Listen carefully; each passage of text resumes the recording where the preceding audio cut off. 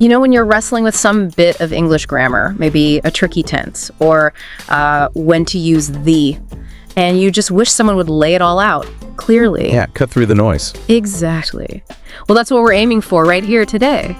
Think of this as your direct path to really getting English grammar. We were really driving deep into the core concepts of English grammar.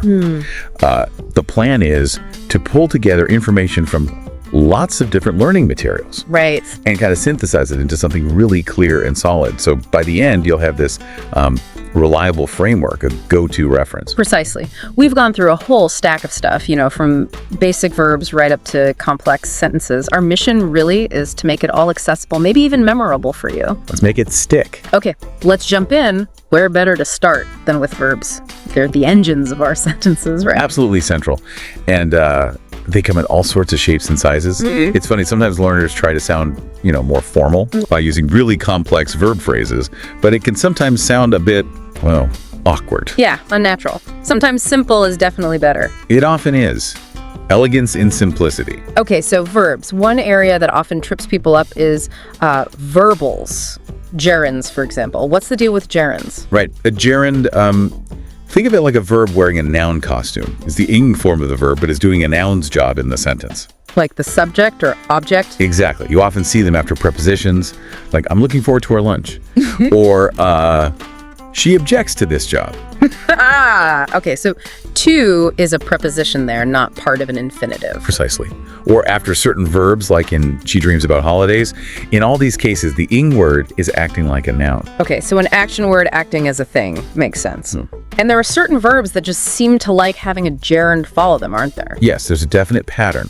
A whole list of verbs are commonly followed by the gerund. Things like admit, appreciate, avoid, carry on, consider. Delay, deny. Delay, deny, detest, dislike, endure. Loads of them. Knowing these verbs helps a lot with fluency. It's often because these verbs talk about ongoing things or feelings about actions. Okay, gerunds equals verbs acting like nouns. What about their cousins, the infinitives? To do, to be. Right, infinitives. Usually the base form with to, like in I want to eat. Yeah. Deciding whether to use a gerund or an infinitive after a main verb. Well, that depends on the main verb itself. Yeah, like you enjoy swimming, but you hope to swim. Exactly. Enjoy usually takes the gerund for the general activity. Hope takes the infinitive for a future plan. There's often a kind of logic behind it tied to meaning. Right, it's not totally random. Let's pivot slightly. Adverbs. The words that add flavor tell us how, where, when. Precisely. They modify verbs mostly speak softly, lives nearby, arrived late, but they do more, don't they? Yeah, they can modify adjectives too, right? Like really interesting. Shows the degree. Yes, or even other adverbs, like drives incredibly slowly. And the classic sign is that fleely ending, although not always. Fast is always the tricky one. Fast is a classic exception, yeah. Many are formed by adding interlineally to the adjective. But what's also interesting is that adverbs can modify whole sentences. How so? Like giving the speaker's opinion, frankly, I disagree. Or they can even modify prepositional phrases, adding precision. Almost under the mat. They're quite versatile. Okay, that's broader than I sometimes think. Now, we touched on prepositions just now. How do they interact with verbs again? Well, a key thing with verb patterns is prepositions. And the rule is pretty solid. If a verb follows a preposition, it almost always has to be a gerund, the ing form. Ah, right. So thanks for helping, not thanks for to help. Exactly. The preposition kind of sets up the need for a noun-like thing, and the gerund fits perfectly. That's a super useful rule for you to remember. Okay, verbs, verbals, adverbs. What else is essential about verbs? Well, we need to think about transitive and intransitive verbs. Okay. Transitive verbs need an object to receive the action, like she wrote a letter. Wrote needs a letter. Intransitive verbs don't need an object, like the baby slept. Right, the action doesn't transfer to anything. Oh, exactly. Then you have subject complements, which describe the subject after linking verbs like be or seen. She's a teacher. Teacher describes she. And objects, direct and indirect. Yeah. The direct object receives the action directly. The indirect object is often the recipient or beneficiary, like he gave his daughter indirect a gift. Direct. Okay, got it. And those little helper verbs, be, have, do. Auxiliary verbs, crucial. They team up with main verbs to form tenses. Is walking, has finished, make questions, do you like it, and build the passive voice. Was broken. Can't do without them. Definitely not. And then modal verbs. can, could, will, would, may, might, must. They're a special bunch. They really are. Modals. They don't change form for person, no S ending. And they're usually followed by the base form of the verb, the bare infinitive, except for ought to and have to. Right. And they express all sorts of things. Ability, can, could, possibility, may, might, obligation, must, should, advice, ought to have better, deduction, must be. And they have those strong and weak pronunciations, don't they? That's where it gets interesting for listening. Yes. In natural speech, they're often unstressed, weak, like canned becomes can, I can go. Learners sometimes pronounce them too strongly. Making it sound a bit stiff. Yeah, or maybe overly emphatic. And mistakes are common too, like using would for past habits when used to is often better, or mixing up the past forms. Like should have versus had to. Exactly. Should have told me means you didn't, and it was wrong. Had to tell me means there was an obligation. Very different meanings packed into those little words. Paying attention to how people actually say them is key. Absolutely. Listening practice is crucial there. Okay, modal is definitely complex. What about the infinitive form again? We use that in lots of places too. We do. The to infinitive pops up after certain verbs agree to help, after question words showing choices, what to do, and crucially to show purpose, went to buy milk. And the bare infinitive, without to. After most modals, as we said, and after verbs like make and let them go, make them understand. Right. And we can't forget the plain verb plus ing form, which can be a participle or a gerund. Depending on the job it's doing, yes. If it's describing a noun, like a dancing bear, or used in continuous tenses, he is speaking, it's a present participle. Like an adjective or part of the verb phrase. Exactly. But if it's acting as a noun, swimming is good exercise, then it's that gerund again. And spelling them, adding the inging isn't always straightforward. No, you've got rules like doubling the consonant run becomes running, or dropping the silent E hope becomes hoping. Little details, but important for writing. They can definitely catch you out. They can. Yeah. Okay, so that's a pretty thorough look at verbs. Shall we move on to nouns and articles? Another foundational area. Let's do it. Nouns naming words and those little words before them. A, and, the. Seems simple, but oh boy. It's often a headache for learners. The big split is countable versus uncountable. Right. Countable. You can count them. They have plurals. 1 book, 2 books. Yep. Uncountable. Generally treated as a single mass or concept, no plural usually. Water, information, advice. We say some water, not a water or waters. And this affects which articles and quantifiers we use. Like some, many, much. Absolutely. With singular countables, you might use a or an. With plurals, you might use some or many. With uncountable, some or much or a little. Okay. And a versus an. It's about the sound, isn't it? Not the letter. Crucial point. Yeah. A before a consonant sound, a car, a university starts with J, and before a vowel sound, an apple, an hour, silent H. Got it. What about the definite article? When does that show up? The means specific. We use it when the listener knows which one we mean. Maybe we mentioned it before, the book I told you about, or it's unique, the sun, or context makes it clear, the students in this class. Okay, so points to something specific or already known. Right. It can also be used generically with singular countables to talk about a whole class. The tiger is endangered. And when do we use the zero article? The invisible article. Often with plural nouns used generally, I love dogs. With most proper nouns like names of people, Sarah is here, and places living in Paris, names of meals, dinner is ready. And uncountable nouns used generally, knowledge is power. But there are exceptions, like the United States or the Smiths for a family. Always exceptions. But those are the main guidelines and common mistakes. Oh, leaving articles out when they're needed, especially I-in with singular countables. Like saying she is doctor. Exactly. Or putting the where it shouldn't be. Maybe because of interference from their first language, especially with general statements. Right. General versus specific is key. And noun plurals themselves mostly just add es, but then you get the weird ones. Irregulars. Child, children, man, men, tooth, teeth. Plus ones that don't change like sheep or fish. And criterion. Yeah, those Greek Latin ones. And don't forget collective nouns, team, family, government. They can be singular or plural, depending on if you mean the group as one unit or the individuals inside it. Tricky. Okay, nouns and articles sorted. Let's talk pronouns. The stand-ins for nouns. Essential for avoiding repetition and making things flow. You've got your personal pronouns, subject, I, you, he, she, object, me, you, him, her. And possessive, mine, yours, his, hers. Important. No apostrophe on those. Absolutely no apostrophe on possessive pronouns. It's its, not its for possession. And pronouns need to agree with their antecedent, the noun they replace in number and gender. So the cat, it, the students, they. Precisely. Then you have reflexive pronouns. Myself, yourself, himself, when the action reflects back on the subject. And those vague ones. Somebody, anything, nobody. Indefinite pronouns, they refer to non-specific people or things. Somebody, anybody, nobody, everybody. Something, anything, nothing, everything. Is there a difference between no one and nobody? Meaning is the same, but no one is two words. Nobody is one. And remember the some versus any difference. Usually some in positive statements, any in negatives in questions. I need something versus I don't need anything. Gotcha. Demonstratives. Pointing words. This, that, these, those. Pointing things out, near or far. And relative pronouns. Who, whom, which, whose, that. The connectors. Linking clauses back to nouns. Exactly. Who for people, subject whom for Okay. people, object of who's common now.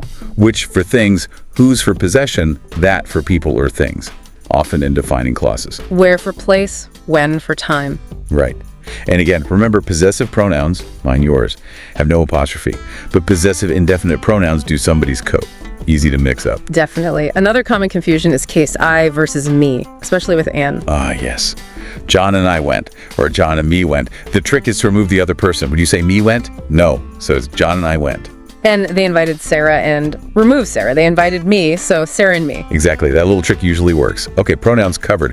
What about adjectives and adverbs, the describers? We touched on adverbs, but let's look at both. Adjectives modify nouns, pronouns. Blue car, she is happy. Adverbs modify verbs, adjectives, other adverbs. Run quickly, very hot, speak too softly. And we know many adverbs end in silly, but not all. And some words can be both, like early. And some adjectives end in silly, like friendly, lovely, silly. You can't just add another sillily to make them adverbs. Correct, you'd say in a friendly way or something similar. Also, some adjectives have different meanings, and the adverb form might change too. Interesting. What about comparing? Bigger, faster, more interesting. Comparatives and superlatives. Short adjectives, adverbs usually take first, faster, fastest. Longer ones use more, less, and most, least, more beautiful, least efficient. And the irregulars. Good, better, best, bad, worse, worst. Gotta learn those. And remember, gradable versus non-gradable. Right. You can be very tired, gradable, but not very unique, non-gradable. Exactly. Unique is absolute. Learners sometimes try to intensify non-gradable ones inappropriately. And position. Adjectives usually before the noun, adverbs are more flexible. Generally, yes. Adverbs often sit near what they modify, but sentence adverbs, fortunately, can go at the start. Okay, description sorted. Prepositions next. Those little words doing big jobs. In, on, at, for, by. Vital little words. They show relationships, time at 5 p.m. in June, place on the table, under the bed, direction to the shops from London, and lots more. There are just so many of them. The list is long. And some are phrases, because of, in front of. We already mentioned they often team up with verbs, phrasal verbs like look after. And choosing the right one. That's tough for learners, isn't it? On Monday, at the weekend, in the morning. It really is. Often it's idiomatic. It depends on context and common usage, not always strict logic. Exposure and learning common pairings is key. Yeah, lots of practice needed. Okay, connecting ideas now. Conjunctions and linking words. The glue of language. Coordinating conjunctions, and boys, for, and, nor, but, or yet, so link equal parts. Subordinating conjunctions because, although, when, if, while, etc. introduce dependent clauses, showing their relationship to the main clause. Like if introduces a condition, because gives a reason. Exactly. And usually, use a comma before a coordinating conjunction joining two full sentences. Right. What about words like, however, therefore, in addition? Transition words or phrases, they guide the reader, showing logical links between sentences or paragraphs. Really important for coherence, especially in writing. And in speaking, we use things like, well, Discourse markers. They don't add much grammatical meaning, but they manage the conversation, hesitating, changing topic, showing attitude.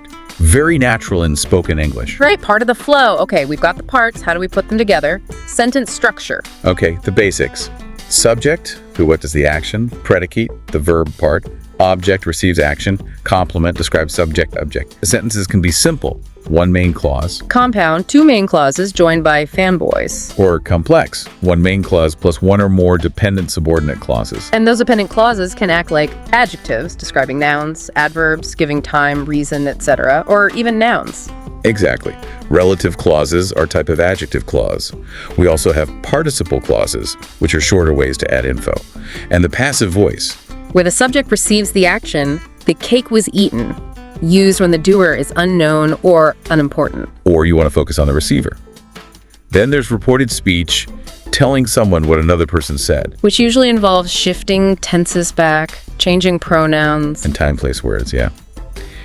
He said, I am tired. Becomes, he said he was tired. Conditionals, too. The if sentences. 0, first, second, third, mixed. Each with its own structure and meaning, real situations, hypothetical ones, impossible past ones. And those little questions at the end. It's nice, isn't it? Question tags, turning a statement into a confirmation request. Usually opposite polarity, positive statement, negative tag, and vice versa. We also leave words out sometimes, don't we? If it's obvious. Ellipsis, very common in conversation. Want coffee instead of do you want coffee? Or after conjunctions to avoid repeating, he likes tea and she coffee. And sometimes we flip the subject and verb inversion. Yes, usually for emphasis after negative adverbs at the start, never have I seen. Or in questions, are you ready? Adds a bit of flair or formality sometimes. It can. Understanding all these structures is key to both understanding and producing good English. Wow. We have covered a lot of ground. From tiny prepositions to whole sentence types. We've mentioned common problems for learners along the way. Any key ones to recap? Well, articles, anti-evero, are always a big one.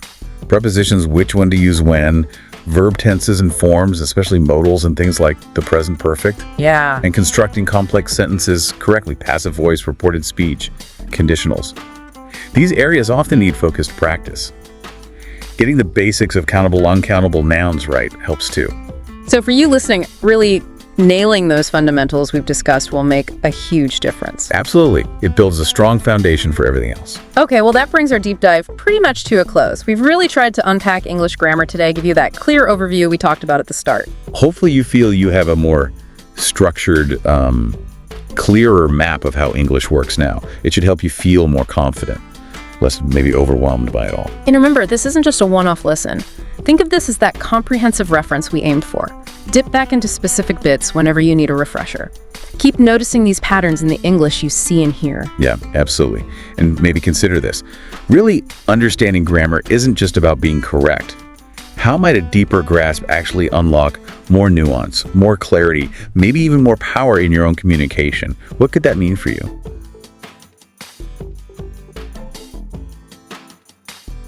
आइए आज अंग्रेजी grammar के कुछ दिलचस्प पहलुओं पर बात करते हैं। हमारे पास कुछ नोट्स हैं जिनकी बुनियाद पर हम इस्म, फेल और जुमलों की साख्त को समझने की कोशिश करेंगे। बिल्कुल, मकसद ये है कि कुछ अहम उसूल वाज़े हों और जो आम उलझने होती है ना, उन पर बात की जाए। तो कहाँ से शुरू करें? नाउन से? हाँ, इस्म से शुरू करते हैं। सबसे पहले तो आम इस्म और खास इस्म का फर्क। ये बहुत बुनियादी है लेकिन अहम है। सही कहा। जैसे आदमी कोई भी हो सकता है, ये कॉमन नाउन है, लेकिन जॉन एक खास शख्स है तो ये प्रॉपर नाउन हुआ।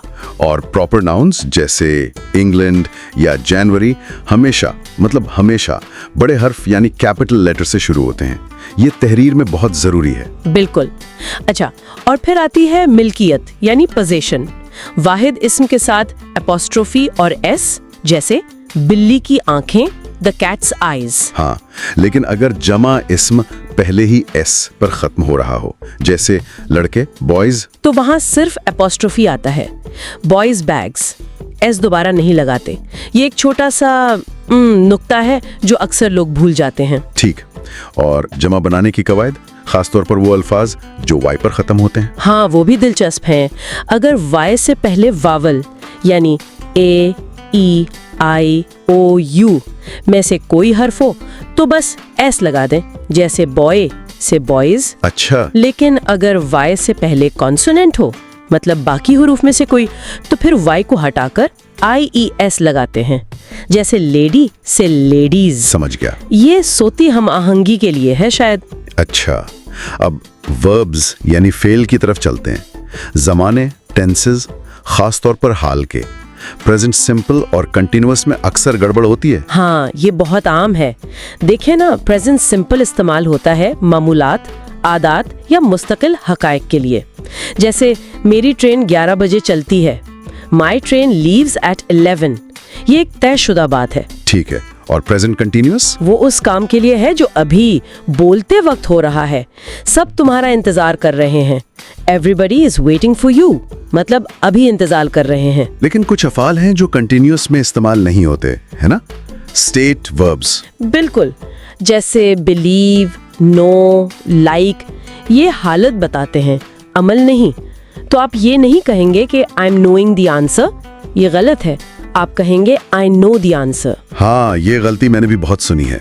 और एक और चीज जो प्रेजेंट सिंपल में अक्सर रह जाती है, तीसरे शख्स वाहिद यानी ही, शी, इट के साथ फेल के आखिर में एस लगाना, जैसे माय फादर स्मोक्स। बहुत अहम नुक्ता है, ये अक्सर नज़रअंदाज हो जाता है। और मुआवन फेल ऑक्सिलरी वर्ब्स जैसे बी, डू, हैव, इनके बगैर तो सवाल और मनफी जुमले बन ही नहीं सकते। डू यू टेक शुगर या I don't have a pen. बिल्कुल। अच्छा, अब माजी के जमानों को थोड़ा देखते हैं। पास्ट सिंपल और प्रेजेंट परफेक्ट, उनमें क्या फर्क है? पास्ट सिंपल माजी के किसी खास वक्त पर मुकम्मल होने वाले काम के लिए है, जैसे Paul and Lucy arrived 10 minutes ago. वक्त बता दिया, 10 मिनट पहले, काम खत्म। ठीक है। जबकि प्रेजेंट परफेक्ट का ताल्लुक हाल से होता है, या तो काम अभी अभी खत्म हुआ है, जैसे I have just finished my work, या फिर माजी में शुरू हुआ काम अब भी जारी है या उसका असर बाकी है, जैसे I haven't seen Martin all morning, मतलब सुबह से अब तक नहीं देखा। ये ताल्लुक अहम है। ठीक है। अब एडजेक्टिव्स और एडवर्ब्स पर आते हैं। सिफ्त और मुताल्लिक फेल, उनका बुनियादी फर्क क्या है? मोटी सी बात यह है कि एडजेक्टिव यानी सिफ्त किसी इस्म या ज़मीर की वजाहत करता है। ही इज हैंडसम, यहाँ हैंडसम सिफ्त है ही की। और एडवर्ब? एडवर्ब यानी मुताल्लिक फेल किसी फेल, वर्ब, सिफ्त, एडजेक्टिव या किसी दूसरे मुताल्लिक फेल एडवर्ब की वजाहत करता है। जैसे जॉन स्पीक्स लाउडली, यहाँ लाउडली बता रहा है कि जॉन कैसे बोलता है, फेल की वजाहत। या शी ड्राइव्स इनक्रेडिबली स्लोली, यहाँ इनक्रेडिबली एक और एडवर्ब स्लोली की शिद्दत बता रहा है। अच्छा, और उनके तकाबुली दर्जे भी होते हैं, कंपैरेटिव और सुपरलेटिव? जी, छोटे अल्फाज के लिए ER और EST, जैसे बिग, बिगर, बिगेस्ट। और लंबे अल्फाज के लिए? उनके लिए मोर और मोस्ट इस्तेमाल होता है। इंटरेस्टिंग, मोर इंटरेस्टिंग, मोस्ट इंटरेस्टिंग। हाँ, कुछ 2 सिलेबल वाले अल्फाज जैसे क्वाइट दोनों तरह बन सकते हैं। क्वाइटर भी ठीक है और मोर क्वाइट भी। ये भी एक दिलचस्प बात है। एडवर्ब की जगह भी अहम होती है जुमले में?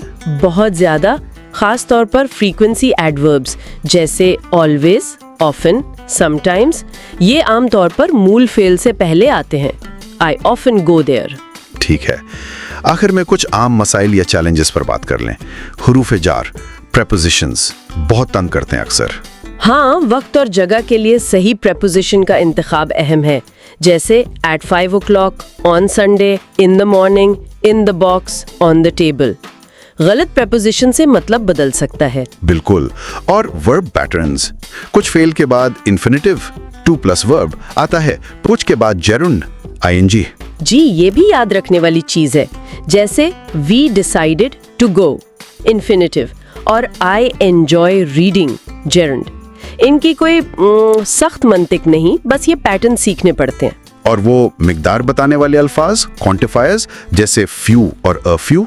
हाँ, इनमें भी फर्क है। फ्यू का मतलब है बहुत कम, ना होने के बराबर, थोड़ा नेगेटिव मफहूम है। He has few friends, यानी ज्यादा दोस्त नहीं है। जबकि a few का मतलब है कुछ, थोड़े से, ये ज्यादा मुस्बत है। He has a few friends, यानी कुछ दोस्त हैं। ये बारीक फ़र्क समझना जरूरी है। तो खुलासा ये है कि आज हमने इस्म की अक़साम, मिल्कियत, जमा बनाने के तरीके, फेल के ज़मानों का सही इस्तेमाल, स्टेट वर्ब्स, सिफात और मुताल्लिक फेल के फ़र्क और दर्जात, और कुछ आम गलतियों जैसे हुरूफ़े जार और फेल के पैटर्न पर बात की। बिल्कुल, ये सब चीजें मिलकर ही अंग्रेजी जबान की वो बुनियाद बनती हैं। और जाते जाते एक सवाल जहन में आता है सोचने के लिए, ग्रामर के ये जो लिखे हुए उसूल हैं, ये बोली जाने वाली जबान की कितनी अक्कासी करते हैं? क्या ये उसूल वक्त के साथ बदलते हैं या इन्हें हमेशा इसी तरह अपनाना चाहिए? इस पर भी गौर किया जा सकता है।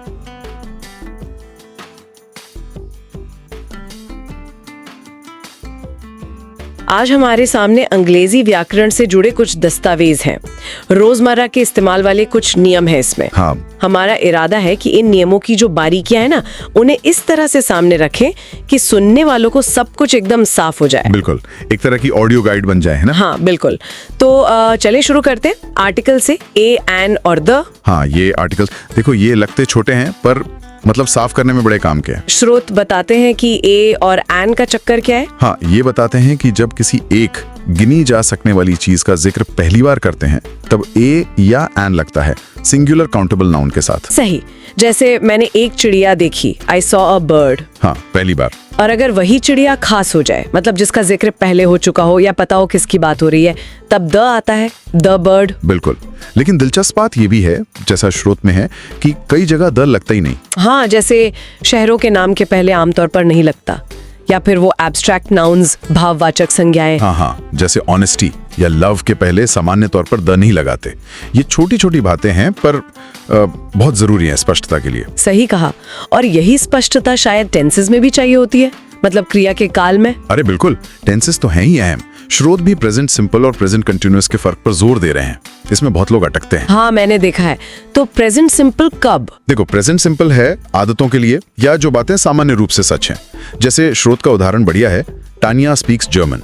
ये उसकी एक आदत या क्षमता है। अच्छा, ये रोज होता है या मतलब एक स्थायी स्थिति है? हाँ, कुछ ऐसा। और प्रेजेंट कंटिन्यूअस? वो अभी के लिए है। मतलब जो काम बोलते समय चल रहा हो, जैसे आई एम गेटिंग हंग्री, मुझे अभी भूख लग रही है। बिल्कुल सही पकड़ा, अभी चल रहा है। ये फर्क मामूली लगता है पर मतलब बदल देता है पूरी तरह। अच्छा, इसी तरह एक और उलझन वाली चीज है मॉडल वर्ब्स, जैसे कैन, शुड, मस्ट। इनमें कब क्या सही है? हाँ, ये मॉडल्स भी कंफ्यूज करते हैं। स्रोत के हिसाब से मस्ट जो है वो एक तरह की मजबूत जरूरत दिखाता है या फिर पक्का अंदाजा। जैसे यू मस्ट बी टायर्ड, यहाँ आप जोर देकर कह रहे हैं कि तुम जरूर थके होगे, एक पक्का निष्कर्ष है ये। ठीक है, समझी।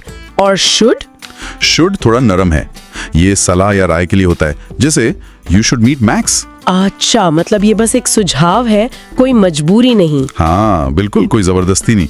तो ये जानना जरूरी है कि बात में कितना वजन डालना है, मजबूती से कहना है मस्ट या सिर्फ सलाह देनी है शुड। सही कहा। और फिर आते हैं वो छोटे छोटे शब्द जो सबसे ज्यादा परेशान करते हैं, प्रेपोजिशंस।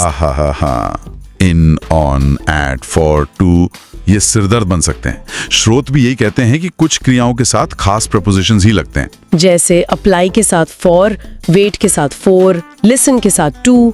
ये रटने पड़ते हैं क्या?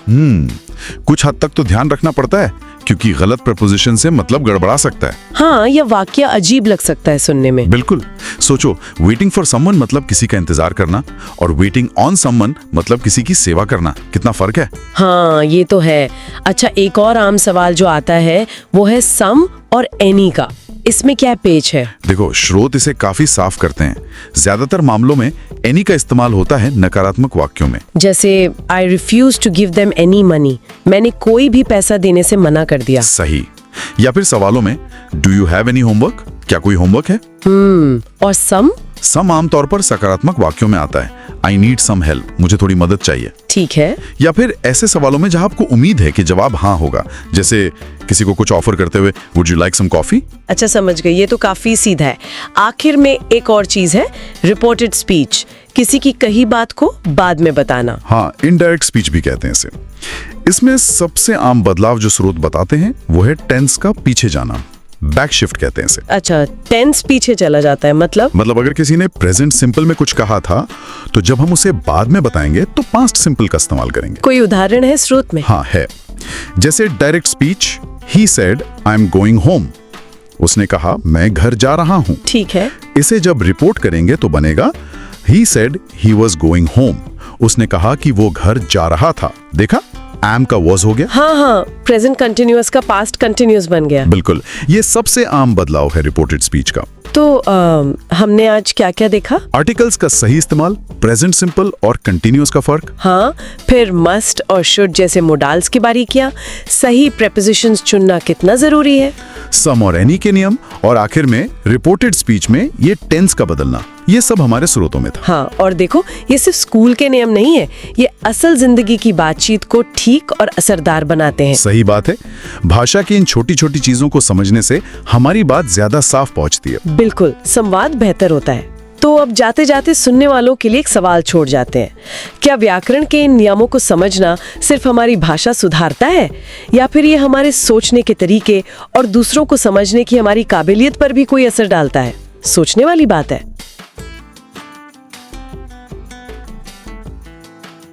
ਸਤਿ ਸ੍ਰੀ ਅਕਾਲ। ਅੱਜ ਆਪਾਂ ਨਾ ਅੰਗਰੇਜ਼ੀ ਵਿਆਕਰਣ ਦੀਆਂ ਕੁਝ ਇਹ ਬੜੀਆਂ ਕਾਮਨ ਜੀਆਂ ਪਰ ਥੋੜੀਆਂ ਟ੍ਰਿਕੀ ਗੱਲਾਂ ਤੇ ਨਜ਼ਰ ਮਾਰਾਂਗੇ। ਹਾਂਜੀ, ਸਤਿ ਸ੍ਰੀ ਅਕਾਲ। ਉਹ ਨਿੱਕੀਆਂ ਨਿੱਕੀਆਂ ਗੱਲਾਂ ਜਿਨ੍ਹਾਂ 'ਚ ਅਕਸਰ ਅਸੀਂ ਉਲਝ ਜਾਂਦੇ ਆ। ਬਿਲਕੁਲ, ਤੇ ਸਾਡੇ ਕੋਲ ਜਿਹੜੇ ਨੋਟਸ ਨੇ ਉਹਨਾਂ ਦੇ ਹਿਸਾਬ ਨਾਲ ਚੱਲਾਂਗੇ। ਮਕਸਦ ਇਹ ਹੈ ਕਿ ਸੌਖੇ ਤਰੀਕੇ ਨਾਲ ਸਮਝ ਆ ਜਾਵੇ। ਹਾਂ, ਖਾਸ ਕਰਕੇ ਜਿੱਥੇ ਆਮ ਤੌਰ ਤੇ ਗਲਤੀ ਹੁੰਦੀ ਹੈ। ਚਲੋ ਫਿਰ ਸ਼ੁਰੂ ਕਰੀਏ। ਹਾਂਜੀ, ਸਭ ਤੋਂ ਪਹਿਲਾਂ ਆਰਟੀਕਲ ਦ। ਇਹ ਕਦੋਂ ਨਹੀਂ ਵਰਤਣਾ?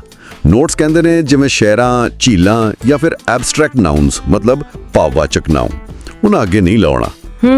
ਤੇ ਖਾਣਿਆਂ ਦੇ ਨਾਮਾਂ ਅੱਗੇ ਵੀ ਆਮ ਤੌਰ ਤੇ ਨਹੀਂ, ਹੈ ਨਾ? ਇਹ ਥੋੜਾ ਕਨਫਿਊਜ਼ਿੰਗ ਜਿਹਾ। ਹਾਂ, ਦੇਖੋ, ਗੱਲ ਇਹ ਹੈ ਕਿ ਦ ਉਦੋਂ ਲੱਗਦਾ ਜਦੋਂ ਕੋਈ ਚੀਜ਼ ਖਾਸ ਹੋਵੇ, ਜਿਸ ਬਾਰੇ ਪਹਿਲਾਂ ਗੱਲ ਹੋਈ ਹੋਵੇ ਜਾਂ ਸੁਣਨ ਵਾਲੇ ਨੂੰ ਪਤਾ ਹੋਵੇ। ਅੱਛਾ। ਪਰ ਜਦੋਂ ਅਸੀਂ ਕਿਸੇ ਪੂਰੀ ਕਲਾਸ ਜਾਂ ਕੈਟੇਗਰੀ ਦੀ ਗੱਲ ਕਰਦੇ ਹਾਂ, ਜਿਵੇਂ ਡਿਨਰ ਜਾਂ ਓਨੈਸਟੀ, ਇਹ ਆਮ ਗੱਲ ਹੈ। ਹਾਂ, ਜਨਰਲ। ਹਾਂਜੀ, ਜਨਰਲ। ਤਾਂ ਉੱਥੇ ਫਿਰ ਦ ਦੀ ਲੋੜ ਨਹੀਂ ਪੈਂਦੀ। ਇਹ ਖਾਸ ਬਨਾਮ ਆਮ ਵਾਲਾ ਫੰਡਾ ਹੈਗਾ। ਸਮਝ ਗਿਆ। ਮਤਲਬ ਜੇ ਮੈਂ ਕਹਾਂ the dinner we had last night was good, ਤਾਂ ਠੀਕ ਹੈ, ਕਿਉਂਕਿ ਉਹ ਖਾਸ ਡਿਨਰ ਸੀ। ਬਿਲਕੁਲ ਸਹੀ, ਉਦੋਂ ਦ ਲੱਗੇਗਾ। ਓਕੇ, ਅੱਗੇ ਚੱਲਦੇ ਹਾਂ। ਫਿਊ ਤੇ ਅ ਫਿਊ, ਇਹ ਬੜਾ ਹਮੇਸ਼ਾ ਹੀ ਕਨਫਿਊਜ਼ ਕਰਦਾ ਹੈ। ਹਾਂਜੀ। ਨੋਟਸ ਕਹਿੰਦੇ ਨੇ ਫਿਊ ਮਤਲਬ ਬਹੁਤ ਥੋੜੇ, ਨਾ ਦੇ ਬਰਾਬਰ, ਤੇ ਅ ਫਿਊ ਮਤਲਬ ਕੁਝ ਕੁ ਥੋੜੇ ਪਰ ਹੈਗੇ ਨੇ। ਹਾਂ, ਇਹ ਸਿਰਫ ਗਿਣਤੀ ਦਾ ਫਰਕ ਨਹੀਂ ਹੈ, ਇਹਦੇ 'ਚ ਨਾ ਇੱਕ ਨਜ਼ਰੀਏ ਦਾ, ਭਾਵਨਾ ਦਾ ਵੀ ਫਰਕ ਹੈ। ਅੱਛਾ, ਕਿਵੇਂ? ਫਿਊ ਸੁਣਨ 'ਚ ਥੋੜਾ ਨੈਗੇਟਿਵ ਲੱਗਦਾ ਹੈ। ਜਿਵੇਂ ਕੋਈ ਕਹੇ ਹੀ ਹੈਜ਼ ਫਿਊ ਫਰੈਂਡਸ, ਤਾਂ ਲੱਗਦਾ ਵੀ ਵਿਚਾਰੇ ਦੇ ਦੋਸਤ ਹੈ ਹੀ ਨਹੀਂ, ਉਹ ਇਕੱਲਾ ਹੈ। ਪਰ ਜੇ ਕਹੀਏ ਹੀ ਹੈਜ਼ ਅ ਫਿਊ ਫਰੈਂਡਸ, ਤਾਂ ਮਤਲਬ ਭਾਵੇਂ ਘੱਟ ਨੇ ਪਰ ਕੁਝ ਤਾਂ ਹੈਗੇ ਨੇ। ਇਹ ਥੋੜਾ ਪੋਜ਼ਿਟਿਵ ਹੈ, ਯਾਨੀ ਕਿ ਕੁਝ ਹੈਗਾ। ਵਾਹ, ਇਹ ਤਾਂ ਬਹੁਤ ਵਧੀਆ ਪੁਆਇੰਟ ਹੈ। ਨਜ਼ਰੀਏ ਵਾਲੀ ਗੱਲ ਮਹੱਤਵਪੂਰਨ ਹੈ। ਬਿਲਕੁਲ ਠੀਕ ਹੈ। ਹੁਣ ਆਈਏ ਮਾਡਲ ਵਰਬਸ ਤੇ। ਮਸਟ ਤੇ ਹੈਵ ਟੂ, ਇਹਨਾਂ 'ਚ ਕੀ ਫਰਕ ਹੈ?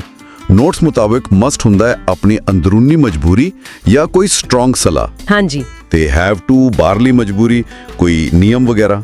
ਹਾਂ, ਮੋٹے ਤੌਰ ਤੇ ਇਹੀ ਹੈ। ਮਸਟ ਉਦੋਂ ਜਦੋਂ ਬੋਲਣ ਵਾਲੇ ਨੂੰ ਲੱਗਦਾ ਕਿ ਇਹ ਜ਼ਰੂਰੀ ਹੈ, ਉਹਦੀ ਆਪਣੀ ਫੀਲਿੰਗ ਹੈ। ਜਿਵੇਂ ਆਈ ਮਸਟ ਕਾਲ ਮਾਈ ਮਮ, ਮਤਲਬ ਮੈਨੂੰ ਲੱਗਦਾ ਮੈਨੂੰ ਕਰਨਾ ਚਾਹੀਦਾ। ਹਾਂ, ਪਰ I have to pay taxes, ਇਹ ਤਾਂ ਬਾਹਰੀ ਨਿਯਮ ਹੈ, ਤੁਹਾਡੀ ਮਰਜ਼ੀ ਨਹੀਂ ਚੱਲਣੀ। ਓਕੇ। ਤਾਂ ਹੈਵ ਟੂ ਜ਼ਿਆਦਾਤਰ ਕਾਨੂੰਨ, ਨਿਯਮ ਜਾਂ ਹਾਲਾਤ ਕਰਕੇ ਹੁੰਦਾ ਹੈ। ਪਰ ਕਈ ਵਾਰ ਲੋਕ ਬੋਲਣ ਲੱਗੇ ਇਹਨਾਂ ਨੂੰ ਇੱਕ ਦੂਜੇ ਦੀ ਥਾਂ ਵਰਤ ਲੈਂਦੇ ਨੇ। ਹਾਂ, ਕਈ ਵਾਰ ਆਮ ਗੱਲਬਾਤ 'ਚ ਹੋ ਜਾਂਦਾ, ਪਰ ਅਰਥ ਦੀ ਸਪਸ਼ਟਤਾ ਲਈ ਇਹ ਫਰਕ ਸਮਝਣਾ ਜ਼ਰੂਰੀ ਹੈ। ਬਿਲਕੁਲ ਸਹੀ ਗੱਲ ਹੈ।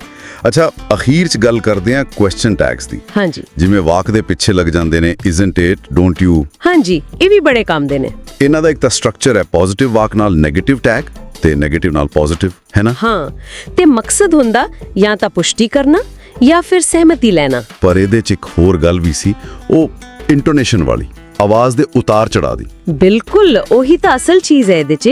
ਜੇ ਤੁਸੀਂ ਟੈਗ ਲਾਉਂਦੇ ਹੋਏ ਆਵਾਜ਼ ਉੱਪਰ ਲੈ ਕੇ ਜਾਂਦੇ ਹੋ, ਜਿਵੇਂ it's cold today, isn't it, ਹਾਂ, ਤਾਂ ਤੁਸੀਂ ਸੱਚੀ ਪੁੱਛ ਰਹੇ ਹੋ, ਸ਼ਾਇਦ ਤੁਹਾਨੂੰ ਪੱਕਾ ਨਹੀਂ ਪਤਾ। ਪਰ ਜੇ ਆਵਾਜ਼ ਥੱਲੇ ਨੂੰ ਜਾਂਦੀ ਹੈ, it's cold today, isn't it, ਅੱਛਾ, ਤਾਂ ਤੁਸੀਂ ਬਸ ਦੂਜੇ ਬੰਦੇ ਦੀ ਹਾਂ 'ਚ ਹਾਂ ਮਿਲਾਉਣ ਨੂੰ ਕਹਿ ਰਹੇ ਹੋ। ਤੁਸੀਂ ਮੰਨ ਕੇ ਚੱਲ ਰਹੇ ਹੋ ਕਿ ਉਹ ਸਹਿਮਤ ਹੋਏਗਾ। ਇਹ ਤਾਂ ਕਮਾਲ ਦੀ ਗੱਲ ਹੈ।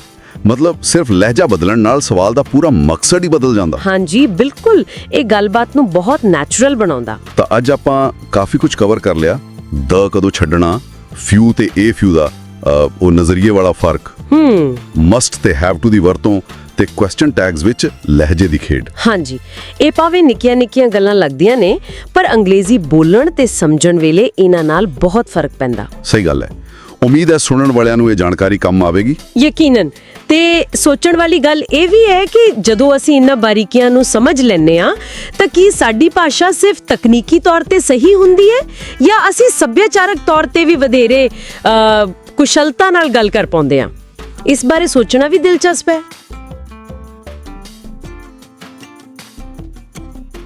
You know that feeling when you want to really understand something, get the full picture, but the thought of sifting through loads of information just feels like a lot. Yeah, overwhelming sometimes. Well, that's what we're here for.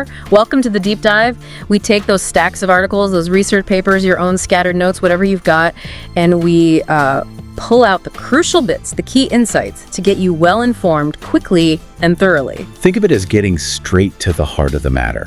We look at the material you've shared, figure out what's most important, and then explain it in a way that aims to be clear, comprehensive, and hopefully leaves you with that aha moment without the overwhelm. Exactly. And for this deep dive, we have a really detailed collection of files, O2.pdf, O3.pdf, and O4.pdf.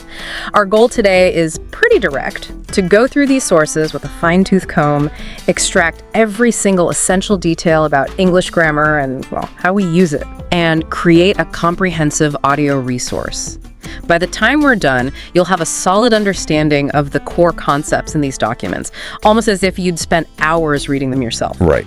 We want this to be your go-to audio replacement for the original files. Totally. We're looking at everything from the fundamental rules of capitalization, the very building blocks, right through to the more intricate aspects of verb tenses, how sentences are structured, and, the best ways to put words together effectively. And the aim is to present this information in a way that's unambiguous, straightforward, And accessible to everyone, yeah. No matter what your background or prior experience with grammar might be. Okay, let's unpack this, starting with 02.pdf and something really foundational. Proper nouns and capitalization. Right, so as this source explains, proper nouns are the specific names we give to things. Yeah. People, places, companies, days, months.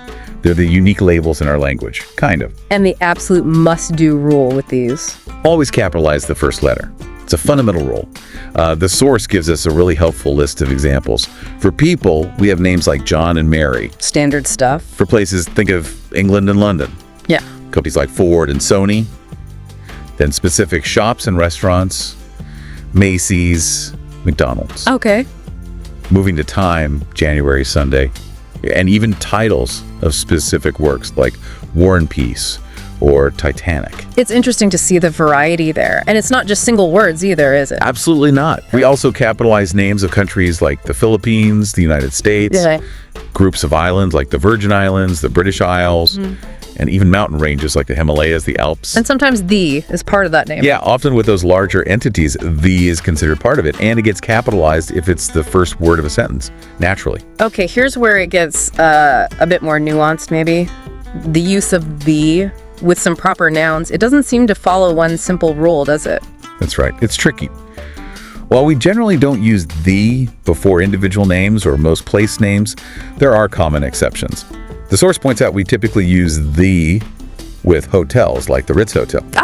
Restaurants like the Peking Restaurant, and banks, the National Westminster Bank, for instance. And what about places of entertainment, like cinemas? Yes, cinemas and theaters too often take the Royal Theater, the ABC Cinema. It almost feels like adds a sense of, established identity or maybe a certain formality. Yeah, that makes sense.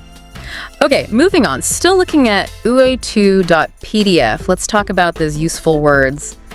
Something, anything, and somebody, anybody. They seem to work in a similar way to some and a many, don't they? In general use, yeah, that's a very helpful way to think about it. Yeah. The source highlights their parallel usage. We tend to use something and somebody, mainly in affirmative sentences, just like some. Can you give us a few examples to illustrate that, like concrete examples? Sure. So instead of saying he needs some stamps, you could think of it as he needs something, which happens to be stamps. Or I have some homework is like saying I have something, and that something is homework. Right. Then maybe more abstractly, I want something to drink, or I can see somebody coming. That makes sense. What about when we're talking about negatives then? Or questions? Right. Just as any replaces some in negative sentences and questions, anything and anybody step in for something Right. and somebody. So he doesn't need any stamps. Yeah. It's like saying he doesn't need anything that is stamps. I don't have any homework becomes I don't have anything, which is homework. Simple enough. And then we have, I don't want anything to drink, and I can't see anybody coming. Pretty straightforward parallels. So the main idea is really about whether we're referring to a specific item or person versus a more general, undefined one, kind of. Precisely. Some, and its relatives, often suggest the existence of something or someone, maybe unspecified, while any and its counterparts tend to pop up when that existence is being questioned or, well, denied. Now let's move on to comparative adjectives. This can have a few different rules, so it's good to get it clear. Feels like one people often trip up on. It can seem a bit complex, yeah, but the source does a good job breaking it down. It basically looks at how long the adjective is. Okay. So we have short adjectives, typically one syllable, like old or fast, and also some two-syllable words ending in E, like happy or easy. Right. Then we have long adjectives, generally two syllables not ending in E, like modern or pleasant or just longer words. And the fundamental rule for making these comparisons, how does that work? Okay, so for the short ones, we usually just add "er" to the end. So old becomes older, fast becomes faster. Simple. And for long ones? For long adjectives, we don't add "er." Instead, we put "more" before the adjective. So modern becomes more modern, pleasant becomes more pleasant. But there are some variations for the short ones, aren't there? Spelling things. That's right, little tweaks. If a short adjective already ends in E, like late, we only add an R to get later. Makes sense. If it has that consonant-vowel consonant pattern at the end, like big, we double the last consonant and then add ear, so bigger. B-I-G-G-E-R. Got it. And for those two-syllable ones ending in Y, like happy, we change the R to an I and then add making it happier. H-A-P-P-I-E-R. Okay, so basically, keep it short and add or if it's longer, go with more, with a few spelling rules for the short ones. Exactly. That's the core idea. Next up in O2.pdf, we look at prepositions of place, at, in, and on. These little words can actually tell us a lot about location.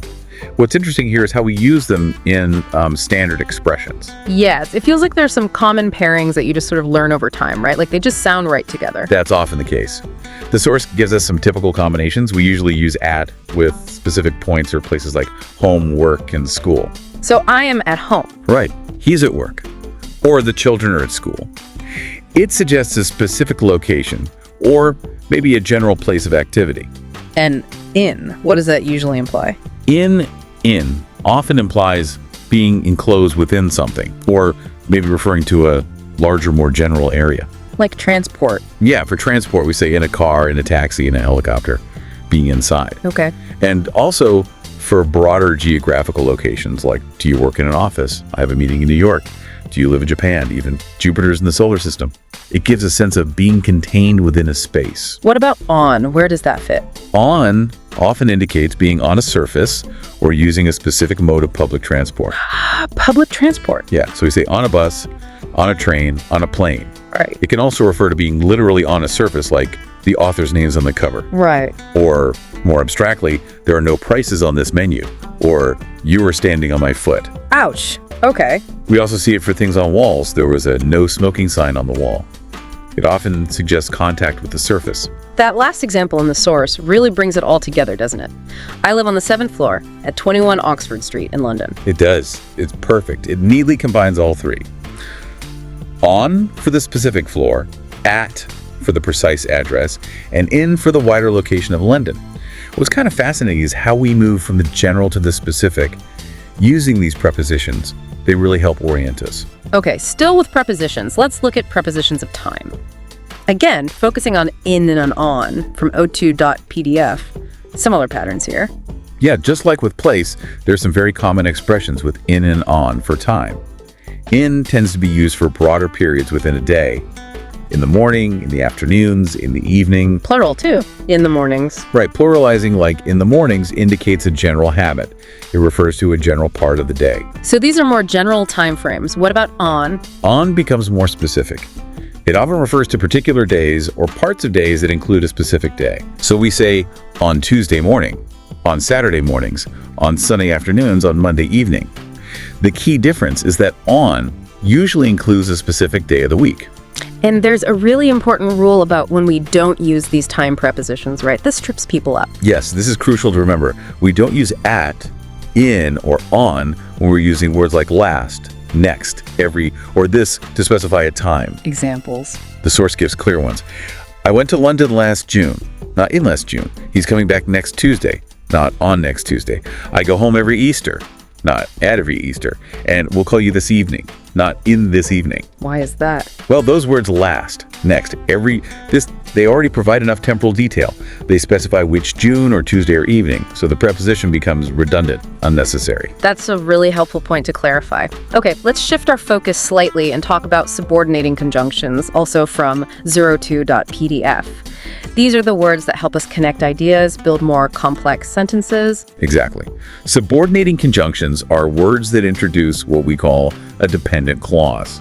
Now, a dependent clause has a subject and a verb, but it can't stand alone as a complete sentence. It feels incomplete. Right, it needs the main clause. Exactly. And what's important is that these conjunctions also show the relationship between that dependent clause and the main independent clause. They tell us about time, cause, condition, contrast, all sorts of connections. And the source provides quite a big list of these connecting words. It does. Some common ones include while, as soon as, although before, even if, because these help show relationships of time, contrast, cause, the obvious ones. Then we have others like no matter how, whether, wherever, which often introduce conditions or locations. And there are loads more. When, until, after, as if, how, if, provided in that, once, supposing, unless, in case, as far as now that, as so that, though, since. They all link ideas in different ways, specifying the nature of the connection. The example sentence in the source uses so twice. It is so cold outside, so I brought you a jacket. Now that's interesting because the list focuses on subordinating conjunctions, but the second so there feels more like it's showing a result, right? Connecting two independent parts. That's a really insightful observation. You're spot on. While the list itself is focused on subordinating conjunctions, the ones starting those dependent clauses, the example sentence actually uses so in two different ways. The first so is an adverb, meaning very. Ah, great. Exactly. Degree. So cold. The second so is linking two clauses that could stand alone. It is very cold outside, and I brought you a jacket. It's acting more like a coordinating conjunction here, showing consequence. So it's a good reminder that one word can wear different hats. Absolutely. Context is everything in grammar. Okay, let's move on to something a bit more about expressing emotion. Interjections, again, from the 02.pdf. These are those words that just sort of pop out with sudden feelings. Precisely. Interjections are words or short phrases we use to express sudden emotions or reactions. They often stand alone, or maybe come at the beginning of a sentence. And they're usually followed by an exclamation mark, to show that burst of feeling. Can you give us some examples of these emotional outbursts? What does the source say? The source provides some good ones. For surprise, like, I wasn't expecting you. Alas conveys grief or pity. Alas, our team lost. A bit old-fashioned, alas. A little, perhaps, but still understood. Dear can show pity. Oh, dear. Did you hurt yourself? Or surprise?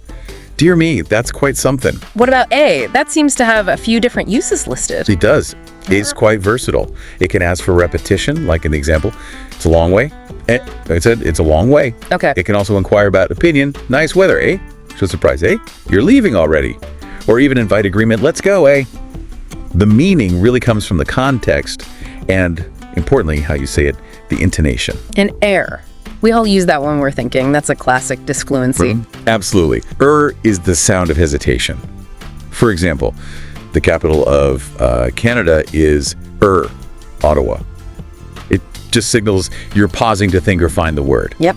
And then, of course, we have hello and hello, which are straightforward greetings. Hello, how are things? Interjections, the little bursts of feeling in our speech.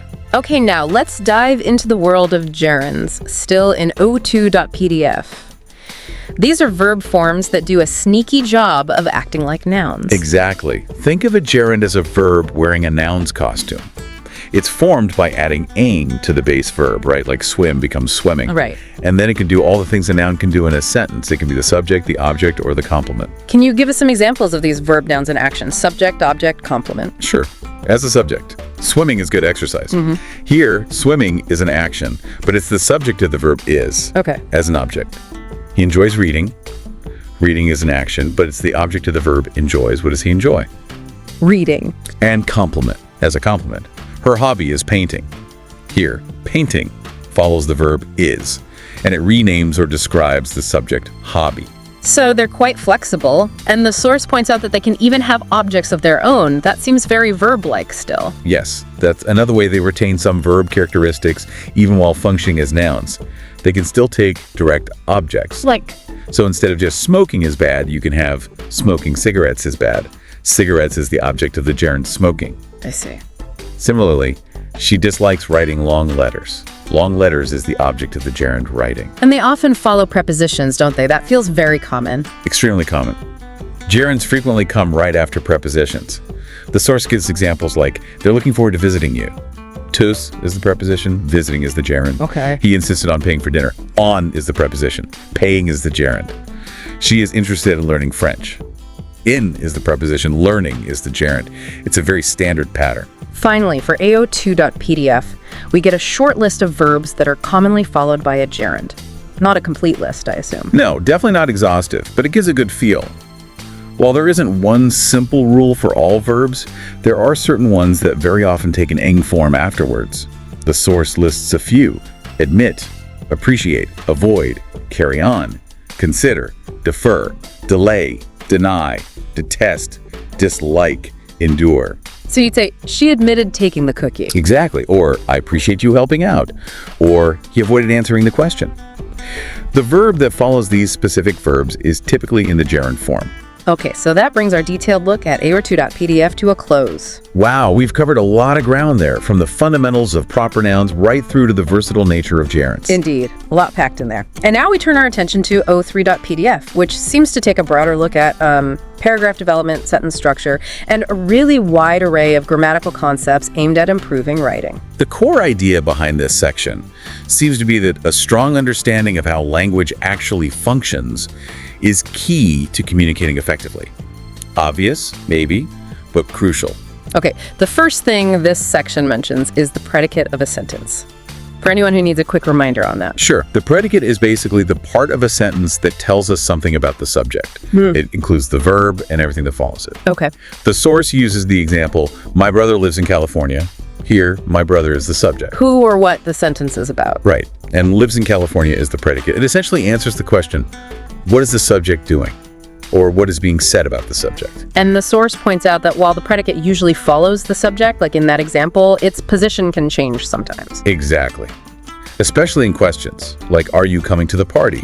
Here, the main part of the predicate, are coming to the party, actually surrounds the subject, you.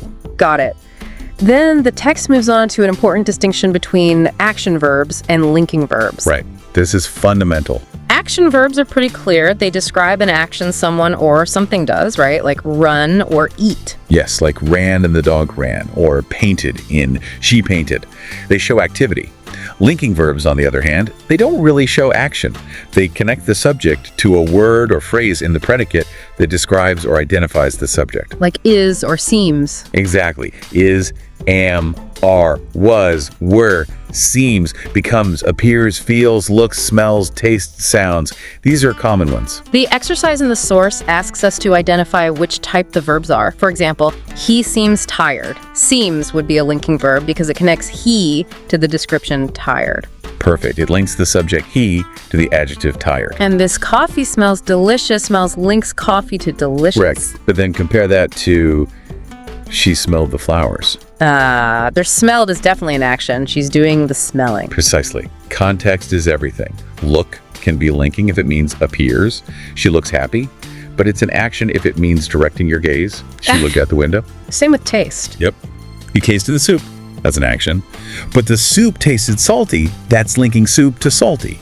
What we see with linking verbs is they essentially act like an equal sign, equating the subject with a description or another noun. The exercise continues with examples like, the music sounded beautiful, linking. They were excited, linking. Highlighting that linking verbs often relate to our senses or states of being. Okay, moving on. O3.pdf then introduces the idea of compound subjects. What are those? A compound subject is when you have two or more subjects in a sentence doing the same action, sharing the same verb, and they're joined together by words like and, or sometimes or. Correct. The source gives the example, my friends and I went to the movies. Here, both my friends and I are subjects of the verb went. So my friends and I is the compound subject. Or tea or coffee is fine. Right. Tea and coffee are both subjects of is, joined by or. Tea or coffee, compound subject. Then we get into the concepts of direct and indirect objects. This is where we start to understand who or what is on the receiving end of the verb's action, getting a bit more complex now. Exactly. A direct object is the noun or pronoun that directly receives the action of the verb.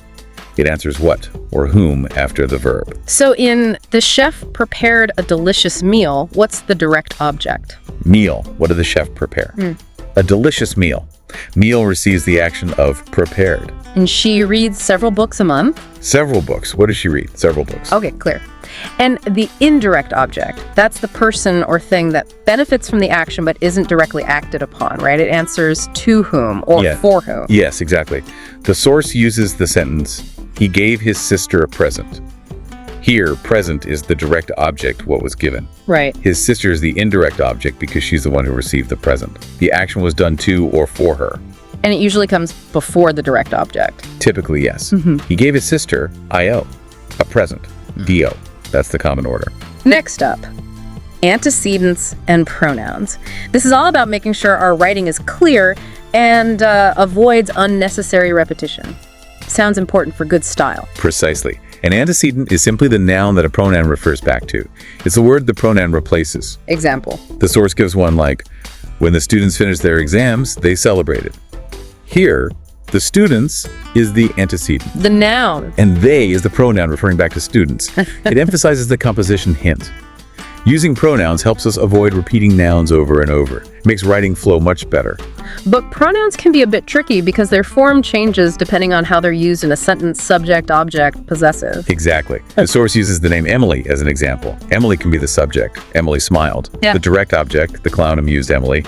Or the indirect object, the clown told Emily a joke. The noun Emily stays the same. But the pronoun would change. Right. It would be she as the subject, but her as the direct or indirect object. This variability in form is why personal pronouns sometimes need careful attention to make sure we use the right case. Okay, contractions. These are those shortened forms of words using an apostrophe. Pretty common. Yes, contractions are just combinations of two words where some letters are omitted and an apostrophe marks the spot. Very common in informal writing and especially spoken English. What examples does the source list? It mentions it's, which can be it is or it has, depending on context. I gotta watch that one. I'm, I am, they will, we're, we are, you have, and he'd, which could be he would or he had. Again, context tells you which. Then A3.pdf moves on to how we form plural nouns. There are definitely some rules that are important to remember here beyond just adding s. Absolutely. For most nouns, yes, just add s. But there are several exceptions, mainly for pronunciation or spelling convention. Nouns ending in a's, sh, ag, or x usually add s. Think bus becomes buses, wish becomes wishes, box becomes boxes. You need that extra vowel sound. Okay. If a noun ends in a consonant followed by y, the your often changes to ii and we add s. Like story becomes stories, lady becomes ladies. Right. And for some nouns ending in f or fe, like wife or knife or life, the f sound often changes to a v sound. So we write yaves, wives, knives, lives. But not always, right? Like roofs? Not always, no.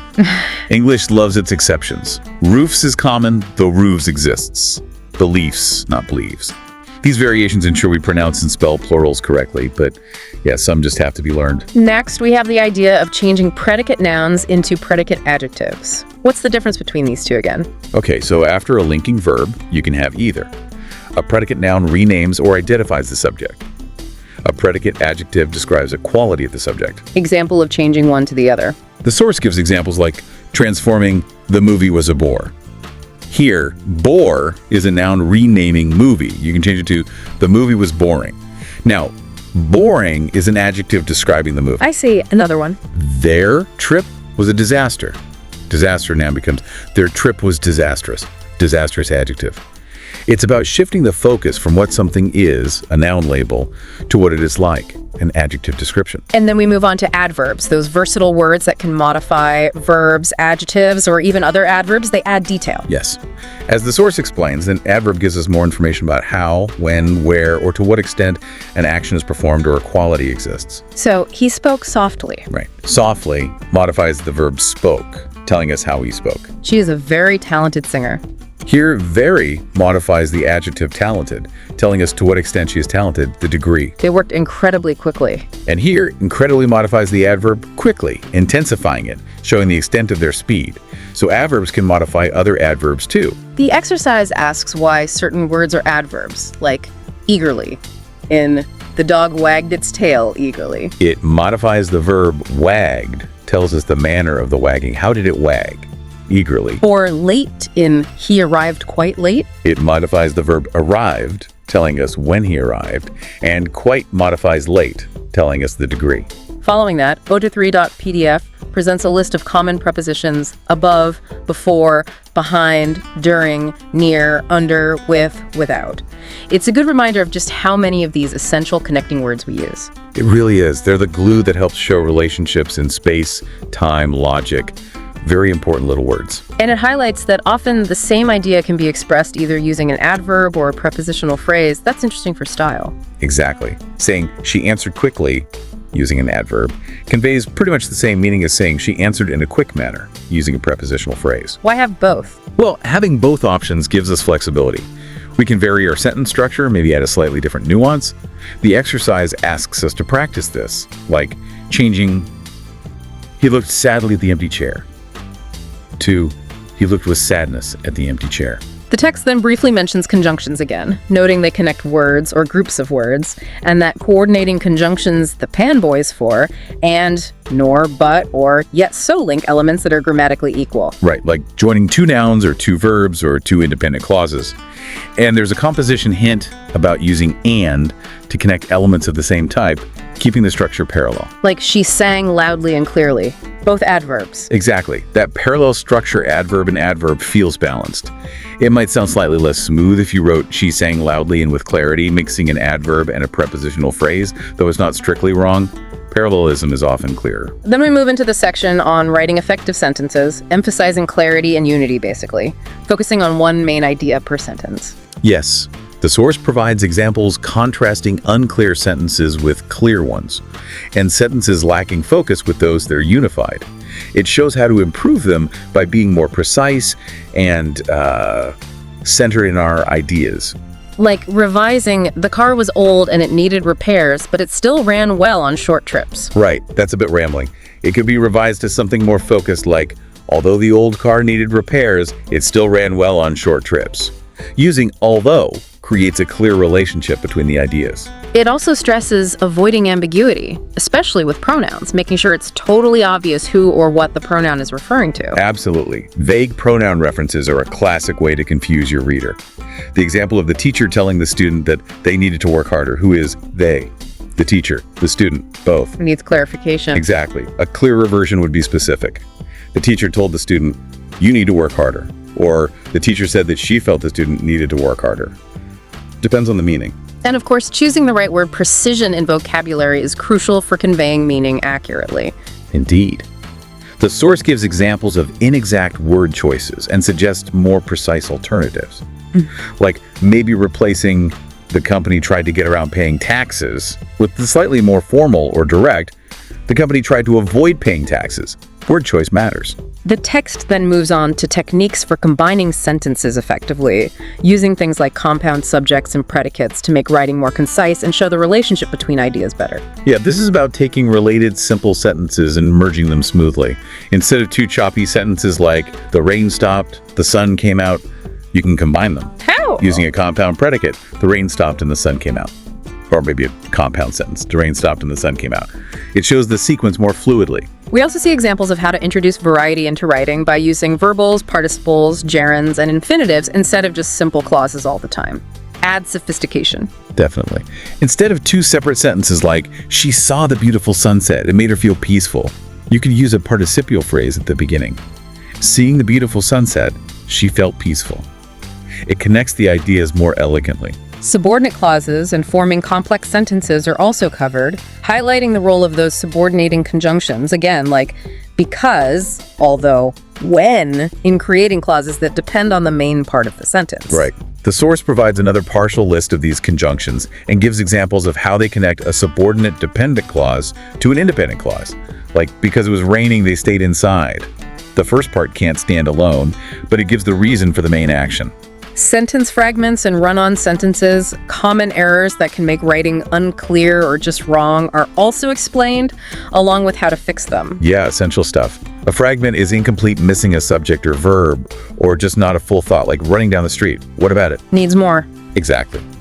A run-on sentence jams two or more complete sentences together without proper punctuation or conjunctions, like he ran fast, he won the race. How to fix that. Several ways. Make two sentences. He ran fast, he won the race. Use a comma and a coordinating conjunction. He ran fast, so he won the race. Use a semicolon. He ran fast, he won the race. Or use a subordinating conjunction. Because he ran fast, he won the race. The source shows these correction strategies. Then there's another brief mention of verbals and complex sentences as ways to add sophistication and detail, reinforcing that point. Yes, just revisiting them as tools for building more intricate and nuanced sentences, moving beyond simple structures. The source then returns to nouns, specifically highlighting the two main areas where we often need to pay attention. Forming plurals again, and showing possession, with more practice exercises. This reinforces the rules we discussed earlier from O2.pdf about plurals and extends the discussion to include possessive nouns, how to use apostrophes correctly to show ownership, like the dog's bone or the student's books. Verb tense and subject-verb agreement are also addressed in this section, absolutely fundamental for clear grammatical sentences. Couldn't agree more. Subject-verb agreement means the verb form has to match the subject in number, singular, plural, and person, first, second, third. You say he walks, but they walk. Getting this right is crucial. And verb tenses tell us when actions happen. Right. The source provides exercises to help solidify understanding and practice using the correct tenses, past, present, future, perfect tenses, etc. We also get a review of the principal parts of verbs, the present form or base form, the past tense, and the past participle, with a focus on those tricky, irregular verbs. Knowing these three principal parts is essential for forming all the different verb tenses correctly, especially for irregular verbs where the past tense and past participle often have unique forms that don't follow the standard ed pattern, like go, went, gone, or eat, ate, eaten. And the source provides a list. Yes, a useful list of common irregular verbs and their principal parts. Things like was, been, all the way to get, got, gotten, or got. Really handy. Troublesome verb pairs like bring, take, sit, set, lie, lay, which many people find confusing, are also explained. I know I mix up lie, lay sometimes. You're not alone. These pairs often have related meanings but are used differently. Bring is usually towards the speaker, take is away, sit is what you do yourself, set is what you do to an object, lie is reclining, lay is placing something down. And lie is irregular, right? Lie, lay, laying. Exactly. While lay, meaning to place, is lay, laid, laid. The source gives clear examples to show the proper usage and help untangle them. Negative words, no, not, never. And the importance of avoiding double negatives are also covered. Right. A double negative uses two negative words in the same clause, like, I don't have no money. In standard English, this can actually create a positive meaning or just sound ungrammatical and confusing. So how should you say that? You'd say, I don't have any money, or I have no money. Just one negative is needed. The source provides examples of how to rephrase sentences to avoid this common error. Pronoun case, specifically nominative, subjective, and objective case, and how to choose the correct form depending on the pronoun's role in the sentence are explained, like I versus me. Yes. Nominative case pronouns, I, he, she, we, they, who, or used as the subject of a verb, I went, or after a linking verb as a predicate pronoun, it was he. Okay. Objective case pronouns, me, him, her, us, them, whom, are used as the object of a verb, she saw me, or the object of a preposition, talk to him. Using the correct case ensures grammatical accuracy, especially in phrases like between you and me, not you and I. Possessive pronouns like mine, yours, hers, it's, ours, theirs, and the key difference between it's, the possessive form showing ownership, and it's, the contraction for it is or it has, are also clarified. Another classic mix-up. Absolutely. Possessive pronouns show ownership, and importantly, they do not use an apostrophe. The dog wagged its tail. The apostrophe version, it's, always means it is or it has. It's raining. Understanding that distinction is vital. Basic rules of capitalization beyond just proper nouns, mainly capitalizing the first word of every sentence, are briefly reiterated here. Yes, just reinforcing one of the absolute fundamentals of written English, ensuring sentences are clearly marked out. The proper use of commas, this is a big one, is explained with helpful examples. Uses like in lists, separating independent clauses joined by conjunctions, after introductory elements, setting off non-essential information. Correct. Comma placement is so important for clarity and readability. It prevents ambiguity and helps guide the reader through the sentence structure. The source outlines several key rules for comma usage with examples like, "We bought apples, oranges, and bananas," or "She arrived late, but she apologized," or "After the movie, we went for coffee." And setting off things like appositives. Right, or non-defining clauses. "My brother, who lives in London, is visiting." Those commas show the information is extra, not essential to identify the brother. The source covers these key uses. There's also a very useful list of commonly misspelled words, provided always a good resource to check against. Absolutely. Accurate spelling is just a fundamental part of effective written communication. Words like across, believe, definitely, necessary, receive, separate.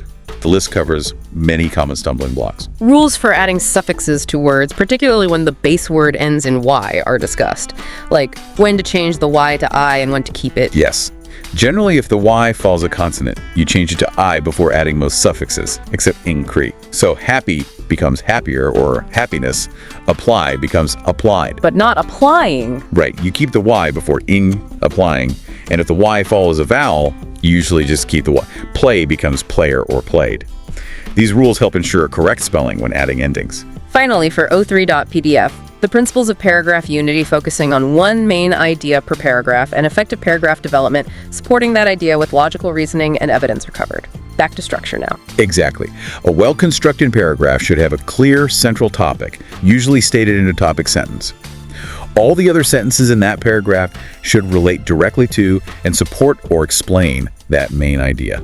No tangents. And developing it effectively. That involves providing details, examples, reasons, or explanations to flesh out the main idea.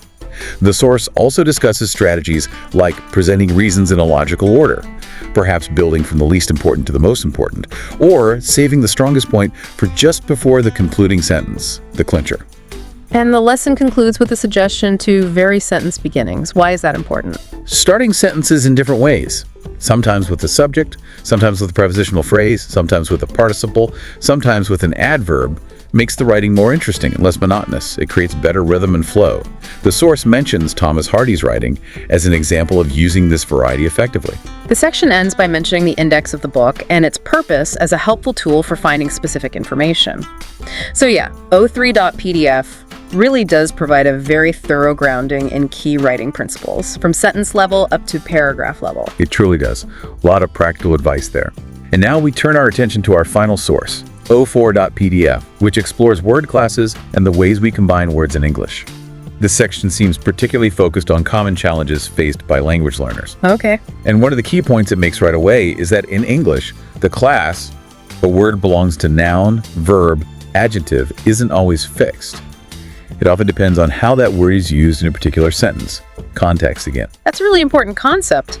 The same word can function as a noun in one sentence and a verb in another. Can you give an example? Sure. Think of the word book. You can read a book, noun, or you can book a flight, verb. Or water. Drink some water, noun. Or water the plants, verb. English is very flexible like that. The source provides various examples throughout to illustrate this. Okay, then it delves into the distinction between countable and uncountable nouns. This is fundamental for articles and quantifiers, right? Absolutely.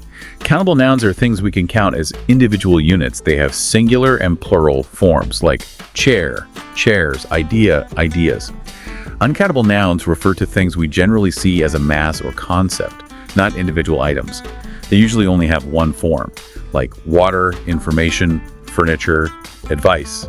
You can't usually say 2 furnitures or 3 advices. But the source also points out that sometimes nouns that are generally uncountable can be used in a countable way. Yes, that happens often when we're talking about specific types or servings, like coffee is usually uncountable. I like coffee. But if you order in a cafe, you might say, can I have 2 coffees? Meaning 2 cups or servings of coffee. So we make it countable for that specific context. Irregular plural forms of nouns are also mentioned, like child children, mouse mice, along with a note about the growing trend of using what were originally plural forms as singular. Right. Words like phenomenon, singular, and phenomena, plural, or focus foci, or focuses. The source notes that some words originally from Latin or Greek that were plural, like agenda, originally plural of agendum, or data, plural of datum, are now very commonly used as singular nouns in English. The data is clear. Is that considered correct now? It's becoming widely accepted, especially data is, though usage can still be debated, particularly in formal or scientific contexts where data are might still be preferred by some. The source wisely advises consulting a dictionary if you're unsure about plurals, especially these tricky ones. The text then highlights some common errors that learners of English make with nouns. What kind of things? Things like putting an S on a noun when it's used as an adjective, like saying a shoe shop instead of a shoe shop. In English, the noun modifier is usually singular, or using awkward possessive structures like the color of the sky when the sky's color might be more natural, though both are possible.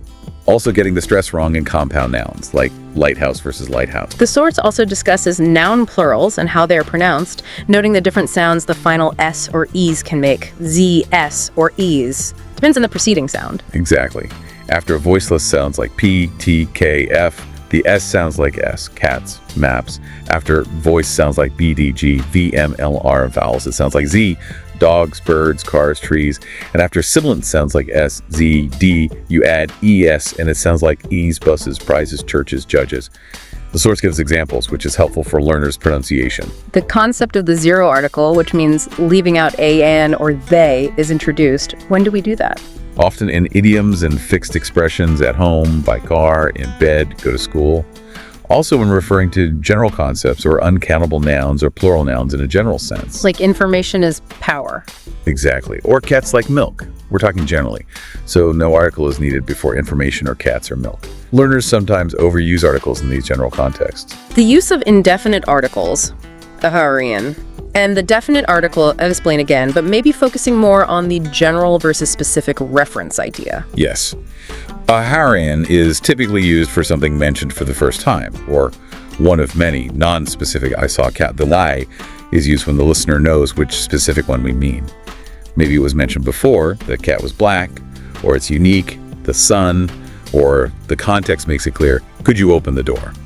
And the source also covers situations where we generally don't use articles at all, like when talking about institutions in a general sense. Right, like she's in hospital as a patient versus I went to the hospital to visit her. Specific building, or he's at university studying there versus there's a lovely park near the university. The zero article often implies the purpose or general concept of the institution. Also, as we said, with general, plural, uncountable nouns, life is short, dogs are friendly. Quantifiers words like some, any, many, few, much, little, all, each, every, and how they are used with countable and uncountable nouns and in different sentence types, affirmative, negative, question, are also discussed. Lots of rules here. There are quite a few patterns. Some, usually in affirmative statements, I need some help. Any in negatives and questions, do you have any sugar? I don't have any. Many and few with countables. Many books, few people. Much and little with uncountables. Much time, little hope. Common errors. Using the wrong quantifier with the noun type, like many informations should be much information or a lot of information.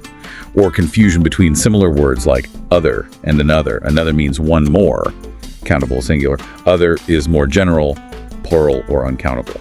Adjectives next. Describing words, what are the common difficulties learners face with them? Several things mentioned. The order when using multiple adjectives before a noun, there's a preferred sequence. What is it generally? It's often something like opinion lovely, size small, age old, shade round, color red, origin Italian, material leather, purpose handbag. A lovely small old round red Italian leather handbag. You would usually say a red old small lovely bag. Wow, okay. What else? Forming comparatives and superlatives correctly, burrs versus moremost, which we touched on. Knowing which words can come before adjectives, intensifiers like very, really, extremely, or sometimes after them, like enough, good enough. Also, sometimes using adverb forms incorrectly instead of adjectives after linking verbs. He feels bad. He feels bad. The text includes an analysis of a descriptive passage about Lunder, focusing on how the adjectives used create a vivid picture. That sounds useful. Yes, it looks at words like foggy streets, drab crowds, misty twilight, huge buses, dingy room, broken down furniture, pale blue flames, loathsome odor. It shows how carefully chosen adjectives really bring a description to life and evoke a specific mood. Very effective. Adverbs again. And their various functions modifying verbs, adjectives, other adverbs, even whole clauses. And the challenges for learners with placement and meaning. Yes, adverbs are super versatile. They can tell us how, manner, where, place, when, time, how often, frequency, how much, degree, or express the speaker's attitude. Comment viewpoint adverbs like fortunately. Placement can be tricky though. It can be. While many adverbs of manner go after the verb or object, he spoke quietly. Frequency adverbs often go before the main verb, she always arrives late. But after be, she is always late. Adverbs modifying adjectives or other adverbs usually go right before them, incredibly fast. There are patterns, but also flexibility, which can confuse learners. And some adverbs like yet, already, still, ever, have quite specific meanings related to time and expectations. Adverbs are then categorized based on function, manner, place, time, frequency, degree, attitude markers, linking adverbs, and some general placement rules are provided. This categorization helps learners understand the different jobs adverbs do. Attitude markers, like frankly, luckily, often go at the beginning. Linking adverbs, like however, therefore, connect ideas between sentences or clauses. Knowing the type helps figure out where it might go. Comparative and superlative forms of both adjectives and adverbs are revisited, including irregulars like, well, better, best, or badly, worse, worst. Right. Adverbs ending in slaw usually use more and most more quickly, most carefully. Short adverbs that don't end in slaw often add first, faster, fastest, sooner, soonest. And then you have those irregulars. Common errors include trying to add to long adverbs or using double comparisons like more, faster, just faster. Prepositions again, their role in showing relationships. A big list provided reminding us they have varied meanings. On can mean on a surface or about a topic or on a day. Exactly. Prepositions are small but mighty.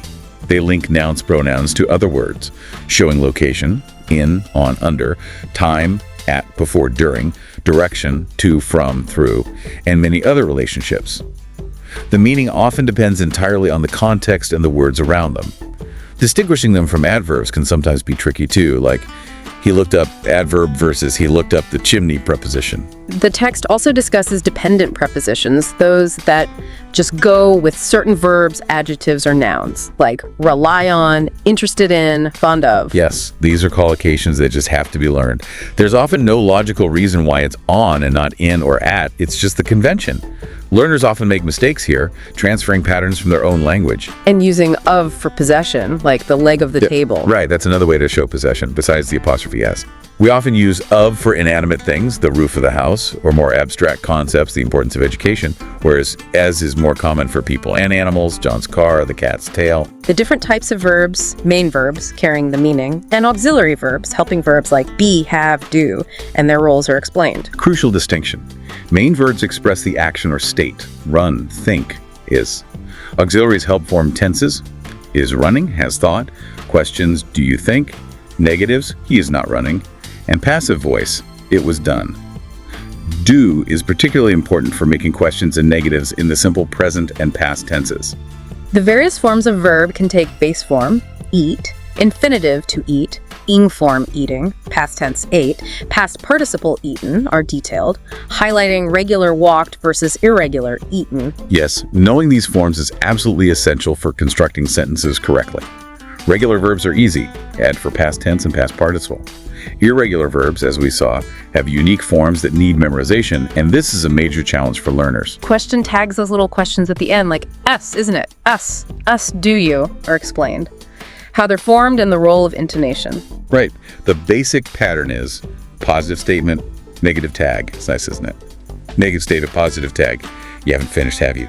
The tag usually uses the same auxiliary verb, or do if there's no auxiliary. And intonation matters. Yes. Falling intonation usually means you're just checking or expecting agreement. Nice day, isn't it? Mm-hmm. Rising intonation means it's more of a real question. You're less sure. You haven't seen my keys, have you? Learners often struggle with forming the tag correctly, using the right auxiliary and pronoun. The text then introduces the important concept of lexicogrammar. What's that about? It emphasizes the strong link between vocabulary, lexis, and grammar. It suggests that language isn't just individual words plus rules, but that words often combine in predictable patterns or chunks. Like collocations, words that go together. Exactly. Collocations, make a mistake, not do a mistake, heavy rain, not strong rain, phrasal verbs, look forward to, idioms, kick the bucket, sentence frames, would you mind if I... Lexicogrammar focuses on these prefabricated chunks. Learners often make errors by combining words that don't naturally fit together in English, even if the grammar seems okay in isolation. A brief overview of the main verb tenses in English presents simple, continuous, perfect. Past simple, continuous, perfect. Future forms is provided. Just a quick reminder. Yes, just listing them as a prelude to looking at some in more detail later. It covers the basic ways we express time. Multi-word verbs, phrasal verbs, like look up, put off, get over with, are discussed in detail. Types and common errors. Yes, these are a huge part of English, especially informal English. The source categorizes them. Intransitive, no object, for example, grow up. Transitive separable, object can go between verb and particle, example, turn the light off or turn off the light. Transitive inseparable, object must go after to let you look after the baby. And three-word verbs, verb plus particle plus preposition will look forward to the holiday. And common errors. Overusing them sometimes, or avoiding them. Choosing the wrong verb or particle because meanings are often idiomatic. And putting the object in the wrong place with separable verbs. You can say turn it off, but not usually turn off it. Very tricky area. Modal verbs, can, could, may, might, will, would, should, must, and semimodals, ought to, have to, used to, need to, are explained, their functions, possibility, necessity, permission, advice, etc. Right. Modals add these important shades of meaning to the main verb. They don't change form for person, I can, she can. They're followed by the base form of the verb, he should go. They have specific uses for talking about ability, permission, obligation, likelihood, etc. And they form questions and negatives without do. And talking about the past with modals. Often uses have plus past participle, he should have gone, or specific past forms like could or had to or would. Infinitives, to plus base verb, and iking forms, gerunds present participles, are explored again, looking at their various uses. After certain verbs, adjectives, nouns, after prepositions, as subjects to show purpose. Yes, we saw gerunds earlier. This section broadens it. Some verbs are followed by infinitives, want to go, some by gerunds, enjoy going, some by either with little meaning change, like to go, like going, and some by either with a meaning change, remember to lock versus remember locking. Infinitives often express purpose, I went to buy bread. Gerunds are common after prepositions, good at swimming. They can also be subjects to air is human, swimming is fun. Very versatile forms. Common errors here. Using an infinitive after a preposition should be gerund. Interested in learning, not in to learn. Overusing ing forms sometimes. Choosing the wrong form after a specific verb. The present simple and present continuous tenses are compared and contrasted again. Forms and uses. Habits, facts, simple, versus actions, now temporary situations, continuous. Exactly. Present simple for routines, timetables, general truths. Water boils at 100 degrees C. Present continuous for actions happening right now. He is sleeping. Temporary situations. She is living in Paris for a year. Changing states. It's getting dark. Learners often confuse when to use which. The various ways to express the future will, going to, present simple, present continuous, are outlined. Predictions, plans, arrangements, timetables. Yes. Will often for spontaneous decisions, predictions, promises. I'll help you. It will rain. Going to meet for intentions. Plans made earlier. Predictions based on present evidence. I'm going to visit him. Look at those clouds. It's going to rain. Present continuous for fixed future arrangements, especially social ones. We are meeting at 6. Present simple for timetables, schedules. The train leaves at 7. Choice depends on nuance and formality. The past simple and past continuous are compared. Past simple for completed actions. He arrived yesterday. Past continuous for actions in progress at a past time. He was sleeping when I called. Right. Often used together. He was walking down the street, ongoing, when he saw the accident, completed interruption, helped set the scene in narratives. The present perfect simple and continuous tenses are explained, connecting past and present. Uncompleted actions, I've lived here for years. Completed actions with present relevance, I've lost my key so I can't get in now. Emphasizing duration, continuous, I've been waiting for ages. Crucial tenses. Present perfect simple often focuses on the result or completion. I've read that book. Present perfect continuous focuses on the duration or the activity itself. I've been reading all morning. Learners often struggle choosing between these and the past simple. I lost my keys yesterday versus I've lost my keys. The past perfect simple and continuous tenses are discussed. Actions before other past actions, establishing sequence. Exactly. When I arrived, past simple, he had already left. Past perfect simple happened earlier, or for duration before a past point. He had been working there for 10 years when the company closed. They set the background for other past events. The uses of used to and would for describing past habits and states are covered. Yes. Used to, for past habits or states that are no longer true. I used to smoke. There used to be a shop here. Would can also describe repeated past actions, habits, but usually not states. When I was a child, we would always go to the beach in summer. Used to is more versatile. Learners sometimes avoid these, using past simple instead, but they add a specific nuance about past routines. The rules for reported speech, indirect speech, are explained. How things change. Pronouns, tenses, often shifting back one step. Time, place expressions now becomes then, here becomes there, today becomes that day. Right. When reporting what someone said, you often shift the verb tense back. He said, I am tired, becomes, he said he was tired. Pronouns change to fit the new perspective. He said, I like your coat, becomes, he said he liked my coat. Time and place words often shift too. Reporting verbs like say, tell, ask, warn, suggest are also key. Common errors. Forgetting to shift tenses or shifting them incorrectly, getting word order wrong in reported questions, it becomes statement order. He asked where I was going, not where was I going. Finally, conditional sentences, types 0, 1, 2, and 3 are detailed. Forms and uses. General truths, 0. Real possibilities, 1. Unreal hypothetical present future, 2. Unreal hypothetical past, 3. Yes. Type 0 if plus present simple, present simple. General truth Shabbats, if you heat ice, it melts. Type 1 if plus present simple, will plus base. Real future possibilities, if it rains, we will stay home. Type 2 if plus past simple, would plus base. Hypothetical present future. If I won the lottery, I would buy a house. Type 3 if plus past perfect, would have plus past participle. Hypothetical past regrets alternatives. If I had studied harder, I would have passed. Common errors with conditionals. Using the wrong tense combinations in the if clause and the main clause.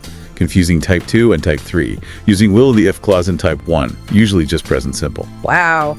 Okay, so O4.pdf really does provide a super comprehensive look at the intricacies of word classes, how we combine them, tenses, modals, conditionals, covering a huge amount of grammatical territory, especially things tricky for learners. It does indeed. Yeah. It's very detailed. When you put all three of these files together, O2, O3, and O4, you get a very thorough, very detailed exploration of English grammar and usage. It covers everything from the absolute basics up to quite complex sentence structures and the nuances of how words actually interact in context.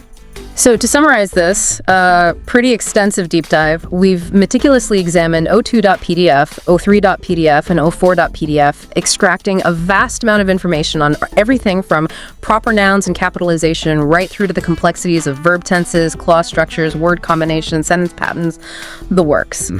Our aim, as we said at the start, has been to create a comprehensive audio resource, something that serves as an effective replacement for digging through these documents yourself, ensuring all those essential details have been conveyed in, hopefully, a clear and accessible way. We've certainly strived to deliver this information unambiguously and straightforwardly, hopefully catering to a diverse audience and providing a really solid foundation in the grammatical and stylistic elements discussed in the source materials. It's a lot to take in, but it covers the core concepts thoroughly. And now, a final thought for you, the listener. Considering the sheer depth and breadth of grammatical and stylistic elements we've explored in this deep dive, all these rules and patterns and exceptions, what specific aspect of English do you now find most intriguing? Or perhaps still the most challenging to confidently apply in your own communication? Yeah, what sticks out for you? We encourage you to reflect on this and perhaps use this detailed overview as a springboard. Maybe dive deeper into the areas that particularly pique your interest or where you feel you'd like to develop an even stronger understanding.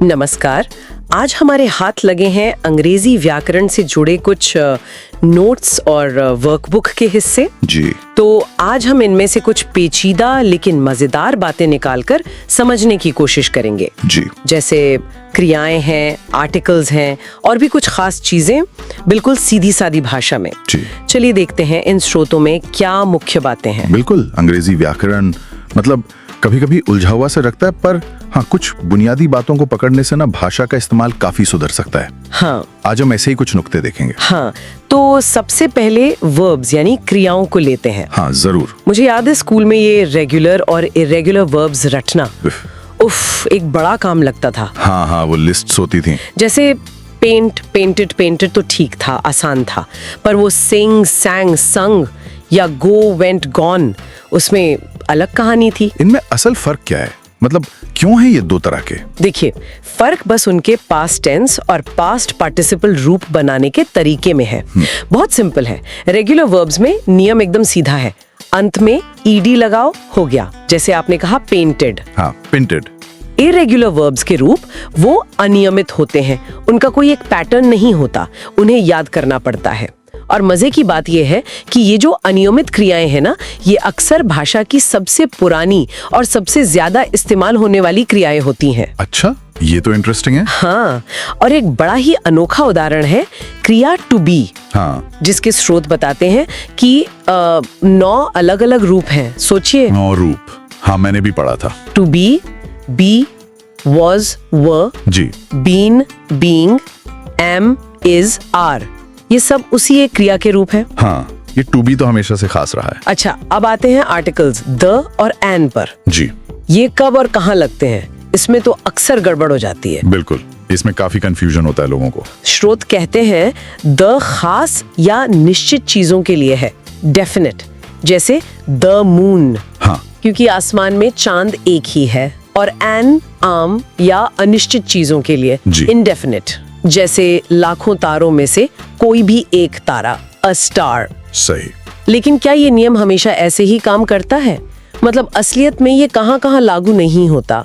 कुछ उदाहरण थे क्या स्रोतों में? बिल्कुल, कुछ खास स्थितियां हैं जहाँ नियम बदलते हैं।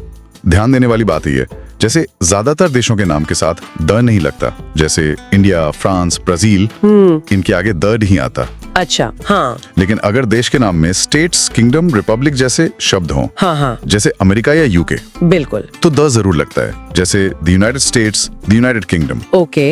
एक और चीज, किसी पदवी और उसके बाद नाम आए तो द नहीं लगता। मतलब? जैसे हम प्रेसिडेंट बुश बोलेंगे, द प्रेसिडेंट बुश नहीं, ये गलत है। अरे हाँ, ये वाकई ध्यान रखने वाली बात है, कई लोग करते हैं ये गलती। जी।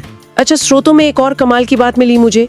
जब हम एक संज्ञा मतलब नाउन को विशेषण की तरह इस्तेमाल करते हैं, एडजेक्टिव की तरह, हाँ, तो वो हमेशा एक वचन यानी सिंगुलर ही रहती है। बिल्कुल सही। ये एक बहुत कॉमन एरर है। हाँ, है ना? स्रोत बताते हैं कि नियम सीधा है। जैसे बोट रेस, नावों की दौड़, इसमें बोट एक वचन है, बोट्स रेस नहीं होता। सही। भले ही हम कहें 2 बोट रेसेस, 2 रेस की बात करें, तब भी रेस का प्रकार बताने वाला शब्द बोट ही रहेगा, बोट्स नहीं। एकदम सही कहा। ये सिद्धांत समझना जरूरी है। जैसे टेनिस शूज बोलते हैं। हाँ, टेनिस शूज। जूते टेनिस के लिए हैं, यहाँ टेनिस एक वचन है ना? या कंप्यूटर एग्जीबिशन, कंप्यूटरों की प्रदर्शनी, यहाँ भी कंप्यूटर एक वचन है। संज्ञा यहाँ बस वर्णन कर रही है, डिस्क्राइब कर रही है, इसलिए एक वचन रहती है। हाँ, कुछ अपवाद जरूर हैं, जैसे न्यूज रिपोर्टर। अब न्यूज शब्द दिखने में प्लूरल लगता है एस की वजह से, पर है सिंगुलर। हाँ, ये एक एक्सेप्शन है। ओके, ठीक है। अब एडवर्ब्स पर आते हैं। क्रिया विशेषण। जी, दूसरे एडवर्ब्स को भी मॉडिफाई कर सकते हैं। हाँ बिल्कुल, एडवर्ब्स का काम है बताना कि कोई काम कैसे हुआ, कब हुआ, कहाँ हुआ या कितना हुआ। और कई एडवर्ब्स तो एडजेक्टिव में ly लगाकर बन जाते हैं, जैसे क्विक से क्विकली, केयरफुल से केयरफुली। हाँ, ये तो पता है। और ये विशेषण को भी मॉडिफाई कर सकते हैं, जैसे शी इज एक्सट्रीमली केयरफुल। अच्छा, यहाँ एक्सट्रीमली एडवर्ब है जो बता रहा है कि वो कितनी केयरफुल है, एडजेक्टिव केयरफुल को मॉडिफाई कर रहा है। ओके। और हाँ, कभी कभी तो ये पूरे वाक्य पर भी टिप्पणी कर सकते हैं, जैसे obviously I can't know everything. हाँ, यहाँ ऑब्वियसली किसी एक शब्द के लिए नहीं, पूरे वाक्य के भाव के लिए है। समझ गए। और आखिर में ये जिरंड्स और इन्फिनेटिव्स वाली दुविधा, हाँ, ये भी अहम है। मतलब क्रिया का आईएनजी रूप जो संज्ञा की तरह काम करता है, जिरंड, और क्रिया का टू के साथ वाला रूप, इन्फिनेटिव। स्रोतों में उदाहरण थे जैसे आई डिसलाइक ईटिंग, यहाँ ईटिंग एक जिरंड है, और आई वांट टू ईट, यहाँ टू ईट एक इन्फिनेटिव है। जी। ये कैसे तय होता है कि कब कौन सा रूप इस्तेमाल करें? इसका कोई नियम है? हाँ, ये अक्सर पहली वाली क्रिया पर निर्भर करता है, मतलब वाक्य की मुख्य क्रिया पर। कुछ क्रियाएं हैं जैसे admit, avoid, consider, dislike, enjoy, इनके बाद आमतौर पर जिरंड ही आता है, मतलब आईएनजी फॉर्म। अच्छा, तो ये क्रियाएं याद रखनी होंगी। हाँ, कुछ हद तक इन्हें पहचानना और याद रखना जरूरी होता है। और जिरंड जो है वो वाक्य में संज्ञा की तरह काम करता है। जैसे smoking cost a lot of money, यहाँ स्मोकिंग सब्जेक्ट है। हाँ, और इसका अपना ऑब्जेक्ट भी हो सकता है, जैसे smoking cigarettes cost a lot of money. Oh, okay, यहाँ स्मोकिंग सिगरेट्स पूरा का पूरा सब्जेक्ट है। बिल्कुल, पूरा फ्रेज सब्जेक्ट की तरह काम कर रहा है। तो हमने आज अंग्रेजी व्याकरण की कुछ अहम बातें देखी। जी, नियम है, पैटर्न्स हैं, लेकिन दिलचस्प अपवाद भी कम नहीं है। सही कहा। जैसे टू बी क्रिया के वो ढेर सारे रूप, या द के वो खास इस्तेमाल, या फिर कैसे संज्ञा विशेषण बनते समय हमेशा एक वचन रहती है। इन बारीकियों पर ध्यान देने से न सिर्फ गलतियां कम होती हैं, बल्कि भाषा की समझ भी मतलब गहरी होती है। बिल्कुल, भाषा ज्यादा सटीक हो जाती है। हाँ और अंत में सोचने के लिए एक विचार छोड़ते हैं। जी, क्या हो अगर हम इन व्याकरण के नियमों को सिर्फ रटने की चीज न समझें? अगर हम ये समझने पर ध्यान दें कि ये नियम असल में मतलब को कैसे बदलते हैं, कैसे बारीकियां पैदा करते हैं, तो क्या इससे हमारा भाषा का इस्तेमाल ज्यादा सटीक और शायद ज्यादा रचनात्मक नहीं बन सकता? ये तो सोचने वाली बात है। मतलब नियमों को समझने के पीछे का लॉजिक देखना। हाँ, इस पर सोचा जा सकता है।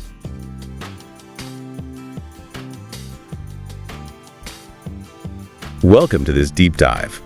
We're here to take your resources, like this grammar guide, and turn them into something really useful for you. Yeah, exactly. Today, the mission is all about creating a comprehensive audio companion to the English Grammar Guide and your own notes. Right. Think of it as us building an auditory blueprint of English grammar. We want it to be super clear, easy to follow for anyone listening. Absolutely. So clear, in fact, that you could potentially just use this audio instead of digging through the original documents when you need a quick answer or a reminder. That's the goal.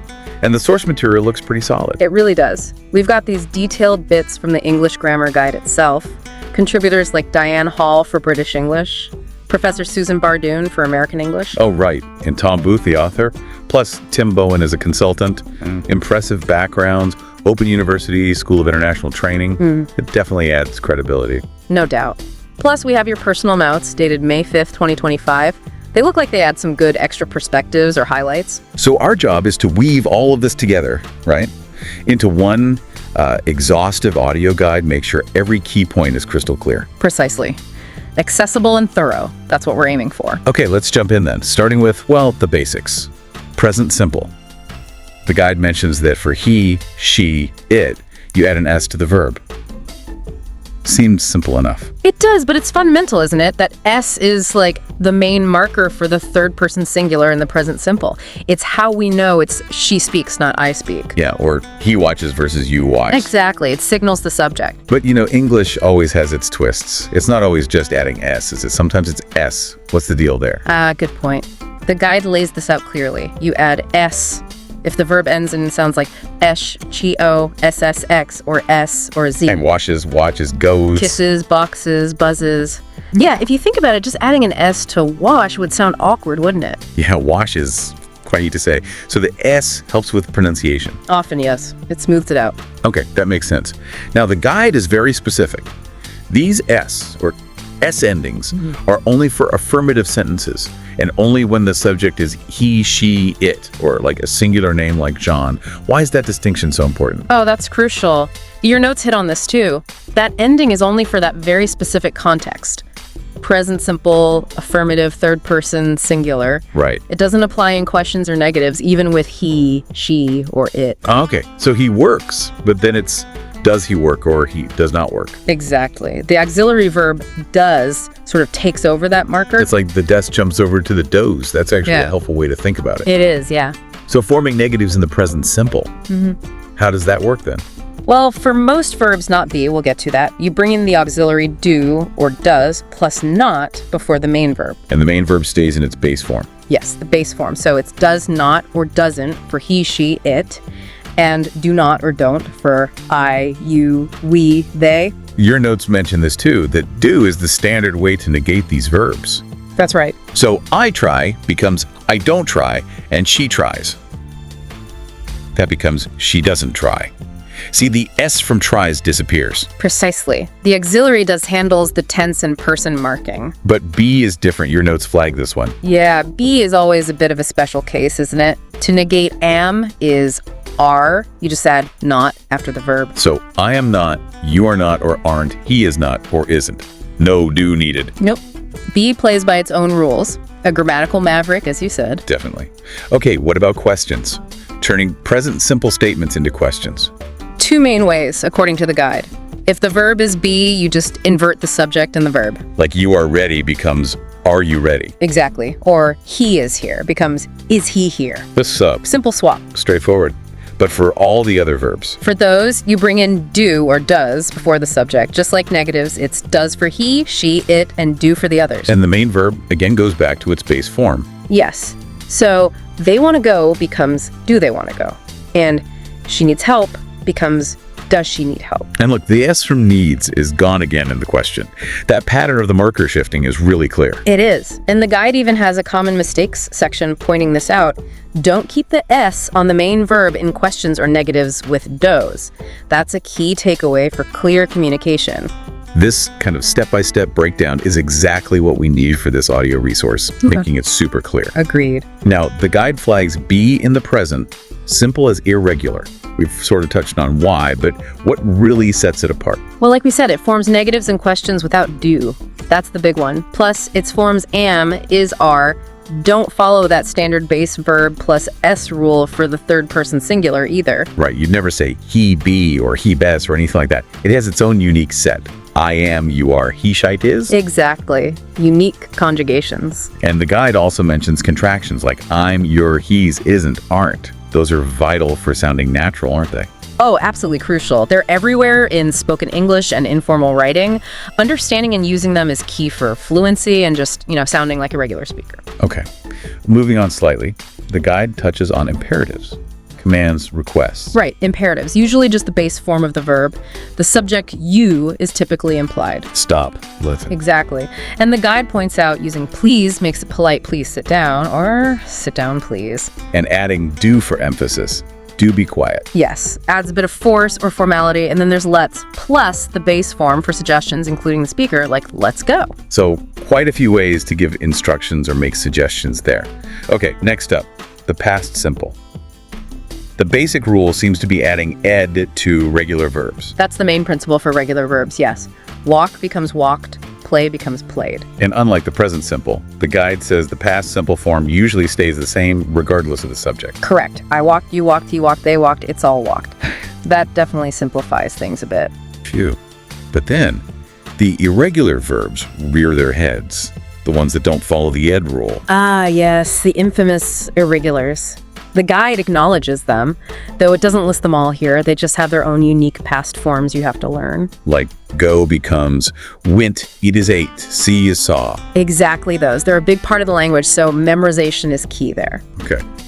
Now the guide compares the present perfect simple and the past simple. This is definitely a tricky area for a lot of people, myself included sometimes. What's the core difference? The absolute key difference, and the guide hits this well, is the connection to the present. Past simple is for finished actions at a specific past time. Like yesterday, last week, in 2010. Right. The time is often stated or implied, and the action is done and dusted. Present perfect simple, though. That's used when the specific time isn't the focus or isn't known, or when the past action has a clear result or relevance now. So the guide's example. I lived in Paris in 2005. That's past simple, specific time, finished action. Exactly. Versus, I have lived in Paris. That's present perfect. The time isn't specified, and it might mean I still live there, or the experience is relevant now somehow. It connects the past to the present. Precisely. And the guide adds another neat distinction with be and go in the present perfect. Oh, yeah. She has been to Italy usually means she went and came back, but she has gone to Italy implies she's still there. Ah, subtle. Been implies a round trip. Gone implies she's currently away. That's useful. It is. It's about whether the journey is completed, including the return. Okay, that's a really helpful nuance for this audio guide. Essential for precision. Right, let's get into some more complex past tenses. Past perfect continuous. What's that one about?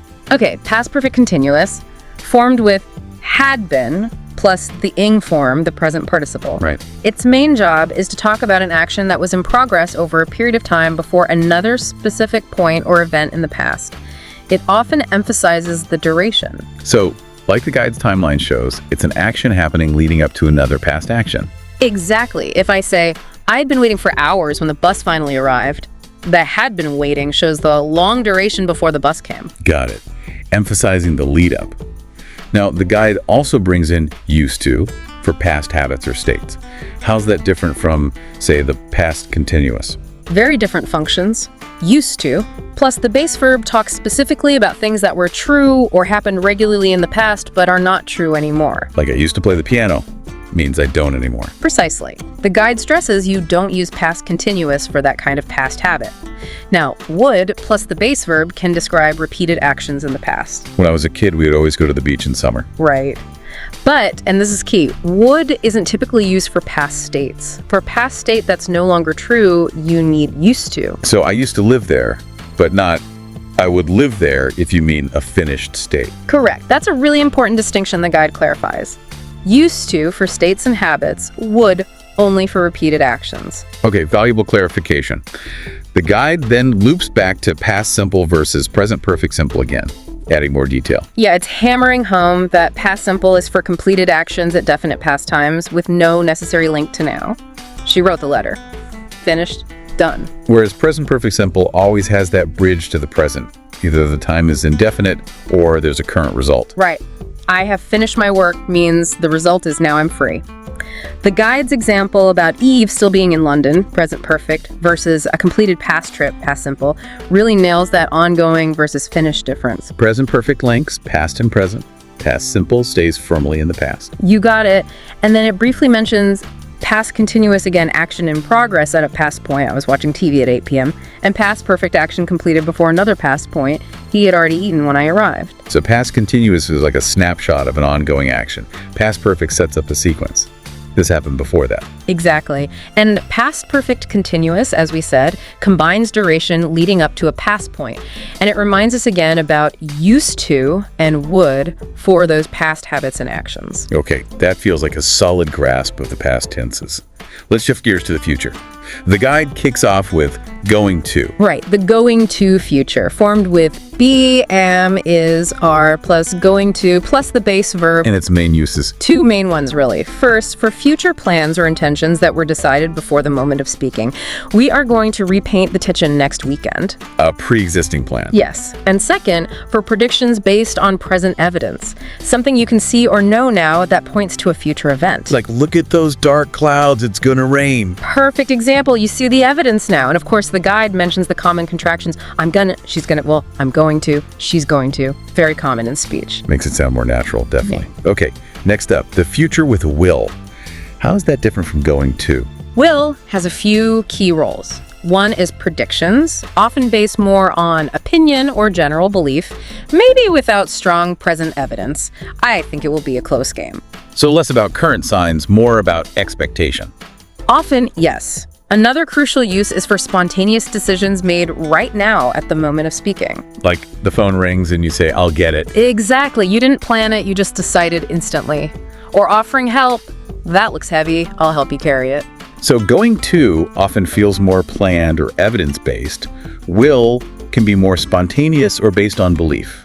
A good general distinction. It's a decent starting point, yeah. And don't forget the negative contraction. Will not becomes won't. Right, won't. And then there's shall. Seems less common these days. It is, especially in American English. The guide clarifies its main uses now are really asking for decisions or suggestions, usually with I or we. Shall we go? Shall I open the window? Exactly. Making offers or suggestions. Your notes mention it sounds more formal or even a bit old-fashioned in the US, where will or other forms are often preferred. Interesting how language shifts like that. The guide also mentions using think with will. How does that change things? Adding I think before a will statement just softens it, introduces uncertainty or opinion. I think it will rain is less certain than it will rain. Makes sense. It signals it's just your belief, not a definite fact. And I don't think it will rain expresses a negative prediction, but again, with some uncertainty. Precisely. Okay, now for a slightly confusing bit. Using present simple and present continuous for the future. When do we do that? Right, this can seem odd, but it's common for planned or scheduled future events. You usually need a future time phrase to make it clear. So, not for predictions or spontaneous decisions. Generally not. Present simple is often for fixed schedules, like timetables. The train leaves at 7 a.m. tomorrow. Like it's on an official schedule. Exactly. And present continuous is more for personal arrangements or appointments. I am meeting Sarah for lunch on Friday. So present simple for timetables, present continuous for personal plans. That's a useful rule of thumb. It generally holds true, yeah. Okay, let's move into the passive voice. The guide starts with the present continuous passive. What's that showing? Present continuous passive omissar being plus the past participle. It describes an action happening right now, but the focus is on the thing receiving the action, not the doer. Like the bridge is being repaired. Perfect. We're focused on the bridge and the ongoing repair, not who is doing the repairing. The active would be someone is repairing the bridge. The passive shifts the focus. Got it. What about the passive in the simple past? Simple past passive uses was or were plus the past participle. It highlights the result or effect of a past action, again, often when the doer is unknown or unimportant. The window was broken. The focus is on the broken window. Exactly. The state of the window is the key information. And then past continuous passive. That's wasser being plus the past participle. It describes an action that was in progress in the past when something else happened, focusing on the thing being acted upon. The documents were being printed when the power went out. Yes. Highlights the ongoing printing process at that past moment. And finally, present perfect passive. Hashav bin plus the past participle. This one talks about past actions that have a result or relevance now, focusing on the receiver. The flight has been canceled. The result now is we can't fly. Precisely. And the guide notes that in questions, has or have comes before the subject. Has the report been finished? Okay, that covers the passive across those tenses clearly. Let's tackle conditionals now.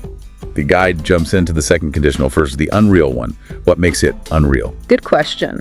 Second conditional talks about hypothetical situations in the present or future that are unlikely, imaginary, or contrary to current fact. So things that probably won't happen, but we're imagining them. Right. The structure is if plus past simple, then the result clause uses would or could plus base verb.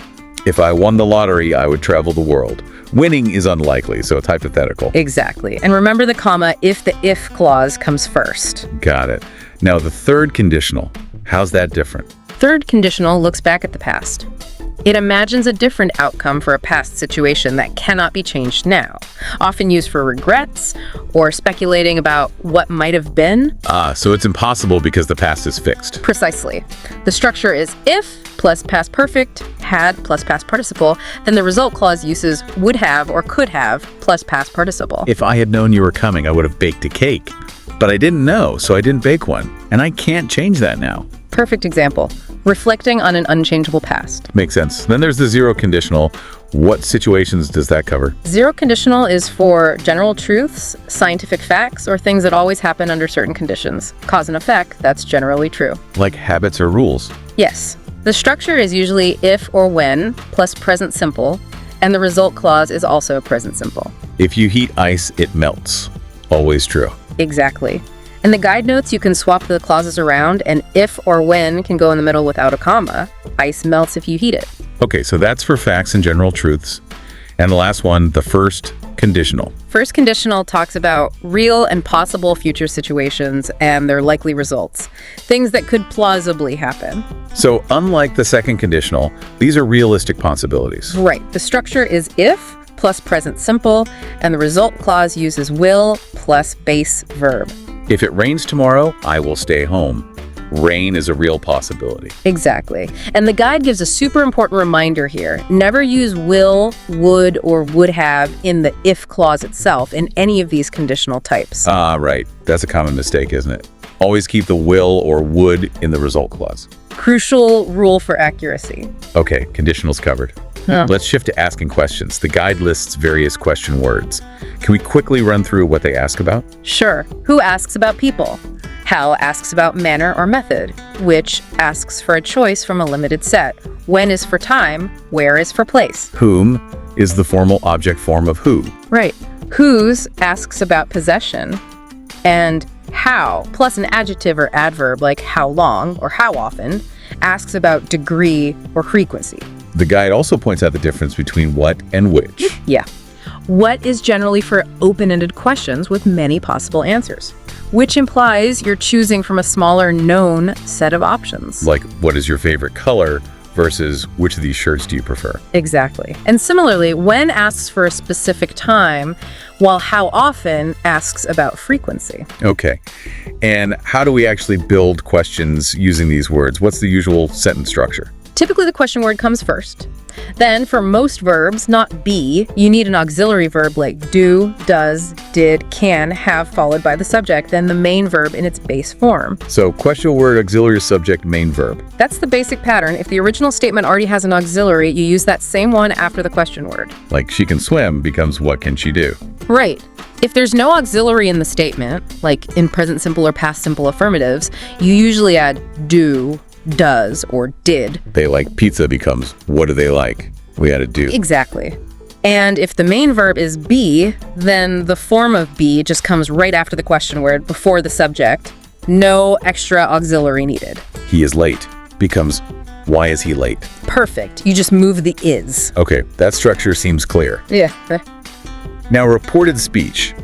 Talking about what someone else said, but later on. Right.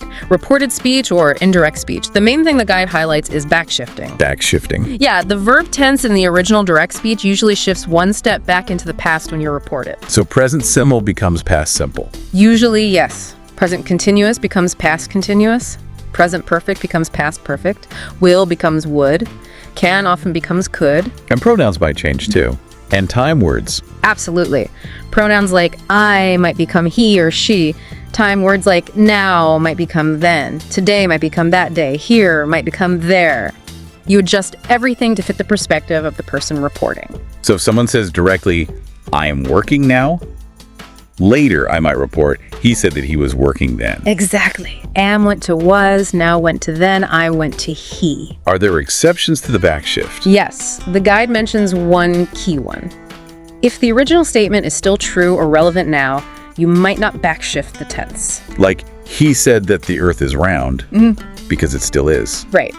Or if the original tense was past simple, you can backshift it to past perfect, but sometimes you can just leave it as past simple without much change in meaning. Okay, what about reporting negative statements? Like, he doesn't like it. When you report negatives with auxiliaries like don't, isn't, haven't, it's the auxiliary that gets backshifted. The not just stays with it. So he doesn't like coffee could become, he said he didn't like coffee. Doesn't becomes didn't. Exactly. The main verb like doesn't change there. And reporting questions, especially ones with or, offering choices. For questions with or, the guide says you usually introduce the reported question with if or whether, and the tense inside still usually backshifts. So, direct question. Are you staying or leaving? Reported. She asked if I was staying or leaving. Perfect. Are backshifted to was. Okay. The guide then gives a general recap. Right. Emphasizing tense changes, pronoun shifts, time-place adjustments, all to keep the original meaning clear in the new reporting context. Yes, and it adds another point. The reporting verb itself, say, tell, ask, can sometimes be in the present tense. She says she is tired. And if the reporting verb is present, the reported clause often doesn't backshift. That's often the case, yeah, especially if the situation is still current. The guide also notes that using tell in the present can sometimes feel a bit more emphatic than say. And that common mistake reminder, said, doesn't take an object pronoun directly after it, but told needs one. Crucial. You say something, but you tell someone something. Can't say he said me. It has to be he told me or he said to me. Got it. Essential distinction. Okay, that's reported speech covered. Now, verb forms. present participles and gerunds. Both end in ing. Do they follow the same spelling rules for adding that ending? Mostly yes. Yeah. Whether it's for a continuous tense participle or used as a noun, gerund, adding ing usually follows the same spelling tweaks. Like dropping the silent E, make becomes making. Right. Dropping the final E and changing I to E before ing, lie becomes lying. Okay. And the doubling rule. Ah, yes. If a verb ends in one stressed vowel followed by one consonant, like run, you usually double that final consonant before ing. So run becomes running, stop becomes stopping. But not if the stress isn't on that last syllable, like open. Correct. Open becomes opening, no double N, and you don't double W, X, or Y. Fix is fixing. Play is playing. And verbs ending in E just add ing. Yep. Study becomes studying. The Y stays. So need to watch out for silent E, IE, and that stressed consonant vowel consonant ending. Okay. Now, some verbs can be followed by either an infinitive, to plus verb, or a gerund form. Does the choice change the meaning? Oh, absolutely. The guy really stresses this. For certain verbs, it makes a huge difference. Like remember. Exactly. Remember to lock the door means don't forget the task. But remember locking the door means recalling the past action of doing it. Completely different. Wow. And stop. Same deal. Stop to smoke means you interrupt what you're doing in order to have a cigarette. But stop smoking means quit the habit altogether. Those meaning shifts are massive. Yeah. Really crucial for clear communication. You have to pick the right form for your intended meaning. Definitely a key point for learners. Okay. What about verb patterns with objects? How do infinitives and gerunds fit in when there's a direct object involved? Good question. The guide mentions that some verbs that take an object can then be followed by either an infinitive or a gerund. When that happens, the object usually goes between the main verb and the infinitive gerund. Can you give an example? Sure. I want you to understand. Want is the verb. You is the object. To understand is the infinitive. Or, I saw him leaving. Saw is the verb. Him is the object. Leaving is the gerund participle. So verb plus object plus infinitive gerund is a common pattern for certain verbs. Yes. Some verbs just work that way. Right. Now, phrasal verbs, always a bit challenging. The guide splits them into separable and inseparable. What's the difference? Okay, separable phrasal verbs. The clue's in the name. You can separate the main verb and the particle, the little preposition-like word. The object can go after the particle, OR, between the verb and the particle. Like pick up the phone or pick the phone up? Both okay. Both are fine for separable verbs like pick up, but, and this is a big, but the guide highlights if the object is a pronoun, it, them, me, him, etc., it must go between the verb and the particle. Ah, so pick it up is correct, but pick up it is wrong. Exactly right. Pronouns always go in the middle with separable phrasal verbs. That's a non-negotiable rule. Good one to remember. So what about inseparable ones then? Inseparable means the verb and particle must stay together. They form a fixed unit. The object, whether it's a noun or a pronoun, always comes after the complete phrasal verb. Like look after. You can't say look the baby after. Never. It has to be look after the baby or look after her. The verb and particle stick together. Okay. And then there are 3-word phrasal verbs. Yep. Verb plus 2 particles like look forward to or get along with. These usually act as a single unit too. Meaning the object comes after all 3 words. Generally, yes. I'm looking forward to the weekend. The weekend comes after the whole phrase.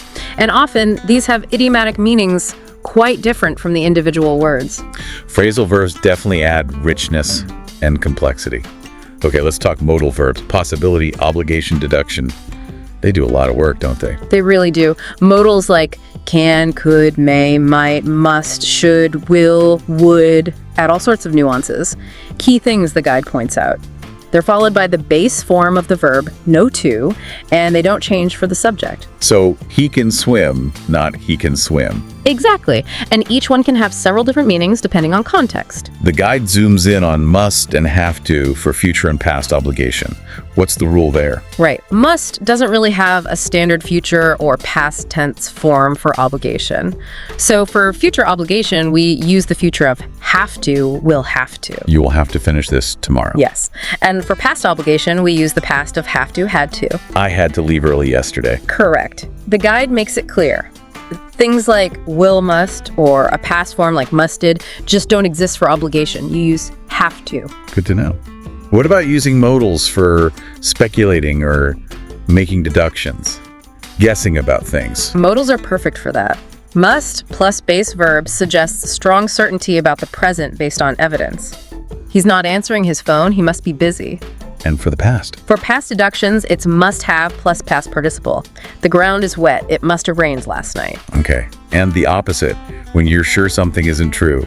Then you use can't or couldn't. For the present, can't plus base verb. That story can't be true. For the past, can't have or couldn't have plus past participle. He couldn't have known about the surprise party. So must for strong positive deduction, couldn't for strong negative deduction. Exactly. They show your level of certainty.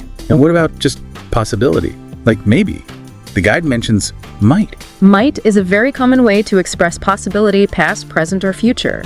She might have missed the train. Past, it might snow later. Present, future, they might come visit. Future. And the guide says questions with might are rare or very formal. Yes, not very common in everyday questions. And in negatives, not just follows might, he might not agree. Other modals like could and may also express possibility, sometimes with slightly different shades of certainty. Okay, modals definitely cover a lot of ground. Let's switch to articles. A and the and sometimes. No article at all to zero article. Where do we start? The guide mentions zero article and generic the. Right. Zero article, meaning no a, an, or the, is often used with plural nouns or uncountable nouns when talking about them in a general sense. Like cats or mammals, plural, general. Yeah. Or information is valuable, uncountable general. Exactly. But interestingly, you can also use the plus a singular countable noun to talk about a whole class of things generically. The lion is a dangerous animal, meaning lions in general. Precisely. Zero article is also standard for most personal names. John is here. But you can use the before a name to specify which one, the John Smith I met yesterday, or even NN if you mean someone like that person. Like he thinks he's a Picasso, meaning a great artist like Picasso. Exactly. It's about embodying the qualities associated with the name, not being the actual person. Subtle but important. Okay, so the guide gives a broader overview of articles. Yeah, the fundamentals. Rule 1. Singular countable nouns must have an article. Either the, if it's specific and known, Pass me the salt. We both know which salt. or a, or, and if it's general, non-specific, or mentioned for the first time. I need a pen. Any pen will do. Right. Now, plural countable nouns don't use a lan. If they're specific, use the books on the table are mine. If they're indefinite, you might use I bought some apples. Or the zero article for general statements, apples are healthy. And uncountable nouns. Uncountable nouns don't use lan. Use the if specific. The advice you gave me was helpful. Use the zero article if general. Advice is useful. Okay, let me try to recap that simply. Singular countables need an or the. Plural countables use the specific or some zero, general indefinite. Uncountables use they specific or zero general. That's a pretty good summary. The guide then reinforces using the for specific known items and zero article for general, plural, and countables. And it hammers home that common mistake, forgetting an article with singular countables. Yeah, that's easy to do if English isn't your first language. Okay. Demonstratives. This, that, these, those. They point things out, right? Exactly. This, singular, and these, plural, are for things near you in space or time. That, singular, and those, plural, are for things further away or more distant in time. I like this shirt, the one I'm holding, versus, do you see that bird? The one over there. Perfect. And the guide notes that and those can also stand in for the one or the ones to avoid repeating a noun. My car is faster than that one, meaning that car. Right, or comparing things. And those who is a common way to say people who. Those who hesitate are lost. So it's about proximity, near, far, and number, singular, plural. Got it. What about no versus none? They both mean zero, but how are they used differently? Good distinction. No is a determiner. It comes before a noun. There is no milk left. Like an adjective almost. Sort of, yeah. None is a pronoun. It stands alone, replacing a noun phrase. How much milk is left? None. So no needs a noun after it. None doesn't. Exactly. Okay. Now for some and any, these overlap a bit but have different contexts. They do. General rule. Some is mainly for affirmative statements, meaning an unspecified positive amount. I need some help. There are some cookies left. Can be used with countable or uncountable nouns. Yes. Some also appears in offers or requests. Would you like some tea? And sometimes in questions expecting a yes. Did you buy some bread? And any. Any is the go-to for most negative sentences. I don't have any money. And most general questions. Do you have any questions? Again, works with countable and uncountable. So, positive statements, some. Negatives and questions, any. That's the basic pattern. That's the main pattern, yeah. Though offers with some are a key exception. Right. Okay, what about each and every? Both seem to mean all members of a group. Nuance. Subtle difference.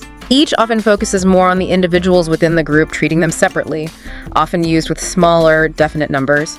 Each student received a prize. Like one by one. Kind of, yeah. Every tends to look at the group as a whole, more collectively.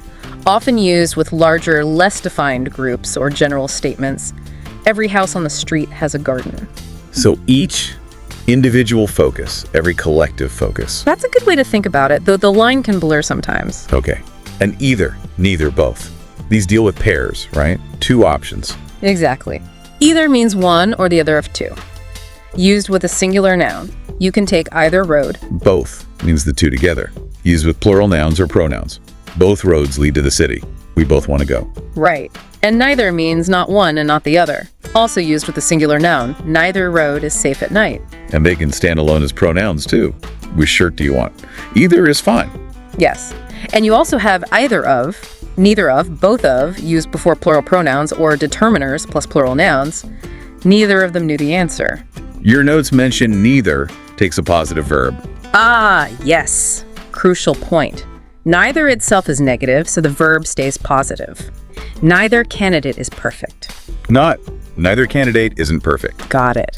Avoid the double negative. Now, the pairs, either or, neither nor, both and, how do these affect the verb? Okay, for either or and neither nor, the guide says the verb usually agrees with the noun or pronoun closest to it, the second one listed. Either the students or the teacher is responsible. Teacher is singular, so is.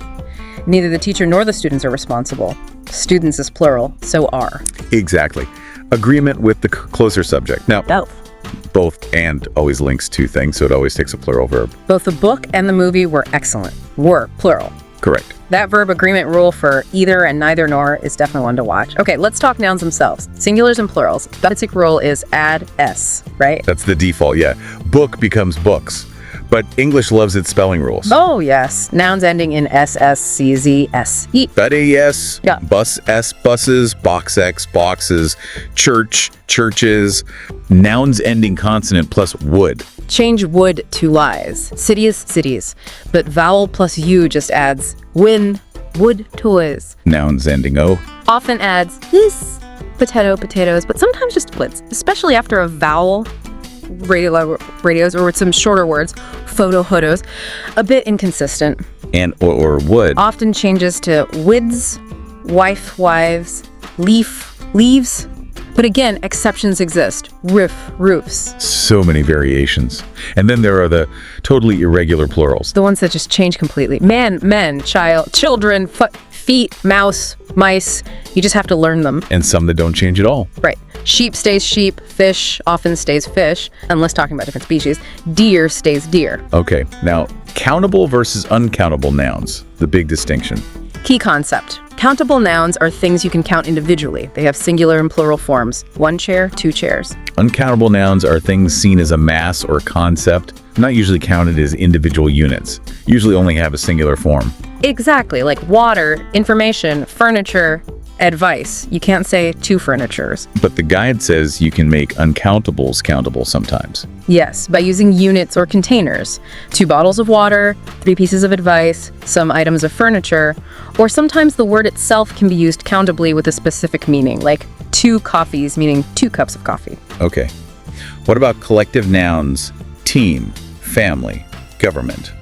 Singular or plural verb? This is where it gets interesting, especially with UK versus US English. Collective nouns are singular in form, but refer to groups. Go. In American English, they almost always take a singular verb. The team is winning. But British English? In British English, it's more flexible. You can often use either a singular verb if thinking of the group as one unit, or a plural verb if thinking of the individuals within the group. The government is deciding, or the government are deciding. Both can be acceptable. Ah, a classic transatlantic difference. Good to know for our listeners. The guide also mentions abstract versus concrete nouns. Right. Concrete nouns are things you can touch or see tangible. Table, dog, cloud. Abstract nouns are ideas, feelings, qualities, intangible. Happiness, freedom, justice, idea. Exactly. Most abstract nouns are uncountable. Knowledge, beauty. But some can be both countable and uncountable depending on the meaning. How so? Well, difficulty uncountable means the general state of being hard. But a difficulty or difficulties countable refers to specific problems or challenges. Same with experience, general uncountable, versus an experience, a specific event, countable. So the general concept is uncountable, but specific instances can be countable. That makes sense. Okay, let's tackle numbers. Lots of details here. Large numbers, ordinals, dates, fractions. Okay, deep breath, large numbers. 100,000, million. Usually don't get an is after a number. 5,000 people, not 5,000s. Unless you mean unspecified large amounts, thousands of people. Yes, exactly. The guide notes the UK difference with an. Brits often say 150. Americans often just say 150. Commas group digits. 1 million. Ordinal numbers first, second, third. Used for dates when speaking, right? Yes, May 5th. But in writing, US often just uses the cardinal number. May 5. UK might write 5th May. Fractions use ordinals for the bottom number. 1/3, 3/4. Right. And link whole numbers and fractions with and 2.5. Decimals use a point, and you say the digits individually after it. 3.14 going to 3.14. Usually, yes. Though 0.5 for 0.5 is common, UK sometimes uses not 0.5. And percentages are just number percent, 10%. Yep, straightforward. Wow, lots of conventions packed in there. Okay, expressing quantity without exact numbers. Quantity phrases. Right. For large amounts, countable or uncountable, lots of or a lot of. For small numbers of countables, a few. For unspecified amounts, some. And enough. Sufficient quantity. Yes. Enough works with both countables and uncountables. Same for not enough. But too many is only for countables. Too many mistakes. And too much is only for uncountables. Too much noise. And where does enough go? Before or after? Good point. Enough comes after adjectives, adverbs, warm enough. But before nouns, enough food. Too always comes before the adjective, adverb, too cold. Okay, now the difference between few, a few, quite a bit of, seems subtle. It is, but important. Few, with plural countables, means a small number, and usually implies it's not enough, a negative feeling. He has few friends, meaning not many, sadly. Not a few. A few, also plural countables, means a small number, but it's neutral or positive, implying it is enough or okay. He has a few friends, meaning some, a small but adequate number. Just adding a totally changes the connotation. Wow, and quite a few, quite a bit of. These are tricky. They actually mean a surprisingly large number or amount. It's an understatement. Quite a few people came means many people came. We spent quite a bit of money means a lot of money. So few, small negative, a few, small positive, quite a few. Quite a bit of surprisingly large. Got it. That's crucial. Okay, pronouns. Personal, object, reflexive, indefinite. Quick rundown. Personal pronouns are subjects, I, he, they. Object pronouns are objects of verbs or prepositions, me, him, them. Reflexive pronouns end in self or selves, myself, themselves. Used when subject and object are the same, hurt myself, or for emphasis, I did it myself. Right. And each other, one another, are reciprocal for actions between two or more people. They helped each other. And indefinite pronouns, anyone, someone, everyone, no one. Refer to non-specific people things. Somebody, usually in positive statements or offers. Yeah. Anyone, anybody, usually in questions or negative. Everyone, everybody, all people. No one, nobody, so it's 0 people. And your notes remind us, no one is 2 words. Yes, and that no one, nobody have the negative meaning built in, so they take a positive verb. No one is here. Well, anyone, anybody, often here with a negative verb, I don't know anyone. Again, avoiding the double negative. Okay, possessives, determiners versus pronouns. Possessive determiners come before a noun. My, your, his, her, it's our, their, my car. Possessive pronouns stand alone, replacing the noun. Mine, yours, his, hers, its, ours, theirs. The car is mine. Exactly. And then there's the apostrophe for possession. Singular nouns add des. The dog's tail. Plural nouns ending in is just add an apostrophe after the s. The dog's tails. Right. Plural nouns not ending in s's adds the children's toys. And if 2 people own something together, Usually add the es only to the last name. Ben and Jerry's ice cream. And the classic confusion, it's versus its. Huge E1. It, no apostrophe, is the possessive determiner. The dog wagged its tail. It's, with apostrophe, is the contraction for it is or it has. It's raining. It's been fun.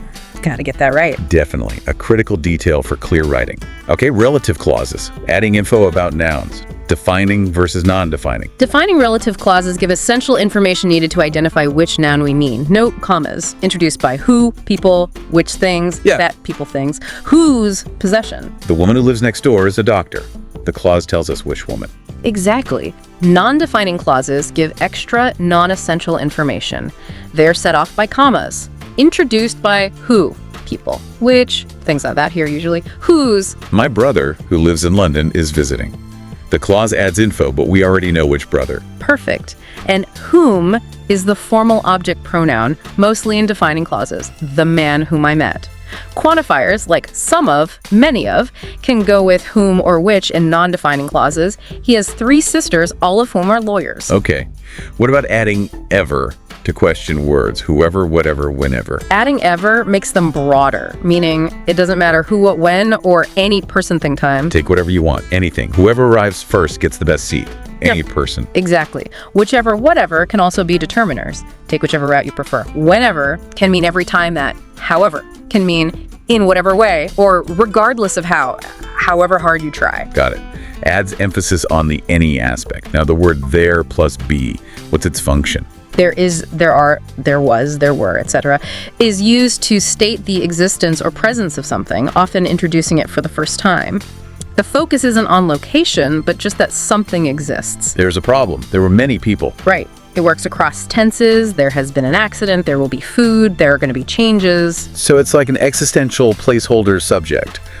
What about using it similarly as a dummy or introductory subject? It often steps in as the subject when there's no real doer, especially for time. It's 3 o'clock, whether it's snowing, distance, it's far away, dates, it's Tuesday. Just fills the subject slot. Yes, what the guide calls introductory or empty it. Also used in phrases like, it is important to listen, or it seems that he's late, where the real subject idea comes later in the to infinitive or that clause. Okay. The guide also mentions ways to shift focus or add emphasis, like it clauses or what clauses. Right, these are called cleft sentences. Using it was that lets you highlight one part. It was the dog that ate the homework, emphasizes the dog. And what clauses? What clauses focus on the information coming after be. What I need is a vacation, emphasizes the need for a vacation. You can also just move a phrase to the front for emphasis sometimes. This book I really enjoyed. Okay. And inversion. Flipping the subject and verb order. When does that happen? Mostly for emphasis or formality. Very common after negative adverbials at the start of a sentence. Never have I seen such a thing, instead of I have never seen. Also after time adverbials like no sooner, hardly. Yes, no sooner had we left than it started raining. And also after and neither for agreement. I like pizza, so do I. She can't swim, neither can he. And if there's no auxiliary, you add Dodo's did. Seldom does he complain. Exactly. You invert the auxiliary or added do and the subject. What about ellipsis? Leaving words out. Very common for making speech flow better and avoiding repetition when the meaning is clear. Often happens after conjunctions like and, but. She likes tea and he likes coffee. And in answers to questions, are you coming? Yes, I am. Right. Lots of conversational ellipsis. Sometimes whole clauses can be left out if understood. And substitution. Using words like one, do, so to avoid repeating things. Yes. Ones replace nouns. Which hat? The red one. Do replace verb phrases. Do you agree? Yes, I do. So it replaces a positive clause after verbs like think, hope. Is it ready? I think so. Right. And not or not. So replace negative clauses. Will it rain? I hope not. Or I don't think so. And pronouns, of course, are the most basic form of substitution for nouns. Okay. Moving on to adjectives. Describing words. Opinion versus fact adjectives. Whereas opinion adjectives are subjective. Nice, beautiful, awful, interesting. Fact adjectives are objective. Large, old, blue, wooden, French. And when you use several adjectives together, there's a preferred order. Generally, yes. It's not super rigid, but the usual order is something like opinion, size, age, shape, color, origin, material, purpose, all before the noun. Wow. A lovely, small, new, round red Italian leather riding boot. Exactly. It flows naturally that way for native speakers, even if they don't consciously know the rule. Okay. Comparatives and superlatives. Comparing things. Comparatives compare two things. Short adjectives, one syllable, some two, add plus than. Faster than. Happier than. Long adjectives, most 2+ syllables, use more or less, plus than. Interesting, more interesting than. Difficult, less difficult than. Right. Superlatives compare one thing to all others in a group, 3 or more. Short adjectives use the plus est. Fast, the fastest. Happy, the happiest. Long adjectives use the most or the least. Interesting, the most interesting. Difficult, the least difficult. Yeah. And watch the spelling. Drop final E. Nicer. Double final consonant, sometimes bigger. And the guide warns, don't use most and s together. The most fastest is wrong. Got it. What about adverbs? Adverbs of manner, quickly, carefully. Do they have comparative superlatives? Yes. Most adverbs ending in "ly" form comparatives with more or less, more carefully, and superlatives with the most, the least, the most carefully. But some shorter, regular ones. Some short ones like fast use aorist, faster, fastest, and some are totally irregular, like well becomes better, the best, badly becomes worse, the worst. Okay. And enough, and to, again, but with adjectives, adverbs. We touched on this. Enough means sufficient, comes after the adov, good enough. Too means excessive, comes before the adjective, too good. And they can be followed by an infinitive. Yes. Strong enough to lift it. Too tired to continue. Shows sufficiency or excess for an action. Enough can also go before nouns, enough time. Or stand alone, have you eaten? Yes, I've had enough. Okay. Prepositions. Little words, big job showing relationships. Crucial. Time, place, direction. They head up prepositional phrases. Preposition plus object. Simple ones, on, in, at. Complex ones, in front of, next to. Parallel prepositions. If the same one applies to a list, just say it once. Interested in art, music, and literature. And prepositions are often followed by gerunds, ing nouns. Good at solving problems. Very common pattern. And need to know when to is a preposition. Look forward to seeing you. Seeing is a gerund versus part of an infinitive. Want to see is base form. Tricky. Now, specific prepositions of place and time, on, in it, at, by, since, for. Okay, federal rules. Place on for surfaces, in for enclosed space areas, at for specific points, locations. Time on for days, dates, in for longer periods, months, years, seasons, parts of the day, like in the morning. At for specific clock times, points in time, at noon, at night. By for deadlines. Finish by 5 p.m. Yes. Before, after for sequence. During for within a period. For shows duration for 2 hours. Since shows a starting point up to now used with perfect tenses. Since 2020. Your notes stress not using since with present simple for duration. Right. You'd use for or structure it differently, and others like with accompaniment, without absent. And dependent prepositions. Yeah. Adjectives, verbs, nouns that like specific partners. Yes, loads of these. Afraid of, interested in, listen to, rely on, reason for. Often just have to learn them as fixed combinations. The guide gives lots of examples. Okay, nearly there. Conjunctions. Connecting words, clauses. Coordinating versus subordinating. Coordinating conjunctions. F and boys is a common mnemonic. For, and, nor, but, or yet so. Join equal grammatical parts, words, phrases, main clauses. Use a comma before them when joining two main clauses. And adds, but yet contrasts. Or nor give alternatives. So shows result, for shows reason. Less common now. Exactly. Subordinating conjunctions because although if, when, while, since, unless, so that, etc., introduce dependent subordinate clauses that can't stand alone, they show relationships like reason, contrast, condition, time. Like we left because it was late. The because clause depends on the main clause. Right. And the guide notes that time clauses with when, as soon as, etc., referring to the future, usually use the present simple, not will. I'll call you when I arrive, not when I will arrive. Good reminder. Formal versus informal linking words. Just different levels of formality. Formal ones, furthermore, nevertheless, consequently, are more common in writing. Informal ones, also, anyway, so still, are more common in speech. They do similar jobs connecting ideas. And commas with conjunctions. Comma before coordinating conjunction joining main clauses. If a subordinating conjunction starts the sentence, put a comma after that dependent clause. If the dependent clause comes second, usually no comma needed before the subordinating conjunction. Although it was raining, we went out. Comma after clause. We went out although it was raining. No comma. Precisely. That covers the main conjunction points. Phew. That English grammar guide is incredibly thorough, isn't it? It really does cover everything from the absolute basics right up to quite complex stuff like conditionals and reported speech, phrasal verbs. It really is comprehensive. Loads of explanations, examples, designed to give a really clear picture of how English works. Oh, okay, so we have really gone through this grammar guide and your notes with a fine-tooth comb. What you have now is this detailed audio version that mirrors what's in those documents. Yeah, from present simple, past tenses, futures, passives, modals, articles, pronouns, clauses, conjunctions, all the way to punctuation and word formation. It's all in here. The idea is this audio can genuinely stand in for the text. You can dip in, find the specific bit you need, get a clear explanation, and refresh your memory quickly and easily. Exactly. Hopefully this deep dive gives you a much stronger handle on how all these grammatical pieces fit together and why the rules are the way they are. So thinking about everything we've just unpacked, and it was a lot, is there one particular area of English grammar you feel, more empowered to maybe explore or use now, knowing you've got this audio guide to back you up? It's been a pleasure working through these materials with you. Thank you for providing such detailed sources for this deep dive into English grammar. Absolutely. Thanks for joining us on this grammatical expedition.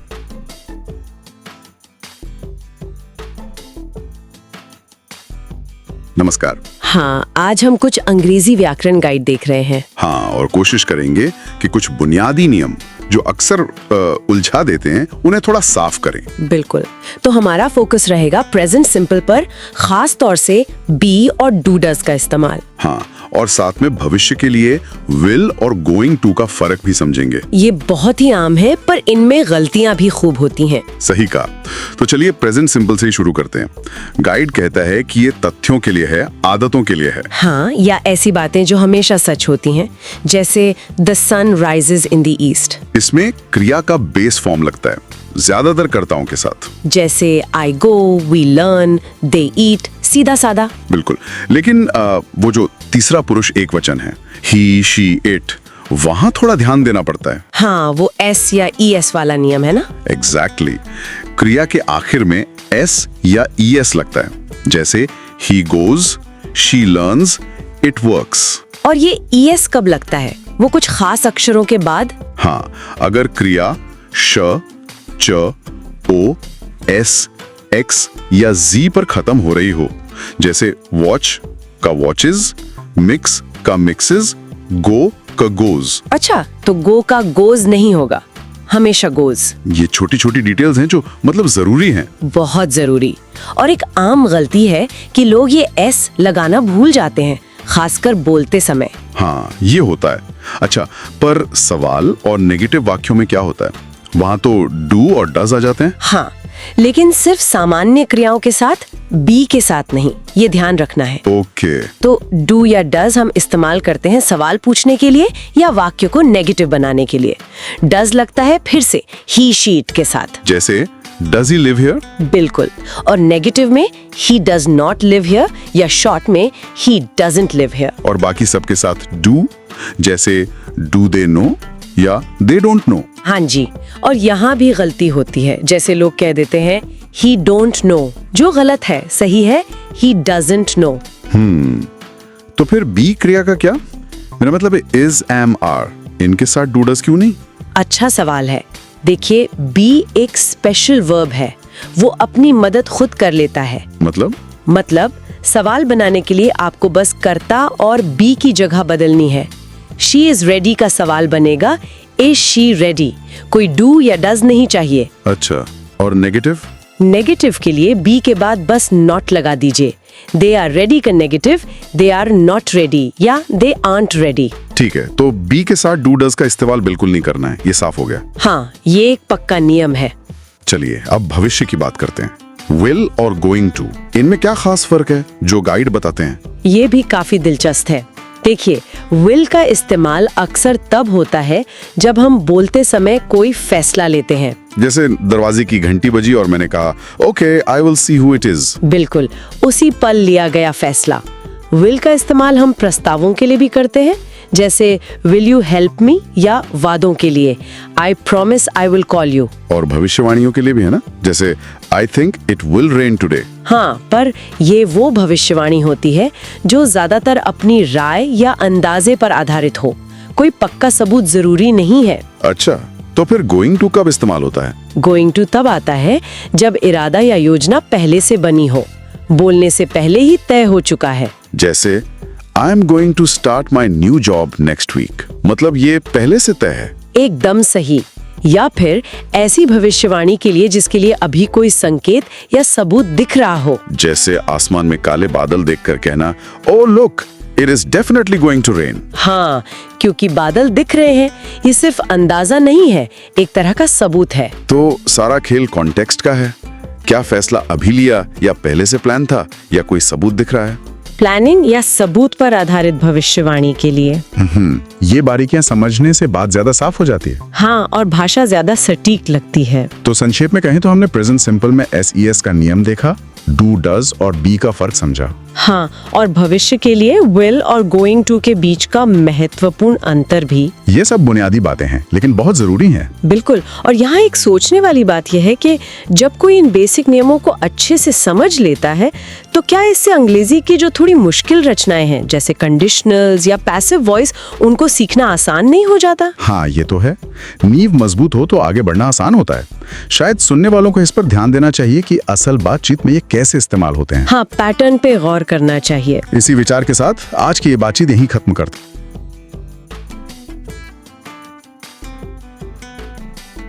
Okay, let's unpack this. You know that feeling when you're trying to learn something new and it just feels like this huge, overwhelming amount of information. Oh, absolutely. Like staring at a giant jigsaw puzzle. So many pieces. Exactly. Well, today, think of this deep dive as like a shortcut through that. We're aiming to put that puzzle together for you, piece by piece. And our goal here is pretty specific, actually. We want to take a really comprehensive learning resource and transform it into, well, a clear and hopefully engaging audio experience. Right, so you get all the key information, all the essentials, but explained in a way that's, easy to grasp. Universally comprehensible. That's the idea. It's like having the core material distilled for you. An audio replacement, if you like. And the source we're diving into today is a real classic for English learners. English Grammar in U's 5th edition. It's packed, absolutely packed, with the mechanics of English grammar. It really is a standard. And what we'll do is guide you through it, not just reading it out, obviously. No, definitely not. Forget dry textbook stuff. We'll be hitting the key concepts, the rules, bringing them alive with examples, making those connections. Yeah, aiming for those aha moments where it all clicks. So it's quite an adventure into grammar we're embarking on. Where should we kick things off? Well, logically, the book starts near the beginning with the present simple, Unit 2. It's fundamental, so a really solid place to start building. Makes sense. Present simple, that's our go-to for like general truths, right? Yeah. Things that are always true or usually true. Exactly. Habits, routines, facts. Think about nurses look after patients. That's what they generally do. Or a big fact like the earth goes around the sun. Can't argue with that. And the way we form it is, well, pretty straightforward for most subjects. I work, you go, they teach, we have. The verb basically stays the same. But there's always a but in grammar. Yes. When the subject is a singular, he, she, or it, that's when we usually add an S to the verb. So he works, she goes, it teaches, he has.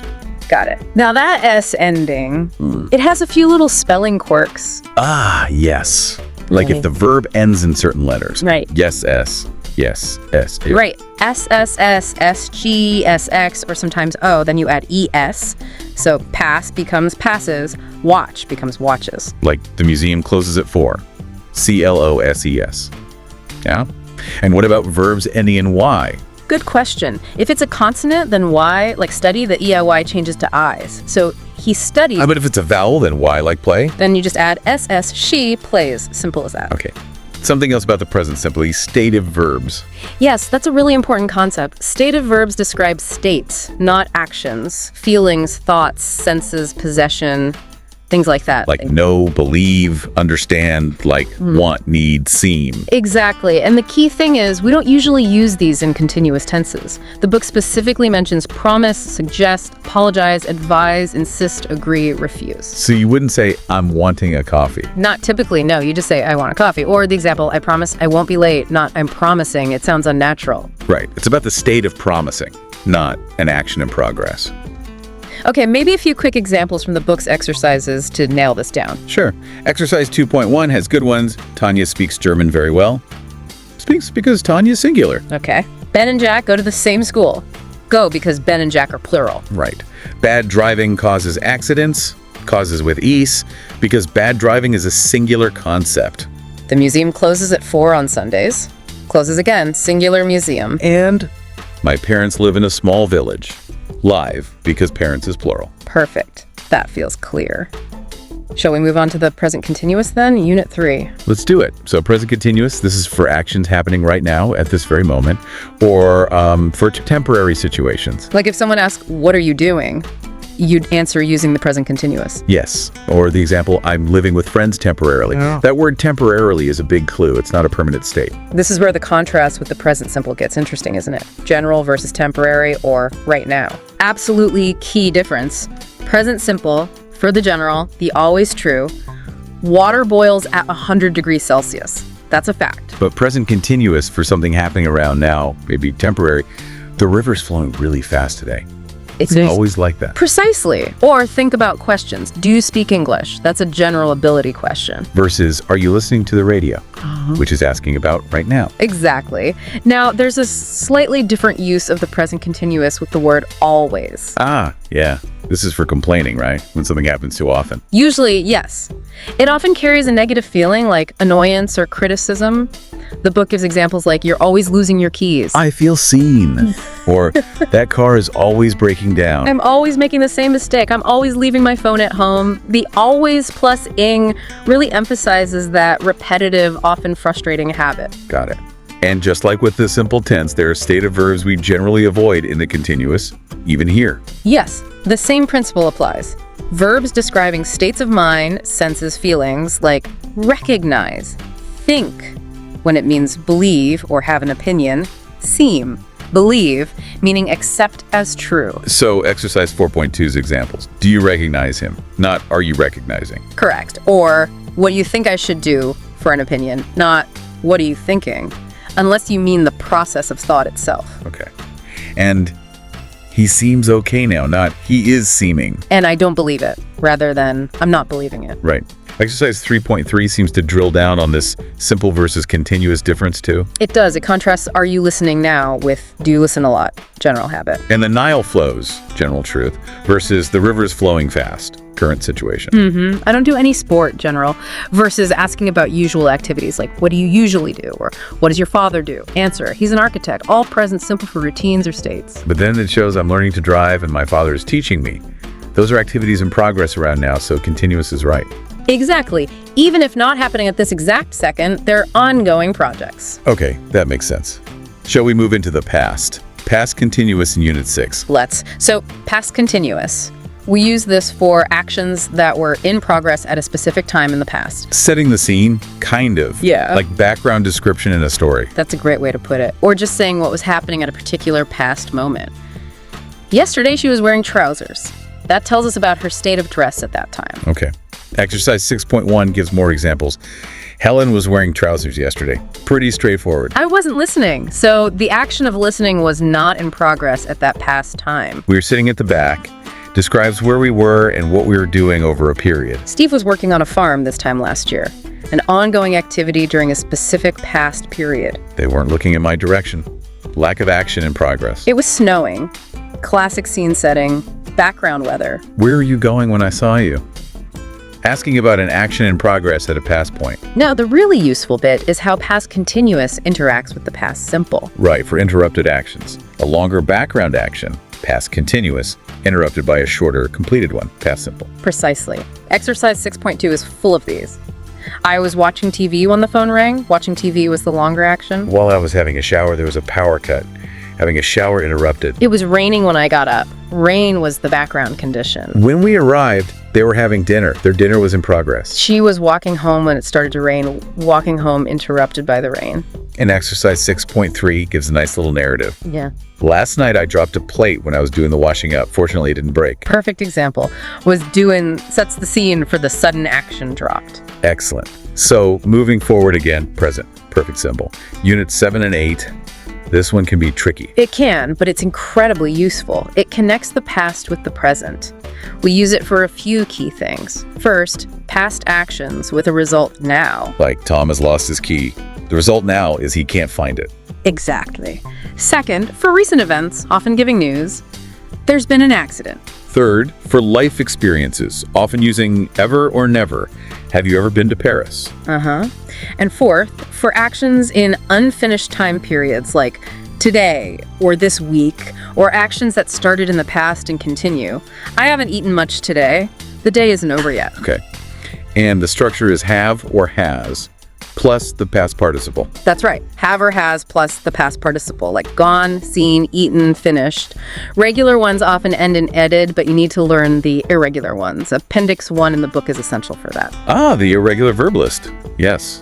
And the word yet often comes up here. It does, usually in questions and negative sentences with the present perfect. It asks or states if something expected has happened up to now. Has it stopped raining yet? Or I haven't finished my homework yet. Exactly. And the big distinction is between present perfect and past simple. Right. Past simple is for finished actions at a specific past time. I went to the cinema yesterday. Finished. Done. Whereas present perfect often implies relevance now, or an unfinished time, or an unspecified past time. It links past and present. Exercise 7.1 examples help here. The road is closed. There's been an accident. Past accident, present result. Where have you been? Implies relevance to now. Police have arrested 2 men. Recent news, present consequences. Have you heard the news? Asking about knowledge now based on a recent past event. Okay. And Unit 9 links this with for and since. Yes, to talk about duration up to the present. For with a period of time since with a starting point. So they've known each other for a long time. That's a period. She's lived in Berlin for many years. Period. He's been in hospital since Monday. Monday is the starting point. I haven't seen her for 3 months. Period. Or you could say since 3 months ago. He's been married for 10 years. Duration. Another example is, I haven't played tennis for years. I've been waiting for about 20 minutes. He hasn't been ill since I've known him. He's watched TV all evening. The evening isn't finished, maybe? And exercise 8.1 was all about experiences using ever. Have you ever been to California? Have you ever run a marathon? Have you ever spoken to a famous person? Asking about any time up to now. Got it. So what about the present perfect continuous then, Unit 10? Right. This one focuses more on the activity itself, especially if it's been happening recently or is still continuing, and often there's a visible result now. Like if the ground is wet, you say, it has been raining. Exactly. The rain is the activity, the wet ground is the result. Or if someone looks tired, what have you been doing? The activity caused the tiredness. And the form is have or has plus been plus the ing form. That's it. Have he has been doing. It emphasizes the duration or the continuous nature of the activity leading up to the present. So how does it differ from the present perfect simple again? Simple focuses on completion or result. Generally, yes. Present perfect simple often emphasizes the finished action or the result itself. I've cleaned the room. Focus on the completed task. Whereas I've been cleaning the room focuses more on the activity. Maybe you're tired from it or it took a long time. Precisely. It highlights the process, the duration, and like other continuous tenses, we generally avoid stative verbs. So I have known her for a long time, not I have been knowing her. Correct. Know is a state. Okay. Examples from 10.1. What have you been doing? You look tired. Activity explains result. It has been raining. Why are you so wet? Activity explains result. Have you been crying? Your eyes are red. Activity, crying, explains result. Red eyes. I've been learning English for 2 years. Emphasizes the ongoing duration. It has been snowing. The ground is white. Continuous action caused the present state. So Unit 11 really just reinforces that difference. Present perfect simple versus continuous. It's all about focus. Activity versus completion result. Exercise 11.1 shows this. Have you been waiting long? Focus on duration. What have you been doing? Focus on the activity. It's raining. It has been. Continuous emphasizes the ongoing rain. We're living with friends. temporary situation, present continuous works here. But I haven't known her long uses simple perfect because know is stative. She's been working hard. Emphasizes the activity. Have you had a headache? Simple perfect asks about the experience. I've been feeling tired. Continuous perfect emphasizes the ongoing feeling over time. It's subtle but important. Definitely. Okay, let's jump back to the past simple for a moment. Units 13 and 14, we touched on it, but maybe a bit more detail. Sure, past simple is for finished actions in the past, usually with a specific time understood or stated. I went to the cinema yesterday. Action finished. Time specified. Regular verbs add in ere. Irregular verbs change, like go, went. Right, and we contrasted it with the present perfect. Past simple is for finished time periods. Like Shakespeare wrote many plays. His life is finished. Exactly. But asking how many plays has Shakespeare written uses present perfect because the plays still exist, they're relevant. And my mother grew up in Italy. Finished past period. Also used for periods of time now finished. Jack lived in New York for 10 years. Implies he doesn't live there now. Or we're talking about a finished holiday. A really good holiday. Past simple. Exercise 13.1 examples. Did you hear about Sophie? She gave up her job. Completed action. My mother grew up in Italy. Finished period. Who invented paper? Finished historical event. We washed the car, but now it's dirty again. Washed is past simple. Finish action. Though have washed could also work if focusing on the recent past result. Good point. Context matters. Exercise 14.1 had those corrections. Right. Did you eat sweets when you were a child? Not. Have you eaten? I bought a new car last week. Not, I've bought last week. Last week fixes it in the past simple. Where were you yesterday evening? Not where have you been?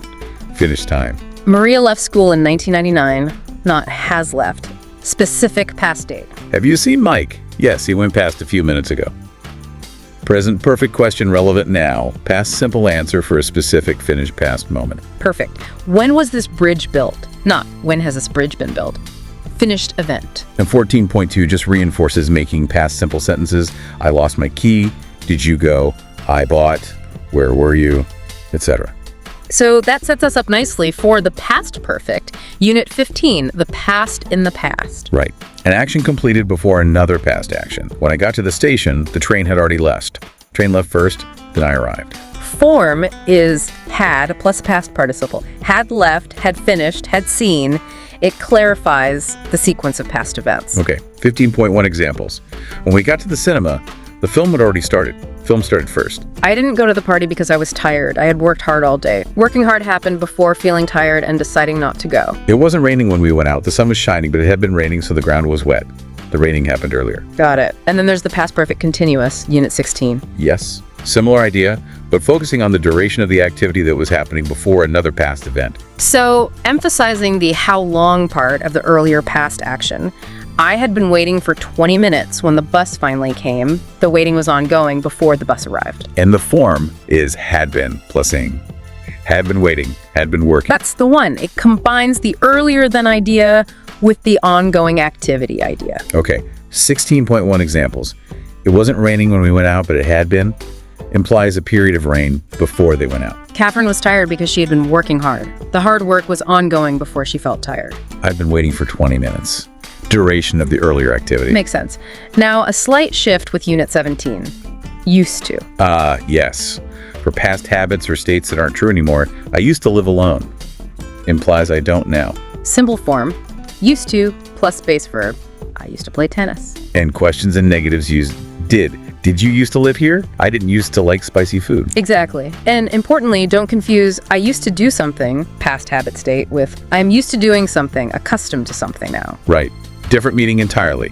Examples from 18.1. Nicola used to travel a lot, but she doesn't go away much these days. Past habit, changed now. Sophie used to have a motorbike, but last year she sold it. Past date of ownership, changed now. Very useful structure. Now, shall we look towards the future? Starting with will in Unit 22. Yes, let's. Will. Lots of uses here. Predictions, right? It will rain tomorrow. Spontaneous decisions made now. Oh, the phone's ringing, I'll get it. Offers. I'll help you with those bags. Promises. I won't tell anyone. Form is just will plus base verb. Contraction all. Negative won't. The book mentions shall for you, but it's much less common in everyday speech now. Right, we usually just say I'll or will. Okay, 22.1 examples. I won't be long. Promise or statement. She won't know. Prediction, it'll be good to see her. Expectation. It won't happen again. Promise. I don't think it will rain. Negative prediction. And 22.2. I'm sure you'll pass. Prediction confidence. It'll look nice on you. Opinion prediction. She'll come to the party. Prediction intention. You'll get wet if you go out without an umbrella. Likely consequence. You'll enjoy it. Expectation, people will live longer. General future prediction. Okay, so that's will. But we also use going to for the future. Unit 23. We do. Going to is often for plans made before the moment of speaking. Intentions. I'm gonna buy some bread later. I've already decided this. Exactly. Or for predictions based on present evidence, you see dark clouds. Look, it's gonna rain. Right. The evidence is right there. Form is amisar plus going to plus base verb. So the difference from will is often prior plan versus spontaneous decision. That's a key difference, yes. Look at 23.1. I'm going to buy some things. Sounds planned. Versus deciding in a restaurant, I think I'll have the pizza. Spontaneous. Right. I'm not going to finish this coffee. It's cold. Decision prediction based on current situation. What is he gonna study? Asking about plans. Okay, I'll call her now. Spontaneous decision. He's gonna get married next year. A planned event. And then there's another way. Present continuous for the future. Unit 24. Yes. For fixed arrangements, offered with a time or place specified, like appointments or social plans. I'm seeing the doctor tomorrow at 10. That sounds very fixed, like it's in the diary. More definite than just, I'm gonna see the doctor. Often, yes. It implies the arrangement is made. Look at 24.1. I'm going to the cinema tonight. Plain arrangement. What are you doing tonight? Asking about arranged plans. I'm not going out, I'm staying home. Definite plans. I'm meeting a friend for lunch. Sounds like a fixed arrangement. I'm playing tennis tomorrow. Scheduled activity. So, multiple ways to talk future. Unit 25 reviews these and adds a crucial point about time clauses. Ah, yes. After words like when, if, while, as soon as, before, after. If we're talking about the future, we use the present simple, not will. That's the rule. I'll call you when I get home, not when I will get home. Okay, 25.2 examples. I'll phone her when you see her again. Yeah. See is present simple. If you need to contact me while I'm away, needs and am are present simple. Yeah. 25.3. Let's wait until it stops raining. Stops. I better go now before it gets dark. Yes. If Mark buys my car, buys. Present simple for the future condition. Got it. That's a common mistake to make. Okay, let's switch to modals again. Can and could in Unit 26. Right. Can't for ability, I can swim. Possibility, it can be cold here. Informal permission, can I borrow your pen? And could, past ability. My grandfather could speak 5 languages. Past possibility, it could have been worse. Polite requests, could you pass the salt? And could is often used with past perception verbs. Well. See, hear, smell, taste, feel, remember, understand. We could see the mountains clearly. And there's was we're able to. For specific past achievements, maybe difficult ones. Yes, often implies overcoming something. The firefighters were able to rescue everyone. Okay, 26.3 examples. I can't come tonight. Present inability. When Dan was 16, he could run fast. Past ability. I can wait. Present ability, willingness. I couldn't sleep last night. Past inability. I can't hear you. Present inability. I couldn't believe it. Past inability to accept. And 26.4. Yes, everybody was able to escape. Successful past action in a specific difficult situation. Good. Next up, may and might. Unit 27. Primarily for possibility. It may rain later. You might be at work. Pretty similar meaning. Very similar. Might is perhaps slightly less certain than may, but often interchangeable. Negatives may not, might not express negative possibility. And can also express possibility, like it could be true, maybe a bit less likely than may might. Sometimes, yes. Or just another option. You could have left your wallet at home. It's a possibility. But there's a difference between couldn't have and may might not have. Big difference. Couldn't have means impossible in the past. He could have stolen it. He was with me. Whereas may not have or might not have means it's possible it didn't happen. He might not have received the email yet. Exactly. Possibility versus impossibility. Okay, 27.1 examples. It may rain. I might go out. Future possibility. And 28.1 using may might have for past possibility. He might be waiting outside now. Present possibility based on past action. Sam may have told him already. Past possibility. He might have gone home. Past possibility. She might be watching TV. Present possibility. He may have a younger sister. Possibility about a state. You may have left it in the restaurant yesterday. Past possibility. Unit 29 reinforces might for possibility. I might see him tomorrow.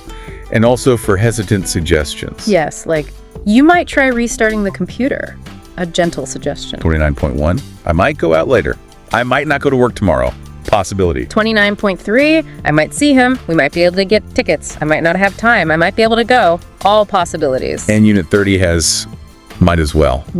The no better alternative suggestion. Right. We missed the bus. We might as well walk. It's the only sensible available option now. Example 30.5. The film doesn't start for an hour. We might as well get a coffee. Makes sense. Okay, must. Unit 31, obligation necessity. You must wear a seatbelt. Strong recommendation. You must read this book. And deduction when you're almost certain. He's been traveling all day. He must be tired. And the negative is crucial. Must not or mustn't is prohibition. You mustn't smoke here. Not allowed. Whereas doesn't have to means no obligation. You don't have to come if you don't want to. It's optional. Okay. 31.1 examples. You must be quiet. Obligation. You don't have to come if you don't want to. Lack of obligation. You mustn't park here. Prohibition. Clear. Next, needn't. Unit 32. Also lack of necessity, like don't have to. Yes, pretty similar. You needn't shout. I can hear you. Form is needn't plus base verb. 32.3 examples. We needn't leave yet. No need. You needn't come with me. Optional. We needn't walk. I'll call a taxi. No need. You needn't keep these. Throw them away. No obligation. Got it. Then should in units 33 and 34, advice recommendation. You should see a doctor. Yes. Also expectation or probability. The train should be here soon. Expectation, my phone should be working now. Probability after a repair.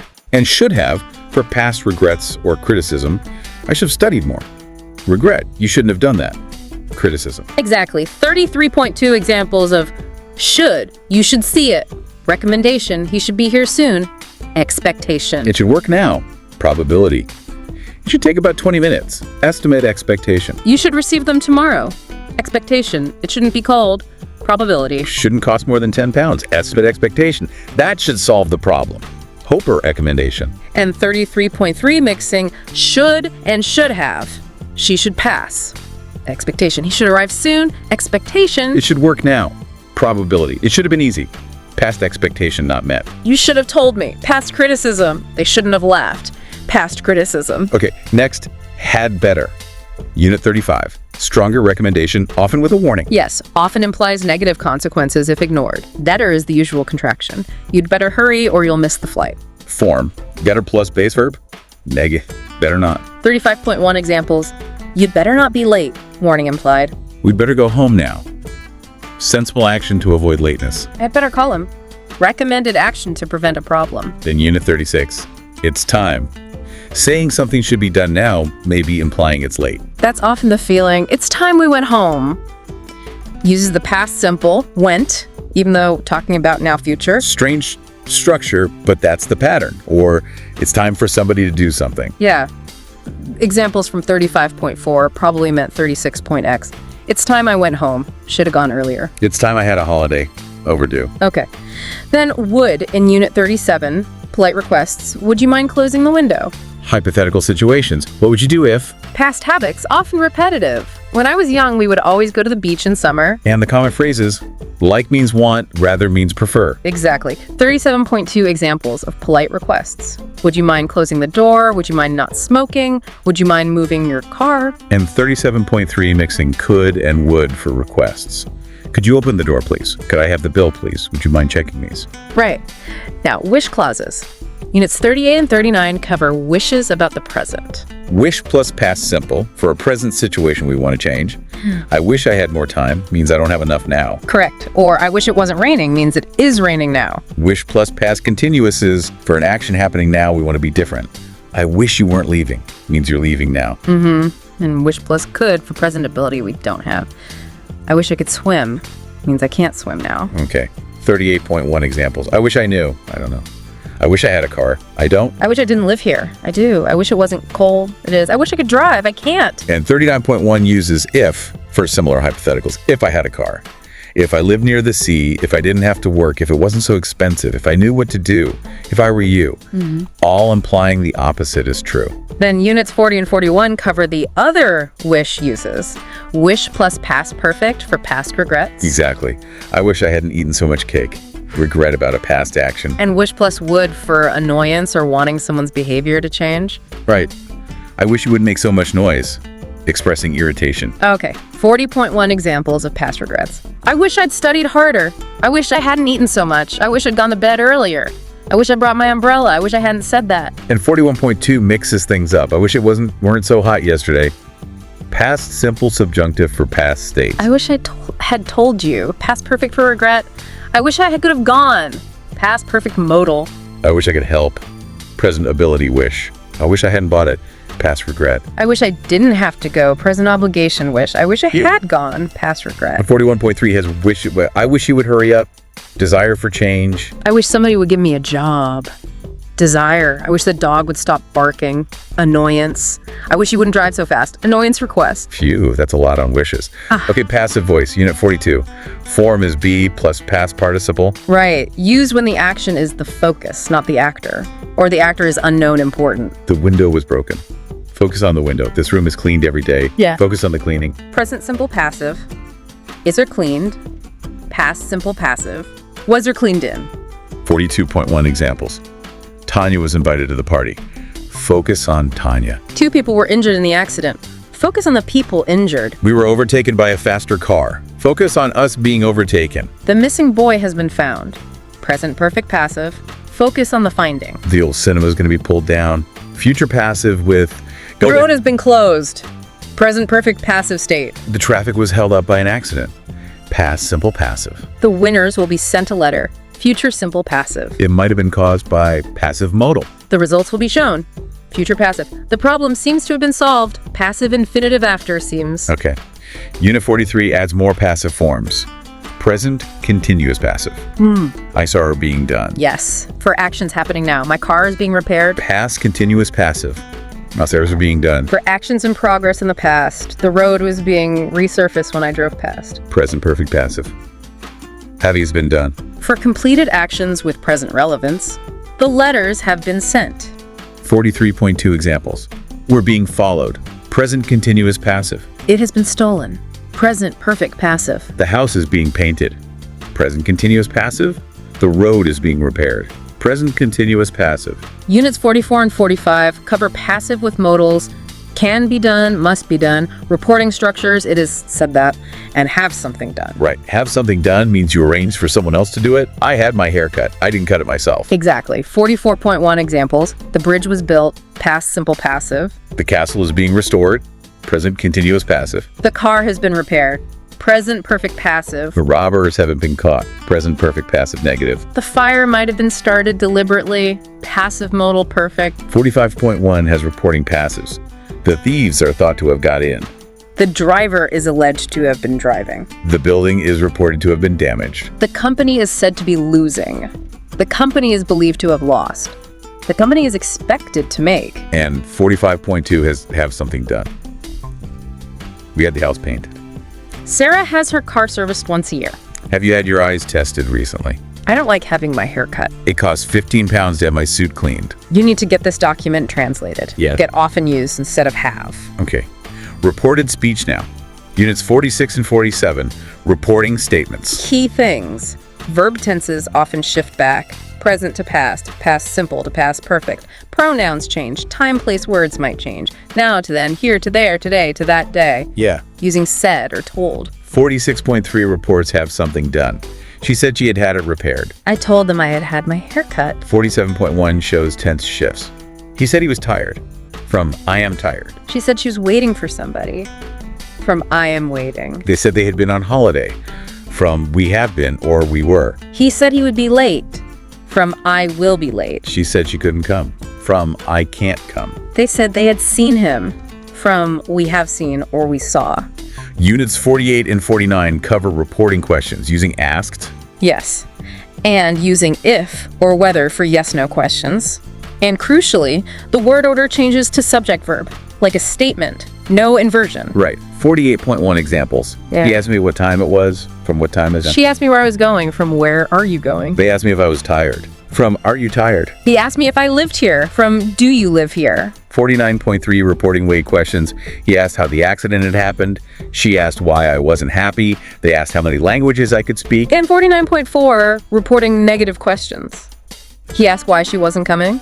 He asked if I didn't like him. He asked if it wasn't good. He asked if I wouldn't have enough. That Unit 50, indirect questions. More polite ways to ask, like, could you tell me? Or do you know? And they follow the same word order rules as reported questions.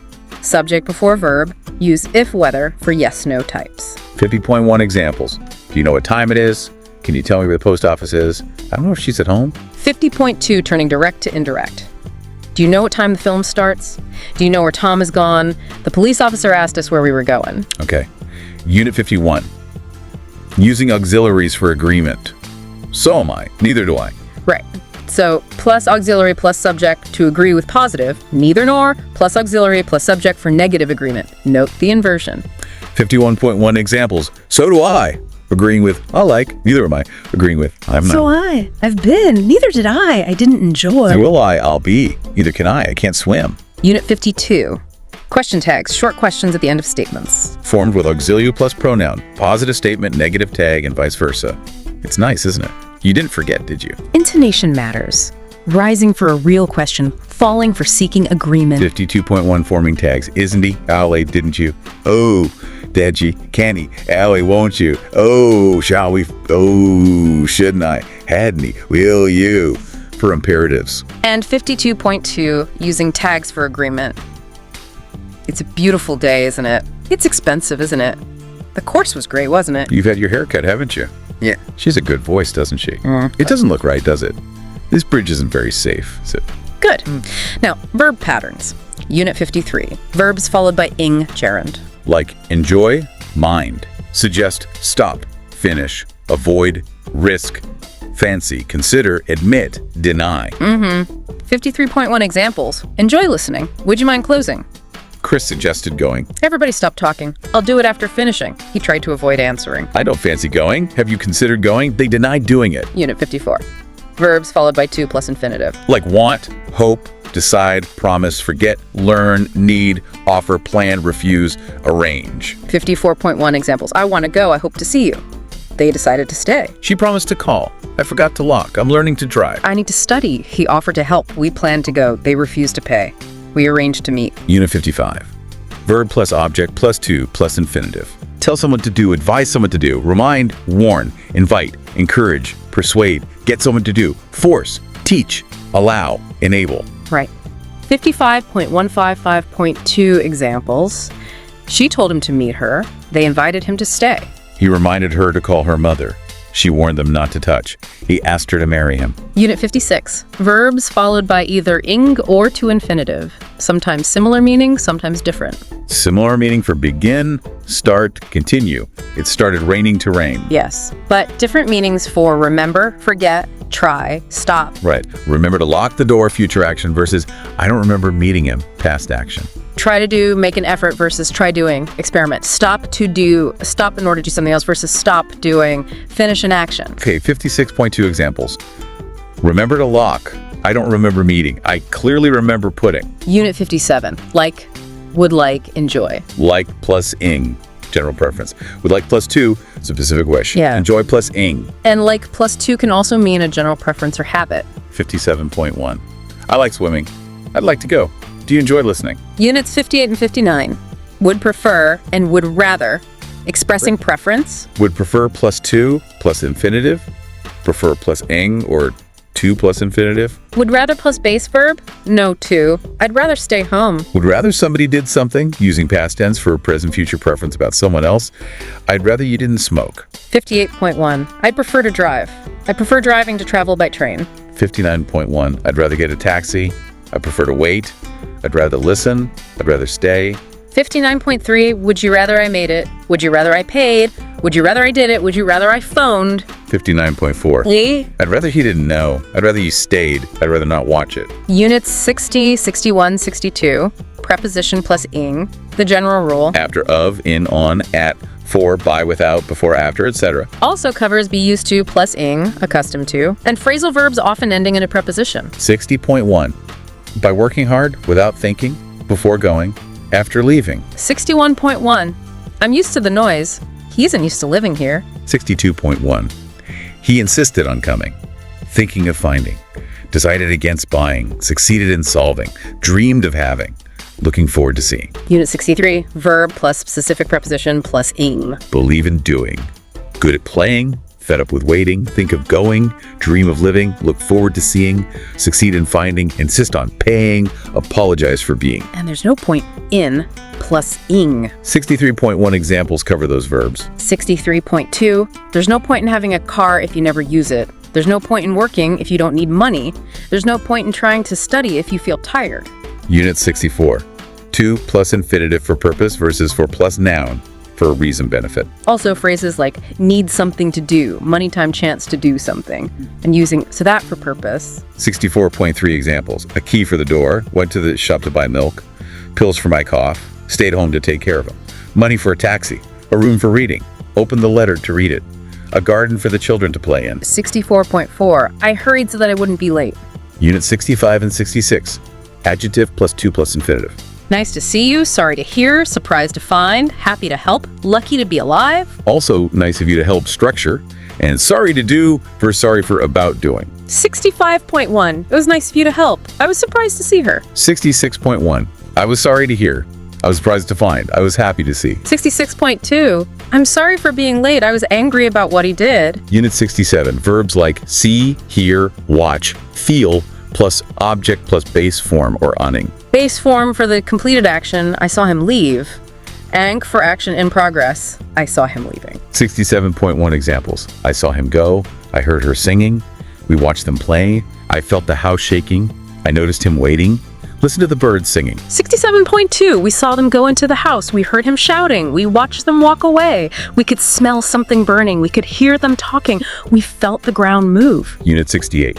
Using ing clauses to shorten sentences. Feeling tired? I went to bed. Also, while doing, when doing, and having done for an earlier action, after doing. Good for concise writing. Okay, nouns. Unit 69 and 70. Countable versus uncountable. Countable. Can count them. Singular, plural, books. Uncountable. Usually can't count. No plural. Water, information, advice, luggage, news. Some can be both with different meanings. Hair, uncountable, versus a hair, countable strand. Right. Exercises 69.1 and 69.2 focus on identifying them and using Irion correctly. And 70.1 lists uncountables like advice, information, luggage, news, progress. 70.3 shows how to make them countable. A piece of advice, an item of luggage. 70.4 uses them in sentences. Any luggage, some information, much experience, her life, the damage. Unit 71 specifically on a versus an. Based on sound, not spelling, an hour, a university. Units 72 and 73, using Z. Specific things already mentioned, unique things, the sun, the died-up structure, ordinal superlatives, the first, the best, the cinema theater. Exercises 72.1, 73.1, 73.3, 73.4 all practice these uses, identifying specific versus general references. Units 74 and 75 when not to use the. General plurals, dogs, meals, lunch last week, places for primary purpose, go to bed, work, school, hospital, prison, university, home. Also general concepts, life, sports, football, subjects, history, languages, Spanish, nationalities, French. Exercises 74.3, 74.4, 75.1, 75.3. Yeah. Practice these zero article situations. Units 76 and 77, geographical names with the rivers, seas, oceans, canals, deserts, mountain ranges, groups of islands, names with Republic Kingdom states. And NOV. For continents, most countries, individual islands, mountains, cities, titles plus name, Mr. Smith, companies, airlines, universities usually. Exercises 76.1, 77.1, 77.2 cover these specific rules for names. Unit 78 reviews the with places, buildings, and covers the plus adjective for groups, the rich, the poor. Exercises 78.1 and 78.2 practice applying the to specific named places versus general types. Units 79 and 80, plural nouns, regular SEs, like men, children, always plural, trousers. Uncountables uses plural sometimes. Compound nouns, possessives with plurals, boys versus children, oof versus for possession. Exercise 79.1 corrects plural usage errors. Units 81 and 82, reflexive pronouns, myself, yourself, object emphasis by myself. Exercises 81.1 and 82.1 practice using the correct reflexive pronoun. Unit 83, my own, your own for emphasis, a friend of mine. Exercises 83.1, 83.3, 83.4, 83.5 practice using own and related phrases like by myself. Unit 84, there is there versus it is. There introduces existence. It refers to something specific already mentioned. Exercise 84.1 contrasts their use in context. Unit 85, some and any. Some for positive, offers, requests. Any for negative, questions if. Compounds like somebody, anything, no, nobody, nothing. Any meaning, doesn't matter which. Exercises 85.1 and 85.3 practice choosing correctly. Unit 86, no versus none. No plus noun, none of plus pronoun plural. None alone. Exercise 86.1 demonstrates the difference. Unit 87, much, many, a lot. Many, few, plus plural countables. Much, little, plus uncountables. Lots of plenty of plus both. Exercises 87.1 and 87.2 practice correct usage, especially with a lot of being common. Unit 88, also most of, none of. Using of before pronouns, get to see you them. Using them alone, half of. Exercise 88.1 shows structures like all of it, some of them. Unit 89, bover. Neither. Correlatives, both dot and, either dot or, neither dot or. Using of, both of them. Neither for two, none for more than two. Exercises 89.1 and 89.5 practice these structures. Unit 90, every verse each, every for groups, frequency, large numbers. Each for individuals can be used for two. Everyone versus everyone. Exercises 90.1 and possibly 91.4, typo likely 90.x, illustrate the differences. Relative clauses. Units 92 and 93, defining clauses, which now essential info, omitting object pronouns, what the thing. Exercises 92.1, 92.2, 93.1, practice forming and correcting defining clauses. Exercises 94.1 and 94.3, practice using these correctly. Unit 95, non-defining clauses, extra info, commas needed, cannot use that, which can refer to a whole clause. Exercises 95.1 and 95.2, practice adding commas and forming non-defining clauses. Unit 96, prepositions and relative clauses. Preposition plus whom, with formal or preposition at the end, comma. Exercise 96.1 shows placing the preposition at the end. Unit 98, seeing versus yet adjectives. Boring causes feeling versus bored. Has feeling. Exercise 98.1 practices choosing the correct form. Disappointing, disappointed, exhausting, exhausted, etc. Adverbs. Units 99 and 100. Forming spin. Irregulars, fast, hardwell. Position, manner, place, time, frequency. Adjective versus adverb after linking verbs. Hard, hardly. Late, lately. Exercises 99.1 and 100.1 practice forming and using adverbs correctly. Unit 101. Word order review, especially adverbs. Frequency, adverbs, position. Hardly any, ever. Exercises 101.1 and 101.5 practice correcting word order with adverbs. Unit 102, so and such. So plus a job, such plus a adjunct plus addy plus noun. So much many little few. Exercises 102.1, 102.2, 102.3 practice using and correcting so and such. Unit 103, enough and two, adjective plus enough. 103.2, 103.3 practice these structures. Unit 104, quite, meanings, Us. fairly rather, or very really. Context, intonation dependent. Exercise 104.4 asks to interpret the meaning in context. Comparatives. Yeah. Unit 105, forming. More. Yeah. And irregulars, better, worse, further. Exercises 105.1 and 105.3 practice forming and using comparatives. Unit 106, comparatives with any longer, no digger. Repeating comparatives, better and better. The dot structure. Exercises 106.1, 106.4, 106.5 practice these comparative structures. Unit 107, comparatives with A's, equal, not A's dot asanis. Exercise 107.1 practices using A's. Superlatives. Unit 108, forming. Aced, most. The before superlative, in, off, after. Irregulars, best, worst, furthest. Exercises 108.1, 108.3, 108.3 practice forming and using superlatives. Word order again. Unit 109, subject, verb, object, review. Adverb positions. Object pronouns before placetime. Exercises 109.1 and 109.2 practice correcting word order. Unit 1 then. More on adverb order, manner, placetime. Frequency adverbs, both position. Exercises 110.1 and 100.3 practice adverb placement. Unit 111, still, anymore, no longer. Still, continuing, anymore, no longer. Exercise 111.1 practices rewriting sentences using these. Contrasting conjunctions, units 1 and 12 and 113. Even though plus clause. In spite of plus nouning, though at the end. Exercises 112.1, 113.3, 113.4 practice these contrast linkers. Conditionals, units 114 and 115, if sentences, types 1, 2, 3, unless, if not, as long as provided, only if, in case, possibility. Exercise 114.1, 115.3, 114.2 practice these conditional forms and linkers. Unit 116, A's meanings, time, while, when, reason, because, comparison A's. just as. Exercise 116.4 identifies the meaning of A's. Unit 117, like versus as, like or similar to, as for comparison with verb, job, function, certain phrases, as if, as though. Exercise 117.1 practices choosing between like and A's. Time, prepositions, conjunctions. Units 118 and 119, for, period versus since start point, during noun period versus while clause activity. Exercises 118.1, 119.1, 119.2 practice choosing the correct word. Unit 120, by, not later than, versus until, till, up to, by the time. Units 121 and 122 prepositions of time. At times, Christmas. In months, years, seasons, parts of day. On days, dates. In time versus on time. In the end versus at the end. Exercises 121.2 and 122.3 practice these time prepositions. Prepositions of position. Units 123, 124, 125. At, point, address, in enclosed space area, on surface, street, floor. Specific phrases. In and at the corner, at homework, in bed, at a party. Exercises 123.2, 123.3, 124.1 practice these position prepositions. Unit 126. Movement prepositions. To, towards, in, inside location. Into, movement, inside. Exercise 125.1 practices these. Unit 127, other uses. On TV, radio, phone, internet. At the top, bottom end. In a photo, picture, newspaper. Unit 128, by. Means of transport, communication, passive agent, by myself, by accident, chance. Exercises 128.1 and 128.2 practice using by. Unit 129, noun plus preposition combinations. Advantage of, reason for, solution to. Exercises 129.1 and 129.3 practice common pairings. Units 130 and 131, adjective plus preposition combinations. Afraid of, good at, different from, keen on, married to. Exercises 130.1 and 131.4 practice these pairings. Units 132, 136.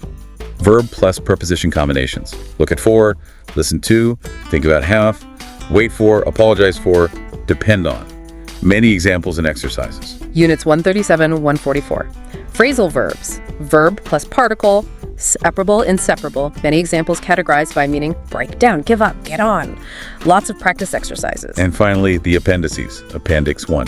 Irregular verbs, super important. Absolutely essential for past, simple, and perfect tenses. Appendix 2. Short forms contractions. Appendix 3. Spelling rules. Engaged plurals. Appendix 4.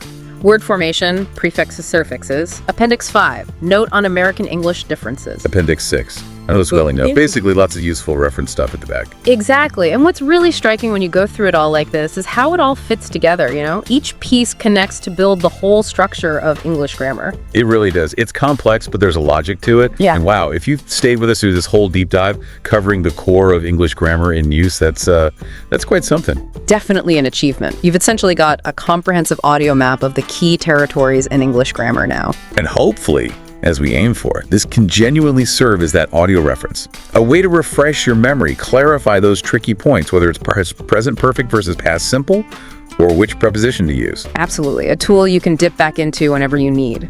So the final thought for you today, having taken this, well, pretty extensive audio journey, how might this deeper dive into the nuts and bolts change how you approach English? Maybe in your writing, your speaking, or even just your understanding when you listen or read.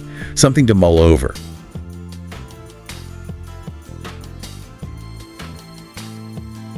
नमस्कार। आज हम अंग्रेजी व्याकरण के कुछ दिलचस्प और कभी-कभी उलझाने वाले पहलुओं पर बात करेंगे। हाँ बिल्कुल, हमारे पास कुछ नोट्स हैं और कोशिश रहेगी कि जो आम मुश्किलें होती है ना सीखने वालों को, हाँ, उन्हें थोड़ा आसान बनाया जाए। सही है। तो चलिए शुरू करते हैं। नोट्स में सबसे पहले जिक्र है प्रेजेंट सिंपल और प्रेजेंट कंटिन्यूअस का। हाँ, ये बहुत कॉमन कंफ्यूजन है। नोट्स में वो बस ड्राइवर एलेक्स का उदाहरण है कि एलेक्स अभी सो रहा है। ही इज स्लीपिंग, ये कंटिन्यूअस हुआ। हाँ। लेकिन उसका काम है बस चलाना। ही ड्राइव्स अ बस, वो सिंपल है। तो ये फर्क क्यों इतना जरूरी है समझना? देखिए, फर्क इसलिए जरूरी है क्योंकि मतलब बदल जाता है। कंटिन्यूअस टेंस मतलब इज स्लीपिंग, ये बताता है कि कोई काम अभी बोलते वक्त चल रहा है या फिर अस्थायी है। अच्छा, जैसे उसका सोना अभी हो रहा है। हाँ बिल्कुल। जबकि सिंपल टेंस जैसे ड्राइव्स अ बस, वो उसकी आदत या रोज का काम या कोई सामान्य सच बताता है। जैसे वो दूसरा उदाहरण था नोट्स में, पानी 100 डिग्री पर उबलता है। Water boils at 100 degrees. सही, ये एक तथ्य है, ये हमेशा सच है। लेकिन अगर पानी अभी उबल रहा है केतली में, तो हम कहेंगे द वाटर इज बॉइलिंग। हाँ हाँ, समझ गई। मतलब एक अभी हो रही चीज है और एक सामान्य नियम या आदत। बिल्कुल। और अगर ये अदला बदली कर दें तो मतलब सुनने वाला कंफ्यूज हो सकता है। सही बात है, पूरी बात का मतलब ही बदल जाएगा। एकदम। चलिए अब वो दूसरी जोड़ी पर आते हैं जो अक्सर उलझाती है, पास्ट सिंपल और प्रेजेंट परफेक्ट। हाँ, ये भी बहुत महत्वपूर्ण है। नोट्स में वो चाबी खोने वाला उदाहरण है, टॉम वाला। हाँ, टॉम हैज लॉस्ट हिज की और टॉम लॉस्ट हिज की सुनने में काफी एक जैसे लगते हैं, पर है नहीं। देखिए, प्रेजेंट परफेक्ट यानी हैज लॉस्ट, इसका कनेक्शन अभी से है, वर्तमान से। मतलब ये कि टॉम ने चाबी खो दी है और वो चाबी अभी भी उसके पास नहीं है, उसका असर अभी महसूस हो रहा है। ओह, तो जैसे वो शायद घर के बाहर खड़ा है। हाँ, हो सकता है। जबकि past simple Tom lost his की ये सिर्फ इतना बताता है कि अतीत में किसी समय उसने चाबी खोई थी। तो हो सकता है उसे मिल गई हो बाद में। हाँ बिल्कुल, या शायद नहीं मिली हो। ये वाक्य ये नहीं बताता, उसका सीधा कनेक्शन वर्तमान से नहीं जुड़ता। अरे वाह, ये तो बहुत बड़ा फर्क है। मतलब हैज लॉस्ट में प्रॉब्लम अभी भी चल रही है। बिल्कुल। और एक और जरूरी बात जो नोट्स में है, जब हम किसी बीते हुए पक्के समय की बात करते हैं, जैसे यस्टरडे, लास्ट वीक या 10 मिनट्स अगो, हाँ, तो हम हमेशा पास्ट सिंपल ही इस्तेमाल करते हैं, प्रेजेंट परफेक्ट नहीं। अच्छा, जैसे I lost my keys yesterday, ना कि I have lost my keys yesterday. एकदम सही, क्योंकि येस्टरडे उस घटना को पूरी तरह अतीत में रख देता है। समझ गई, ये बहुत काम की बात है। अच्छा, अतीत की बात चल रही है तो वो मॉडल्स का जिक्र भी है नोट्स में, अंदाजा लगाने वाले। हाँ, वो must have, might have, can't have वाले। हाँ हाँ, जैसे वो उदाहरण था, दरवाजे पे कोई जवाब नहीं दे रहा तो they must have gone out. इसका मतलब है कि हमें काफी पक्का यकीन है कि वो बाहर गए होंगे, क्योंकि कोई सबूत है, जैसे दरवाजा बंद है या कोई जवाब नहीं। तो मस्ट हैव मतलब लगभग पक्का। हाँ, काफी हद तक। फिर माइट हैव या कुड हैव का मतलब है शायद, पक्का नहीं। और कांट हैव, जैसे नोट्स में था, सारा can't have got my message. इसका मतलब है कि हमें पूरा यकीन है कि ऐसा नहीं हुआ होगा, मतलब पक्का उसे मैसेज नहीं मिला, वरना वो जवाब देती। ये तो मतलब अपनी बात में कितना यकीन है ये बताने का बहुत अच्छा तरीका है। जी हाँ, ये अंग्रेजी में बारीकी लाने के तरीके हैं। कमाल है। अच्छा, एक और चीज जो नोट्स में थी और जिसमें लोग अक्सर गड़बड़ करते हैं, यूज्ड टू वाला। हाँ, यूज्ड टू डू और बी यूज्ड टू डूइंग। ये सुनने में बहुत मिलते जुलते हैं। वही तो नोट्स में उदाहरण है, I used to live alone और I am used to living alone. मतलब क्या है दोनों का? मतलब बिल्कुल अलग है। I used to live alone, यहाँ यूज्ड टू के बाद क्रिया का बेस फॉर्म लाइव है। इसका मतलब है मैं पहले अकेले रहता था पर अब नहीं रहता। अच्छा, मतलब अतीत की कोई आदत या स्थिति जो अब सच नहीं है। बिल्कुल। और I am used to living alone, यहाँ बी क्रिया एम है, फिर यूज्ड टू और फिर क्रिया में आईएनजी लिविंग। हाँ, इसका मतलब है मुझे अकेले रहने की आदत है। ये वर्तमान की आदत या किसी चीज से परिचित होने की बात करता है। बाप रे, संरचना भी अलग, मतलब भी बिल्कुल अलग। हाँ जी, इस पर ध्यान देना बहुत जरूरी है। एक एम लगने या न लगने से या क्रिया के रूप से पूरी बात बदल जाती है। ये तो सच में ध्यान रखने वाली बात है। और जाते जाते नोट्स में प्रेपोजिशन की भी बात थी, कुछ मुहावरेदार प्रयोग। हाँ, जैसे बाय चांस या इन अ हरी। हाँ, ये छोटे छोटे शब्द। बाय चांस का मतलब ये नहीं कि मौके के द्वारा। सही कहा, हंसते हुए। ये फिक्स्ड फ्रेजेस होते हैं, इनका मतलब हमें ऐसे ही याद करना होता है। बाय चांस मतलब संयोग से, इन अ हरी मतलब जल्दी में। ये दिखाते हैं कि भाषा सिर्फ नियमों का खेल नहीं है, उसमें ये रंग भी हैं। बिल्कुल, ये भाषा को ज्यादा स्वाभाविक और रंगीन बनाते हैं। तो आज हमने काफी कुछ देखा। Present simple continuous, past simple present perfect का फर्क। हाँ, फिर वो models must have, can't have, और वो यूज्ड टू के दो अलग अलग मतलब और प्रयोग। और हाँ, प्रेपोजिशन के कुछ खास इस्तेमाल। ये सब बस कुछ उदाहरण हैं कि अंग्रेजी व्याकरण कैसे काम करता है। ये नियम असल में अपनी बात को ठीक से स्पष्ट रूप से कहने के तरीके हैं। सही कहा, ये सिर्फ रूल बुक नहीं बल्कि कम्युनिकेशन के टूल है। एकदम। तो इस पर सोचने के लिए एक बात छोड़ जाते हैं। इन सारे पॉइंट्स में से कौन सा ऐसा है जो आपको लगता है सबसे ज्यादा कंफ्यूज करता है लोगों को, या जिसे समझना सबसे जरूरी है? अच्छा सवाल है। शायद इस पर गौर करने से ही सीखने में और मदद मिले। बिल्कुल। चलिए, अगली बार फिर मिलेंगे एक और ऐसी ही गहरी चर्चा के साथ। तो आज हमारे पास अंग्रेजी ग्रामर पर कुछ मवाद है नोट्स हैं, मशक़ें हैं, कुछ ऑडियो क्लिप्स और एक क्विज भी। जी। चलिए कोशिश करते हैं इनमें से कुछ अहम नुकात को समझने की, खास तौर पर वो जो कभी-कभी उलझा देते हैं। बिल्कुल, मकसद यही है कि इन उसूलों को आसान, दिलचस्प अंदाज में देखें ताकि मतलब बात वाज़े हो। सही। क्योंकि ग्रामर सिर्फ रट्टा नहीं है, ये समझना है कि जुबान कैसे चलती है ताकि हम अपने ख्यालात ठीक से पहुंचा सकें। अच्छा, तो एक आम मसला जो आता है वो है प्रेजेंट सिंपल और प्रेजेंट कंटिन्यूअस का फर्क। हाँ, ये बहुत आम है। हमारे पास मिसालें हैं, जैसे मेरी ट्रेन 11:30 पर रवाना होती है।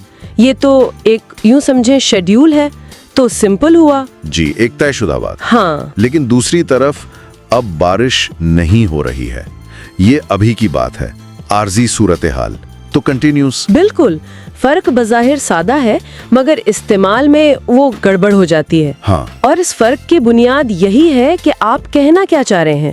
प्रेजेंट सिंपल है मुस्तकिल चीजों के लिए, आदतें, सच्चाइयाँ, टाइम टेबल्स। ठीक। और प्रेजेंट कंटिन्यूस उन कामों के लिए जो अभी चल रहे हैं, बोलने के वक्त हो रहे हैं या आर्जी हैं। सियाको सबाक मतलब कॉन्टेक्स्ट बताता है कि कौन सा टेंस ठीक रहेगा। और वो स्टेट वर्ब्स वाली बात भी थी नोट्स में, जैसे लाइक, नो। हाँ, बहुत अहम नुक्ता।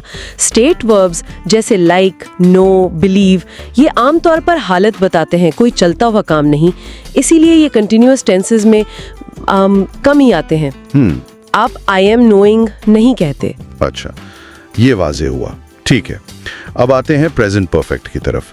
ये थोड़ा सा क्या कहते हैं, ट्रिकी हो सकता है। जी, क्योंकि इसका ताल्लुक माजी से भी है और हाल से भी। हाँ, जरा ये बताते हैं कि ये उन कामों के लिए है जो हाल ही में मुकम्मल हुए लेकिन उनका असर अभी है। जैसे मिसाल थी, मेरी उंगली कट गई है। बिल्कुल, मतलब अभी अभी कटी और नतीजा सामने है, शायद खून बह रहा हो। हाँ, या फिर सिंस और फॉर के साथ इस्तेमाल, जैसे जब से मैं आया हूँ रोज बारिश हुई है। माजी में शुरू हुआ, अब तक चल रहा है। सही कहा। और इसका पास्ट सिंपल से फर्क समझना बहुत बहुत जरूरी है। अच्छा, वो कैसे?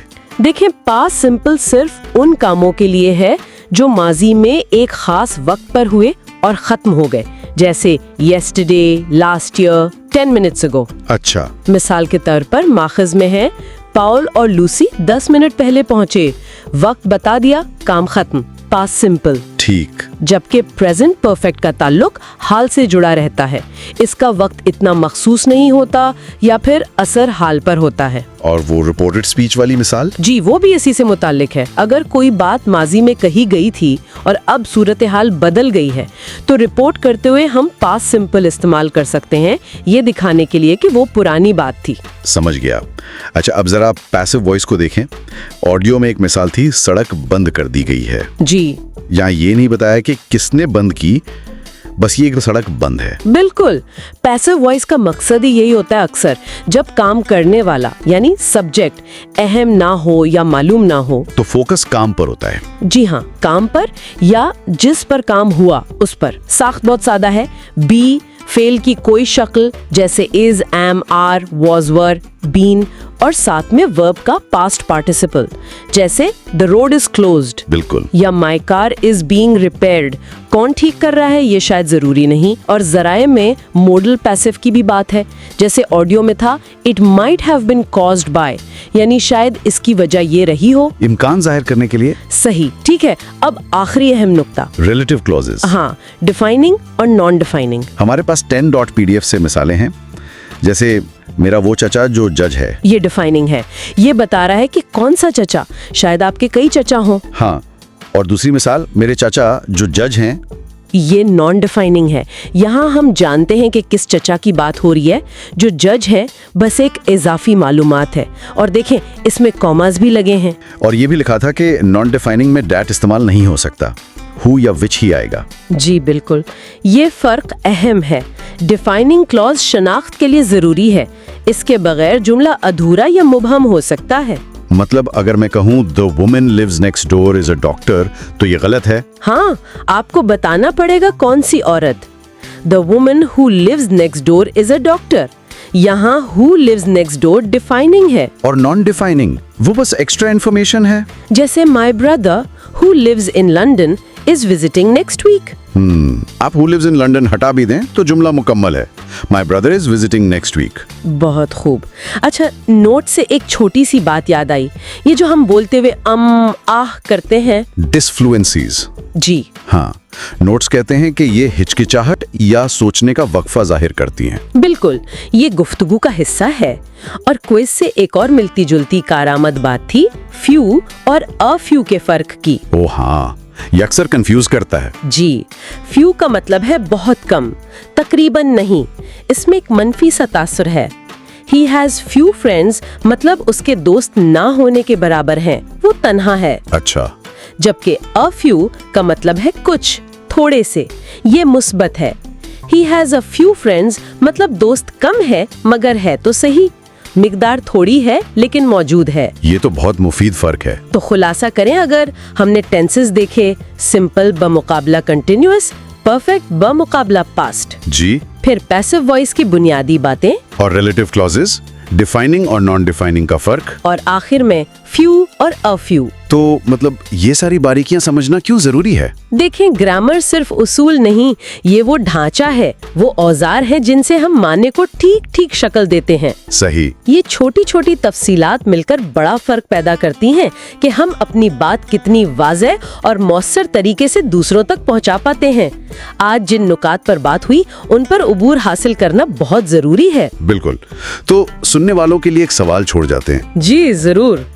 सोचिएगा कि ग्रामर की इन बारीकियों पर, इन छोटी छोटी तफसीलात पर महारत हासिल करने से पेचीदा ख्यालात को, मुश्किल बातों को दूसरों तक मौसर अंदाज में पहुंचाने की हमारी सलाहियत में क्या तब्दीली आ सकती है, कितना फर्क पड़ सकता है।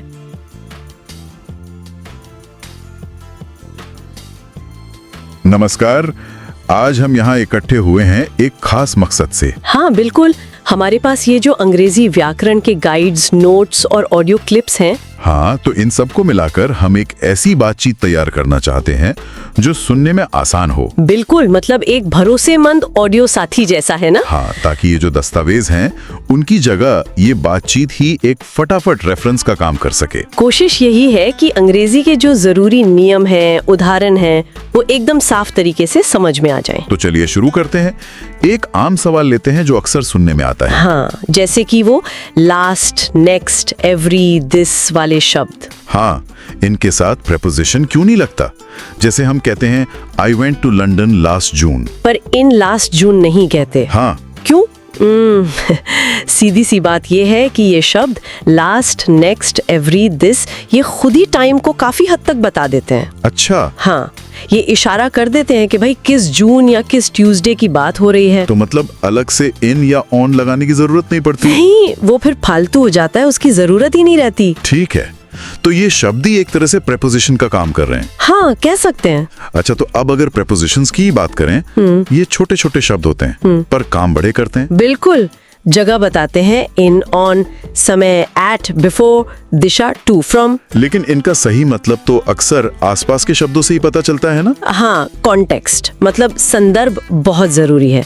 जैसे ऑन को ही ले लीजिए। हाँ, ऑन का मतलब किसी सतह पर भी हो सकता है, या फिर किसी विषय के बारे में बात हो रही हो, या फिर कोई दिन बता रहा हो। और ये भी तो फर्क है कि कब कोई शब्द प्रेपोजिशन है और कब एडवर्ब। हाँ, ये जानना भी जरूरी है। जैसे अगर कहें ही लुक्ड अप, मतलब उसने ऊपर देखा, तो यहाँ अब क्या हुआ? यहाँ अब बता रहा है कि उसने कैसे देखा, मतलब क्रिया लुक्ड के बारे में बता रहा है, तो ये एडवर्ब है। अच्छा, लेकिन अगर कहें he looked up the chimney, मतलब उसने चिमनी में ऊपर देखा, तो यहाँ अप जो है वो नाउन चिमनी को क्रिया लुक्ड से जोड़ रहा है, तो यहाँ ये प्रेपोजिशन है। समझ गया? बिल्कुल। अब आते हैं कंजंक्शंस पर, मतलब संयोजक। हाँ, जोड़ने वाले शब्द। हाँ। इसमें भी दो तरह के होते हैं। एक तो वो जिन्हें हम फैन बॉयज से याद रखते हैं, फॉर, एंड, नॉर, बट और येट, सो। बिल्कुल, ये है कोऑर्डिनेटिंग कंजंक्शंस। इनका काम सीधा है दो बराबर की चीजों को जोड़ना, जैसे दो शब्द या दो वाक्यांश या दो पूरे पूरे वाक्य भी। हाँ, जो व्याकरण के हिसाब से एक जैसे हों। और दूसरे होते हैं सबऑर्डिनेटिंग कंजंक्शंस। जैसे बिकॉज, ऑल्दो, इफ, व्हेन, ये वाले। हाँ, ये एक आश्रित उपवाक्य को मतलब डिपेंडेंट क्लॉज को मुख्य उपवाक्य यानी मेन क्लॉज से जोड़ते हैं। तो ये वाक्यों के बीच का रिश्ता दिखाते हैं, जैसे कारण या विरोधाभास। हाँ, या शर्त या समय, इनसे भाषा में गहराई आती है, मतलब ज्यादा साफ हो जाता है। ठीक है। अब टेंसेस की बात करते हैं। काल, ये तो अक्सर लोगों को परेशान करते हैं। हाँ, करते तो हैं। प्रेजेंट सिंपल और कंटिन्यूअस में क्या फर्क है, आप बताइए। प्रेजेंट सिंपल तो हो गया जो सामान्य सच है या रोज की आदतें, जैसे सूरज पूरब में उगता है। बिल्कुल। और प्रेजेंट कंटिन्यूअस, वो जो अभी हो रहा है या आजकल चल रहा है, जैसे शी इज लर्निंग इंग्लिश, वो अभी सीख रही है। हाँ, और इसमें खास बात ध्यान रखनी होती है स्टेटिव वर्ब्स की। हाँ, वो क्रियाएं जो अवस्था दिखाती हैं, एक्शन नहीं, जैसे नो, वांट, सीम। बिलीव, हाँ, इनका इस्तेमाल आम तौर पर कंटिन्यूअस टेंस में नहीं करते। ठीक है। और पास्ट सिंपल बनाम प्रेजेंट परफेक्ट, ये भी बड़ा कंफ्यूजिंग है। तो देखिए, पास्ट सिंपल जैसे I visited Paris last year, ये उन कामों के लिए है जो बीते हुए समय में किसी पक्के टाइम पर हुए और खत्म हो गए। उनका आज से कोई लेना देना बताना जरूरी नहीं। हाँ, जबकि प्रेजेंट परफेक्ट जैसे I have lost my keys, इसका कनेक्शन आज से है। मतलब चाबी खो गई है और अब नहीं मिल रही। बिल्कुल, या तो काम का समय पक्का नहीं पता या उसका असर अभी भी है, जैसे चाबी अब नहीं है। समझ गया। और पास्ट परफेक्ट मतलब हैड प्लस वर्ब की थर्ड फॉर्म, उसका इस्तेमाल तब होता है जब हम अतीत की किसी घटना से भी पहले हुई किसी घटना की बात कर रहे हों। अच्छा, जैसे when I arrived the film had started, मतलब मेरे पहुंचने से पहले ही फिल्म शुरू हो चुकी थी। ओके। अब मॉडल्स पर आते हैं, कैन, कुड, मे, माइट, ये सब। हाँ, मस्ट, शुड भी, ये क्रिया का मूड बताते हैं, मतलब क्षमता कैन कुड, संभावना मे माइट कुड, अनिवार्यता मस्ट हैव टू, या सलाह शुड। हाँ, और अतीत के बारे में अंदाजा लगाने के लिए भी इनका इस्तेमाल होता है, must have, can't have, might have. जैसे he might have missed the train. बिल्कुल, मतलब पक्का नहीं पता, पर हो सकता है उसकी ट्रेन छूट गई हो। ठीक है। एक और जरूरी चीज, काउंटेबल और अनकाउंटेबल नाउन्स का फर्क। हाँ, ये जानना बहुत जरूरी है, क्योंकि इसी से तय होता है कि हम आ एन लगाएंगे या नहीं, या फिर सम, एनी, मच, मैनी जैसे शब्द कैसे इस्तेमाल करेंगे। काउंटेबल मतलब जिन्हें गिन सकते हैं, जैसे किताब, किताबें। और अनकाउंटेबल जिन्हें नहीं गिन सकते, जैसे पानी या सलाह, एडवाइस। और वो सम और एनी वाला नियम। हाँ, आमतौर पर सम पॉजिटिव वाक्यों में आता है और एनी नेगेटिव वाक्यों या सवालों में। ठीक है। अब कुछ क्रियाओं के बाद तो वर्ब की आईएनजी फॉर्म आती है और कुछ के बाद टू प्लस वर्ब। हाँ, इसे वर्ब पैटर्न कहते हैं। ये अक्सर क्रिया पर ही निर्भर करता है। जैसे एंजॉय के बाद आईएनजी आता है, पर वांट के बाद टू। बिल्कुल, एंजॉय स्विमिंग, अवॉइड टॉकिंग, लेकिन want to go, decide to study. और कुछ क्रियाएं ऐसी भी हैं जिनके साथ दोनों आ सकते हैं, पर मतलब बदल जाता है। हाँ, जैसे remember, stop, try. Stop to talk का मतलब है बात करने के लिए रुकना, और स्टॉप टॉकिंग उसका मतलब है बात करना बंद कर देना। देखो, मतलब बिल्कुल अलग हो गया। हाँ, ये ध्यान रखना होगा। अच्छा, पैसिव वॉइस कब इस्तेमाल करते हैं? कर्मवाच्य, जब कर्ता मतलब काम करने वाला या तो पता ना हो या जरूरी ना हो, या फिर हम क्रिया या कर्म पर ज्यादा जोर देना चाहते हो। इसकी बनावट होती है बी क्रिया का सही रूप प्लस पास्ट पार्टिसिपल। हाँ, जैसे मिस्टेक्स वर मेड, किसने की ये जरूरी नहीं। और वो हैव समथिंग डन वाला स्ट्रक्चर। हाँ, वो तब इस्तेमाल होता है जब हम काम खुद नहीं करते, किसी और से करवाते हैं। जैसे I had my hair cut, बाल मैंने खुद नहीं काटे। सही। और रिपोर्टेड स्पीच, जब किसी की बात को अपने शब्दों में बताएं। उसमें मुख्य तौर पर 3 बदलाव आते हैं। एक तो टेंस अक्सर एक स्टेप पीछे चला जाता है, मतलब प्रेजेंट सिंपल बन जाता है पास्ट सिंपल। हाँ। दूसरा, प्रोनाउंस बदल जाते हैं, जैसे आई बन जाता है ही या शी। और तीसरा, समय और जगह बताने वाले शब्द बदल जाते हैं, नाउ का देन, हेयर का देयर, टुडे का दैट डे, इस तरह से। ठीक है। कंडीशनल्स यानी शर्त वाले वाक्य, टाइप 1 सबसे आम है शायद। हाँ, टाइप 1 जो भविष्य की असली संभावना दिखाता है, इफ के साथ प्रेजेंट सिंपल और दूसरे हिस्से में विल प्लस वर्ब की बेस फॉर्म। जैसे if it doesn't rain we'll go to the park. बिल्कुल। और एक जरूरी नियम याद रखना है कि इफ क्लॉज में साधारणता विल या वुड नहीं आता। अच्छा, और फ्रेजल वर्ब्स जैसे लुक अप, ब्रेक डाउन। हाँ, ये क्रिया और एक दो छोटे शब्दों का मेल होते हैं, इनका मतलब अक्सर मूल क्रिया से अलग होता है। और कुछ में ऑब्जेक्ट बीच में आ सकता है, कुछ में नहीं। हाँ, कुछ सेपरेबल होते हैं, कुछ इनसेपरेबल। इन्हें तो याद ही करना पड़ता है क्योंकि इनके कई मतलब हो सकते हाँ, हैं। सही है। और आखिर में कुछ छोटी छोटी मगर जरूरी बातें। हाँ, जैसे पोजेसिव इट्स बिना अपोस्ट्रोफी और इट्स जो इट इज या इट्स हैज का छोटा रूप है का फर्क समझना। और अतीत की आदतों के लिए यूज्ड टू का प्रयोग, जैसे he used to live here. हाँ बिल्कुल, ये कुछ आम गलतियां हैं जिन पर ध्यान देना चाहिए। कैपिटलाइजेशन, कॉमास का सही इस्तेमाल, ये भी जरूरी है। तो ये थी हमारी कोशिश कि इन सारे स्रोतों से अंग्रेजी व्याकरण की जो जानकारी है, हाँ, उसे एक आसान और साफ ऑडियो रूप में पेश किया जाए। हमने कोशिश की है कि उदाहरणों पर और नियमों के पीछे जो लॉजिक है उस पर जोर दें। उम्मीद है कि ये बातचीत अंग्रेजी व्याकरण की जो उलझने हैं उन्हें सुलझाने में मददगार होगी और एक फटाफट रेफरेंस की तरह काम आएगी जब भी जरूरत पड़े। बिल्कुल। और जाते जाते बस एक सवाल छोड़ जाते हैं सोचने के लिए। हाँ। क्या व्याकरण के नियमों को बारीकी से जानने से भाषा को महसूस करने का, इस्तेमाल करने का हमारा अपना तरीका बदलता है? या फिर भाषा की जो अपनी रवानी है उसका जो सहज ज्ञान है वो इन नियमों से परे है? हाँ, इस पर जरूर सोचिए।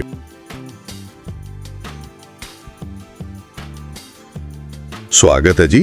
आज ना साडे कोल अंग्रेजी ग्रामर बारे काफी सारे नोट्स ते गाइड्स ने ਤੇ ਆਪਣਾ ਮਕਸਦ ਹੈ ਕਿ ਇਹਨਾਂ ਸਾਰਿਆਂ ਨੂੰ ਮਿਲਾ ਕੇ ਇੱਕ ਬਹੁਤ ਹੀ ਸਾਫ਼ ਤੇ ਸੌਖੀ ਜਿਹੀ ਆਡੀਓ ਗੱਲਬਾਤ ਬਣਾ ਲਈਏ। ਹਾਂਜੀ ਬਿਲਕੁਲ। ਤਾਂ ਕਿ ਜਦੋਂ ਵੀ ਲੋੜ ਪਵੇ ਕਿਸੇ ਨੂੰ ਵੀ ਇਹ ਸੁਣ ਕੇ ਪਤਾ ਲੱਗ ਜਾਵੇ ਤੇ ਉਹ ਅਸਲੀ ਕਾਗਜ਼ਾਂ ਨੂੰ ਫਰੋਲਣ ਦੀ ਲੋੜ ਨਾ ਪਵੇ। ਬਿਲਕੁਲ ਸਹੀ।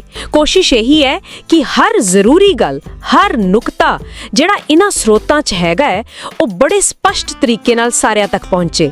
ਇਹ ਸਮਝੋ ਕਿ ਇਹ ਅਸਲ ਡਾਕੂਮੈਂਟਸ ਦਾ ਇੱਕ ਆਡੀਓ ਬਦਲ ਬਣ ਜਾਵੇ। ਹਾਂ, ਇੱਕ ਆਡੀਓ ਬਦਲ, ਇਹ ਵਧੀਆ ਸ਼ਬਦ ਹੈ। ਤਾਂ ਸ਼ੁਰੂ ਕਰੀਏ ਫਿਰ ਉਹ ਚੀਜ਼ਾਂ ਤੋਂ ਸ਼ੁਰੂ ਕਰਦੇ ਹਾਂ ਜਿੱਥੇ ਨੋਟਸ ਕਹਿੰਦੇ ਨੇ ਕਿ ਅਕਸਰ ਲੋਕ ਉਲਝ ਜਾਂਦੇ ਨੇ, ਜਿਵੇਂ ਕਿ ਕਿਰਿਆ ਕਾਲ ਵਰਬ ਟੈਂਸਸ। ਹਾਂ, ਟੈਂਸਸ ਤਾਂ ਹੈਗੇ ਹੀ ਨੇ ਥੋੜੇ ਟ੍ਰਿਕੀ। ਪਹਿਲਾਂ ਗੱਲ ਕਰੀਏ ਪ੍ਰੈਜ਼ੈਂਟ ਸਿੰਪਲ ਦੀ। ਨੋਟਸ ਲਿਖਿਆ ਹੈ ਕਿ ਇਹ ਆਮ ਸੱਚਾਈਆਂ ਜਾਂ ਆਦਤਾਂ ਲਈ ਹੁੰਦਾ। ਜਿਵੇਂ ਉਹ ਉਦਾਹਰਨ ਦਿੱਤੀ ਹੈ, ਪਾਣੀ 100 ਡਿਗਰੀ ਸੈਲਸੀਅਸ ਤੇ ਉਬਲਦਾ ਹੈ। ਹਾਂਜੀ ਬਿਲਕੁਲ। ਜਿਹੜੀਆਂ ਗੱਲਾਂ ਹਮੇਸ਼ਾ ਸੱਚ ਨੇ ਜਾਂ ਰੋਜ਼ ਦੀਆਂ ਆਦਤਾਂ ਨੇ ਉਹਨਾਂ ਲਈ। ਪਰ ਇਹਦੇ ਨਾਲ ਹੀ ਆਂਦਾ ਫਿਰ ਪ੍ਰੈਜ਼ੈਂਟ ਕੰਟੀਨਿਊਅਸ। ਹਾਂ, ਉਹਦਾ ਕੀ ਫਰਕ ਹੈ? ਉਹ ਵਰਤਿਆ ਜਾਂਦਾ ਹੈ ਜਦੋਂ ਕੋਈ ਕੰਮ ਐਨ ਬੋਲਣ ਵੇਲੇ ਹੋ ਰਿਹਾ ਹੋਵੇ ਜਾਂ ਫਿਰ ਅੱਜਕੱਲ ਅਸਥਾਈ ਤੌਰ ਤੇ ਚੱਲ ਰਿਹਾ ਹੋਵੇ। ਜਿਵੇਂ ਮੈਂ ਅੱਜਕੱਲ ਆਪਣੇ ਦੋਸਤਾਂ ਨਾਲ ਰਹਿ ਰਹੀ ਹਾਂ। ਇਹ ਪੱਕਾ ਨਹੀਂ, ਬਸ ਕੁਝ ਸਮੇਂ ਲਈ। ਅੱਛਾ, ਯਾਨੀ ਇੱਕ ਪਰਮਨੈਂਟ ਜੀ ਗੱਲ ਲਈ ਸਿੰਪਲ ਤੇ ਟੈਂਪਰੇਰੀ ਲਈ ਕੰਟੀਨਿਊਅਸ। ਮੋٹے ਤੌਰ ਤੇ ਹਾਂ, ਪਰ ਇੱਥੇ ਇੱਕ ਹੋਰ ਗੱਲ ਨੋਟ ਕਰਨ ਵਾਲੀ ਹੈ ਜਿਹੜੀ ਨੋਟਸ 'ਚ ਵੀ ਹੈਗੀ ਹੈ, ਸਟੇਟ ਵਰਬਸ। ਹਾਂ, ਉਹ ਕੀ ਹੁੰਦੀਆਂ ਨੇ? ਉਹ ਕਿਰਿਆਵਾਂ ਜਿਹੜੀਆਂ ਕਿਸੇ ਅਵਸਥਾ ਨੂੰ ਦੱਸਦੀਆਂ ਨੇ, ਕਿਸੇ ਕੰਮ ਨੂੰ ਨਹੀਂ। ਜਿਵੇਂ ਨੋ ਜਾਣਨਾ, ਬਿਲੀਵ ਮੰਨਣਾ, ਲਾਈਕ ਪਸੰਦ ਕਰਨਾ, ਅੰਡਰਸਟੈਂਡ ਸਮਝਣਾ। ਇਹਨਾਂ 'ਚ ਕੋਈ ਐਕਸ਼ਨ ਨਹੀਂ ਹੋ ਰਿਹਾ ਹੁੰਦਾ। ਇਸ ਕਰਕੇ ਆਮ ਤੌਰ ਤੇ ਇਹਨਾਂ ਨੂੰ ਕੰਟੀਨਿਊਅਸ ਫਾਰਮ 'ਚ ਯਾਨੀ ING ਲਾ ਕੇ ਨਹੀਂ ਵਰਤਿਆ ਜਾਂਦਾ। ਠੀਕ ਹੈ, ਠੀਕ ਹੈ। ਇਹ ਤਾਂ ਮਹੱਤਵਪੂਰਨ ਨੁਕਤਾ ਹੈ, ਅਵਸਥਾ ਬਨਾਮ ਕਾਰਵਾਈ। ਅੱਛਾ, ਇੱਕ ਹੋਰ ਜੋੜਾ ਹੈਗਾ ਜਿੱਥੇ ਬਹੁਤ ਕਨਫਿਊਜ਼ਨ ਹੁੰਦੀ ਹੈ, ਪਾਸਟ ਸਿੰਪਲ ਤੇ ਪ੍ਰੈਜ਼ੈਂਟ ਪਰਫੈਕਟ।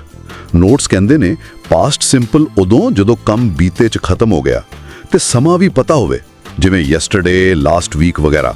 ਬਿਲਕੁਲ। ਪਾਸਟ ਸਿੰਪਲ ਦਾ ਫੋਕਸ ਪੂਰੀ ਤਰ੍ਹਾਂ ਬੀਤੇ ਸਮੇਂ ਤੇ ਹੁੰਦਾ ਜਿਹੜਾ ਹੁਣ ਖਤਮ ਹੋ ਚੁੱਕਾ। ਪਰ ਪ੍ਰੈਜ਼ੈਂਟ ਪਰਫੈਕਟ ਦੇਖੋ, ਇਹਦੇ ਨਾਂ 'ਚ ਹੀ ਪ੍ਰੈਜ਼ੈਂਟ ਹੈ। ਇਹਦਾ ਸੰਬੰਧ ਹਮੇਸ਼ਾ ਹੁਣ ਨਾਲ, ਵਰਤਮਾਨ ਨਾਲ ਹੁੰਦਾ ਹੈ। ਅੱਛਾ, ਭਾਵੇਂ ਕੰਮ ਪਹਿਲਾਂ ਹੋਇਆ ਹੋਵੇ। ਹਾਂਜੀ, ਕੰਮ ਭਾਵੇਂ ਬੀਤੇ 'ਚ ਹੋਇਆ ਪਰ ਉਹਦਾ ਅਸਰ ਜਾਂ ਨਤੀਜਾ ਹੁਣ ਮਹਿਸੂਸ ਹੋ ਰਿਹਾ ਹੈ। ਜਿਵੇਂ ਨੋਟਸ 'ਚ ਉਦਾਹਰਣ ਹੈ, ਮੈਂ ਆਪਣੀਆਂ ਚਾਬੀਆਂ ਗਵਾ ਦਿੱਤੀਆਂ ਹਨ। I have lost my keys. ਇਹਦਾ ਮਤਲਬ ਇਹ ਨਿਕਲਦਾ ਕਿ ਚਾਬੀਆਂ ਹੁਣ ਮੇਰੇ ਕੋਲ ਨਹੀਂ ਹੈਗੀਆਂ। ਅਸਰ ਹੁਣ ਹੈ। ਇਹ ਸਮਝੋ ਜਿਵੇਂ ਬੀਤੇ ਦੀ ਘਟਨਾ ਦਾ ਪਰਛਾਵਾਂ ਹੁਣ ਤੇ ਪੈ ਰਿਹਾ ਹੋਵੇ। ਵਾਹ, ਇਹ ਪਰਛਾਵੇਂ ਵਾਲੀ ਗੱਲ ਨਾ ਸਮਝਣਾ ਸੌਖਾ ਹੋ ਗਿਆ। ਠੀਕ ਹੈ, ਹੁਣ ਆਪਾਂ ਅੱਗੇ ਚੱਲਦੇ ਹਾਂ ਆਰਟੀਕਲਸ ਵੱਲ। ਏ, ਐਨ, ਦ। ਇਹ ਵੀ ਬੜੇ ਜ਼ਰੂਰੀ ਨੇ ਸਪਸ਼ਟਤਾ ਲਈ। ਹਾਂਜੀ, ਬਹੁਤ ਜ਼ਰੂਰੀ। ਨੋਟਸ ਕਹਿੰਦੇ ਨੇ ਕਿ ਏ ਜਾਂ ਐਨ ਉਦੋਂ ਲਾਣਾ ਜਦੋਂ ਕਿਸੇ ਇੱਕ ਗਿਣਨਯੋਗ ਚੀਜ਼ ਦੀ ਪਹਿਲੀ ਵਾਰ ਗੱਲ ਹੋ ਰਹੀ ਹੋਵੇ ਤੇ ਉਹ ਆਮ ਜਿਹੀ ਹੋਵੇ। ਬਿਲਕੁਲ। ਜਿਵੇਂ ਮੈਂ ਪਾਰਕ ਵਿੱਚ ਇੱਕ ਕੁੱਤਾ ਦੇਖਿਆ, ਆਈ ਸੌ ਅ ਡੌਗ ਇਨ ਦ ਪਾਰਕ। ਪਰ ਜਦੋਂ ਆਪਾਂ ਉਸੇ ਕੁੱਤੇ ਬਾਰੇ ਦੁਬਾਰਾ ਗੱਲ ਕਰਨੀ ਹੈ ਜਾਂ ਕਿਸੇ ਖਾਸ ਚੀਜ਼ ਬਾਰੇ ਜਿਹਨੂੰ ਸੁਣਨ ਵਾਲਾ ਵੀ ਜਾਣਦਾ ਹੈ, ਫਿਰ ਦ ਲੱਗੇਗਾ। ਜਿਵੇਂ ਉਹ ਕੁੱਤਾ ਭੌਂਕ ਰਿਹਾ ਸੀ, ਦ ਡੌਗ ਵਾਸ ਬਾਰਕਿੰਗ। ਸਹੀ। ਪਰ ਇੱਕ ਹੋਰ ਅਹਿਮ ਗੱਲ ਹੈ ਇੱਥੇ, ਕਈ ਵਾਰ ਕੋਈ ਆਰਟੀਕਲ ਨਹੀਂ ਲੱਗਦਾ, ਜ਼ੀਰੋ ਆਰਟੀਕਲ। ਅੱਛਾ, ਉਹ ਕਦੋਂ? ਖਾਸ ਕਰਕੇ ਜਦੋਂ ਆਪਾਂ ਆਮ ਤੌਰ ਤੇ ਬਹੁਵਚਨ ਨਾਵਾਂ ਦੀ ਗੱਲ ਕਰ ਰਹੇ ਹੋਈਏ, ਜਿਵੇਂ ਕੁੱਤੇ ਵਫਾਦਾਰ ਹੁੰਦੇ ਹਨ, ਡੌਗਸ ਆਰ ਲਾਇਲ, ਜਾਂ ਫਿਰ ਅਣਗਿਣਤ ਨਾਵਾਂ ਦੀ, ਜਿਵੇਂ ਗਿਆਨ ਸ਼ਕਤੀ ਹੈ, ਨੌਲੇਜ ਇਜ਼ ਪਾਵਰ। ਇੱਥੇ ਆਪਾਂ ਕਿਸੇ ਖਾਸ ਕੁੱਤੇ ਜਾਂ ਖਾਸ ਗਿਆਨ ਦੀ ਗੱਲ ਨਹੀਂ ਕਰ ਰਹੇ, ਸਗੋਂ ਆਮ ਸਿਧਾਂਤ ਦੀ ਗੱਲ ਕਰ ਰਹੇ ਹਾਂ। ਸਮਝ ਗਿਆ। ਚਲੋ ਹੁਣ ਮਾਡਲ ਵਰਬਸ ਦੀ ਗੱਲ ਕਰੀਏ। Can, could, may, might, must, should ਵਗੈਰਾ। ਇਹ ਵਾਕ ਨੂੰ ਵੱਖਰਾ ਹੀ ਰੰਗ ਦਿੰਦੇ ਨੇ। ਨੋਟਸ 'ਚ ਮਸਟ ਤੇ ਸ਼ੁੱਡ ਦਾ ਜ਼ਿਕਰ ਆਇਆ ਸੀ। ਹਾਂ ਦੇਖੋ, ਮਸਟ ਆਮ ਤੌਰ ਤੇ ਦੱਸਦਾ ਹੈ ਕਿ ਕੋਈ ਕੰਮ ਕਰਨਾ ਬਹੁਤ ਜ਼ਰੂਰੀ ਹੈ, ਮਤਲਬ ਮਜ਼ਬੂਤ ਲੋੜ, ਤੁਹਾਨੂੰ ਹੈਲਮਟ ਜ਼ਰੂਰ ਪਹਿਨਣਾ ਚਾਹੀਦਾ ਹੈ, you must wear a helmet, ਜਾਂ ਫਿਰ ਕੋਈ ਪੱਕਾ ਯਕੀਨ। ਤੇ ਸ਼ੁੱਡ? ਸ਼ੁੱਡ ਜ਼ਿਆਦਾਤਰ ਸਲਾਹ ਜਾਂ ਸੁਝਾਅ ਲਈ ਵਰਤਿਆ ਜਾਂਦਾ ਹੈ, ਜਿਹੜਾ ਮਸਟ ਜਿੰਨਾ ਸਖਤ ਨਹੀਂ ਹੁੰਦਾ। ਤੁਹਾਨੂੰ ਵੱਧ ਸਬਜ਼ੀਆਂ ਖਾਣੀਆਂ ਚਾਹੀਦੀਆਂ ਹਨ, you should eat more vegetables. ਇਹ ਸਿਰਫ ਇੱਕ ਚੰਗੀ ਸਲਾਹ ਹੈ। ਹਾਂ, ਇਹ ਫਰਕ ਮਹੱਤਵਪੂਰਨ ਹੈ। ਤੇ ਭਵਿੱਖ ਲਈ ਵਿਲ ਤੇ ਗੋਇੰਗ ਟੂ ਬਾਰੇ ਕੀ? ਵਿਲ ਅਕਸਰ ਉਦੋਂ ਵਰਤਦੇ ਹਾਂ ਜਦੋਂ ਆਪਾਂ ਬੋਲਦੇ ਕੋਈ ਫੈਸਲਾ ਲੈਂਦੇ ਹਾਂ ਜਾਂ ਫਿਰ ਆਮ ਭਵਿੱਖਬਾਣੀ ਕਰਦੇ ਹਾਂ, ਜਦਕਿ ਗੋਇੰਗ ਟੂ ਆਮ ਤੌਰ ਤੇ ਉਦੋਂ ਵਰਤਿਆ ਜਾਂਦਾ ਹੈ ਜਦੋਂ ਯੋਜਨਾ ਪਹਿਲਾਂ ਤੋਂ ਬਣੀ ਹੋਵੇ ਜਾਂ ਕੋਈ ਸੰਕੇਤ ਹੋਵੇ ਕਿ ਕੁਝ ਹੋਣ ਵਾਲਾ ਹੈ। ਠੀਕ ਹੈ।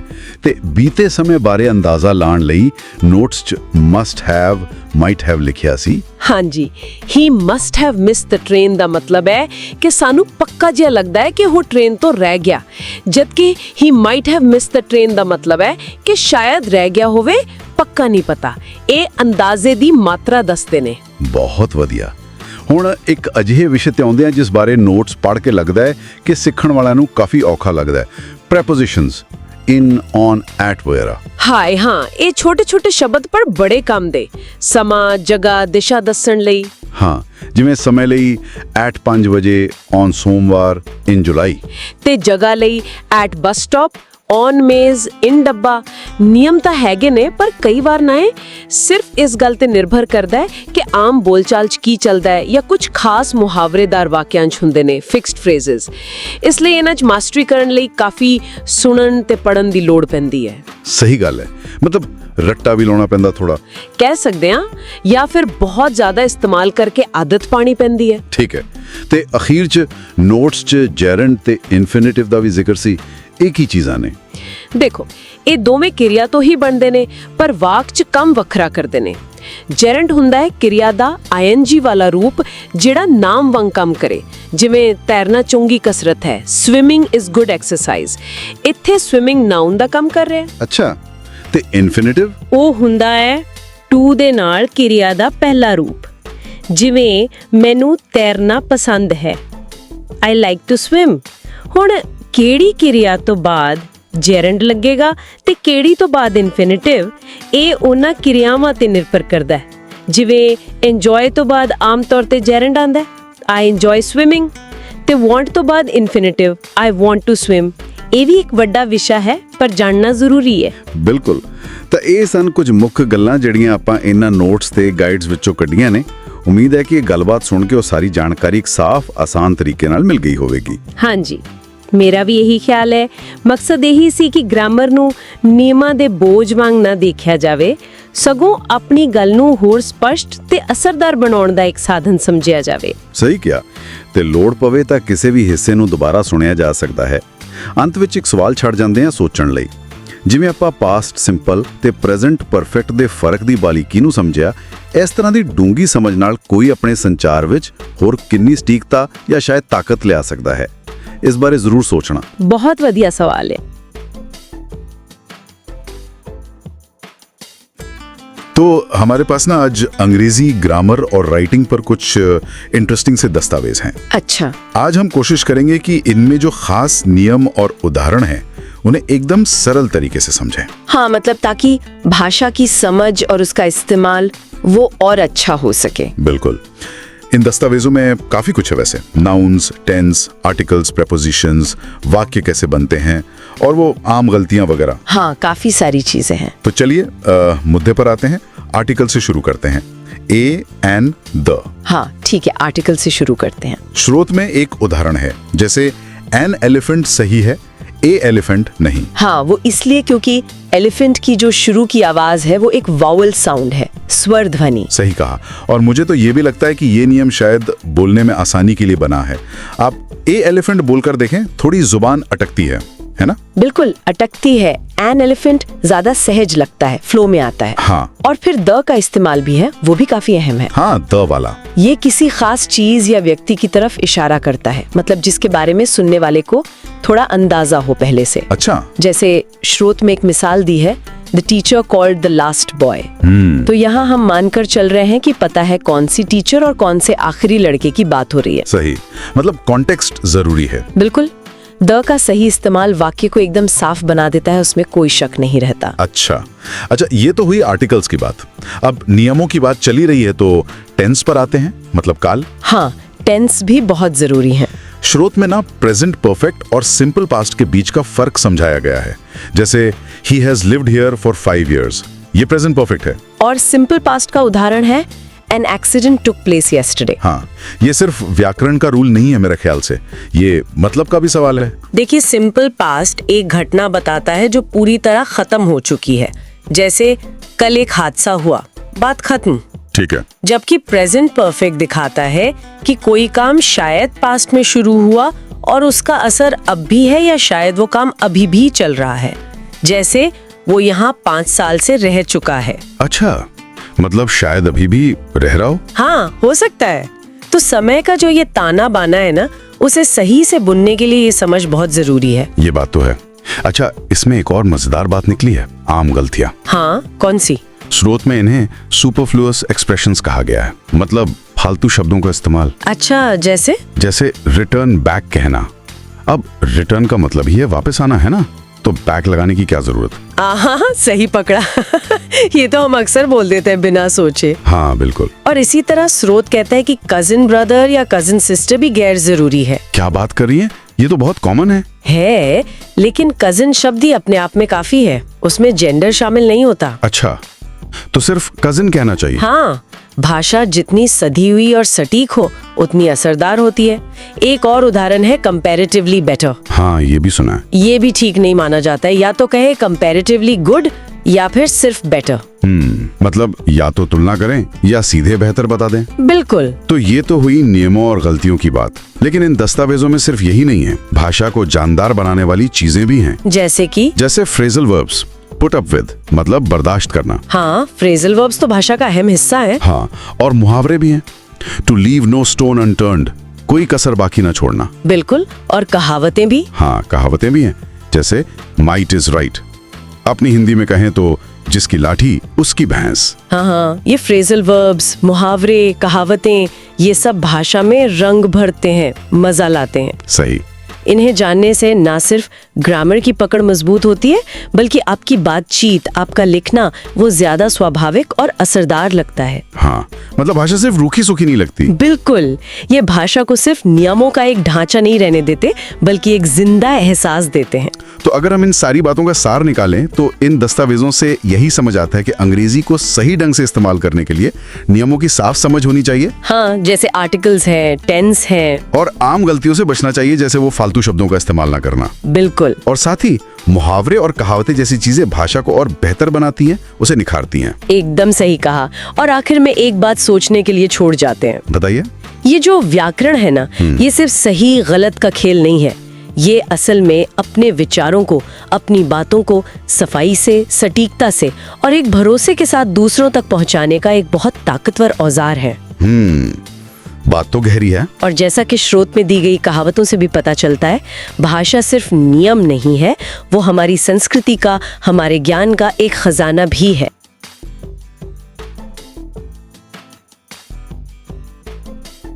नमस्ते। आज हमारे पास ना अंग्रेजी ग्रामर के बेसिक्स पर कुछ इंटरेस्टिंग से डॉक्यूमेंट्स हैं। एक तो मराठी नोट्स हैं और उनका हिंदी सारांश भी है। हाँ, नमस्ते। तो सोचा कि चलो इनमें से जो काम की बातें हैं उन्हें निकालकर थोड़ा आसान भाषा में समझते हैं। बिल्कुल, देखते हैं ये अंग्रेजी की जो नींव है उसका स्ट्रक्चर कैसे समझाते हैं ये नोट्स। किसी भी भाषा को सही से यूज करने के लिए उसकी बनावट समझना तो जरूरी है ही। सही बात है। तो ये नोट्स असल में अंग्रेजी भाषा का जो व्याकरण है उसके मुख्य हिस्सों को समझाने की कोशिश कर रहे हैं। तो शुरुआत करें पार्ट्स ऑफ स्पीच से, मतलब शब्द भेद। हाँ, वो 8 टाइप के शब्द नोट्स में जिक्र तो है उनका। वही noun, pronoun, adjective, verb, adverb, preposition, conjunction और इंटरजेक्शन। बिल्कुल, ये 8। लेकिन मुझे ऐसा लगा जैसे नोट्स में वर्ब पर यानी क्रिया पर थोड़ा ज्यादा जोर है। हाँ, ऐसा लगता तो है, और वो सही भी है शायद, क्योंकि वर्ब ही तो बताता है कि वाक्य में हो क्या रहा है, एक्शन। वही, मतलब वाक्य का दिल कह सकते हैं उसे। बाकी भी जरूरी हैं, ऐसा नहीं है। हाँ, नाउन नाम बताता है, प्रोनाउन उसकी जगह लेता है, एडजेक्टिव क्वालिटी बताता है, एडवर्ब क्रिया की या एडजेक्टिव की खूबी बताता है, प्रेपोजिशन कंजंक्शन वाक्यों या शब्दों को जोड़ते हैं। लेकिन क्रिया और उसका सही फॉर्म चुनना, जैसा नोट्स इशारा कर रहे हैं, वो वाक्य के सही मतलब के लिए बहुत क्रिटिकल है। अच्छा, तो ये क्रिया की इंपॉर्टेंस समझना जरूरी है। ठीक है, अब नाउन पर आते हैं, संज्ञा। हाँ, नोट्स में इसका वो 5 प्रकार बताए हैं ना, व्यक्तिवाचक, जातिवाचक। हाँ, व्यक्तिवाचक, जातिवाचक, समूहवाचक, पदार्थवाचक और भाववाचक। जैसे व्यक्तिवाचक में दिल्ली या कोई खास नाम, और जातिवाचक में शहर जैसा आम नाम। बिल्कुल, और नोट्स में एक बहुत ही दिलचस्प बात है व्यक्तिवाचक और जातिवाचक नाउन के बारे में। अच्छा, क्या? वो उदाहरण दिया है, Ganga is the Nile of India. हाँ, ये मैंने भी पढ़ा। यहाँ नाइल, जो कि एक प्रॉपर नाउन है, उसे द लगाकर कॉमन नाउन की तरह इस्तेमाल किया गया। मतलब एक महान नदी के जैसे। हाँ, बिल्कुल वैसा ही। ये दिखाता है कि कॉन्टेक्स्ट के हिसाब से रूल्स कैसे बदल सकते हैं, थोड़े लचीले हो सकते हैं। ये तो वाकई इंटरेस्टिंग है। क्या नोट्स में ये भी बताया है कि ऐसा कब कब होता है, या ये सिर्फ तुलना के लिए ही है ज्यादातर? नोट्स में तो ये मुख्य रूप से तुलना वाले कॉन्टेक्स्ट में ही मेंशन्ड है।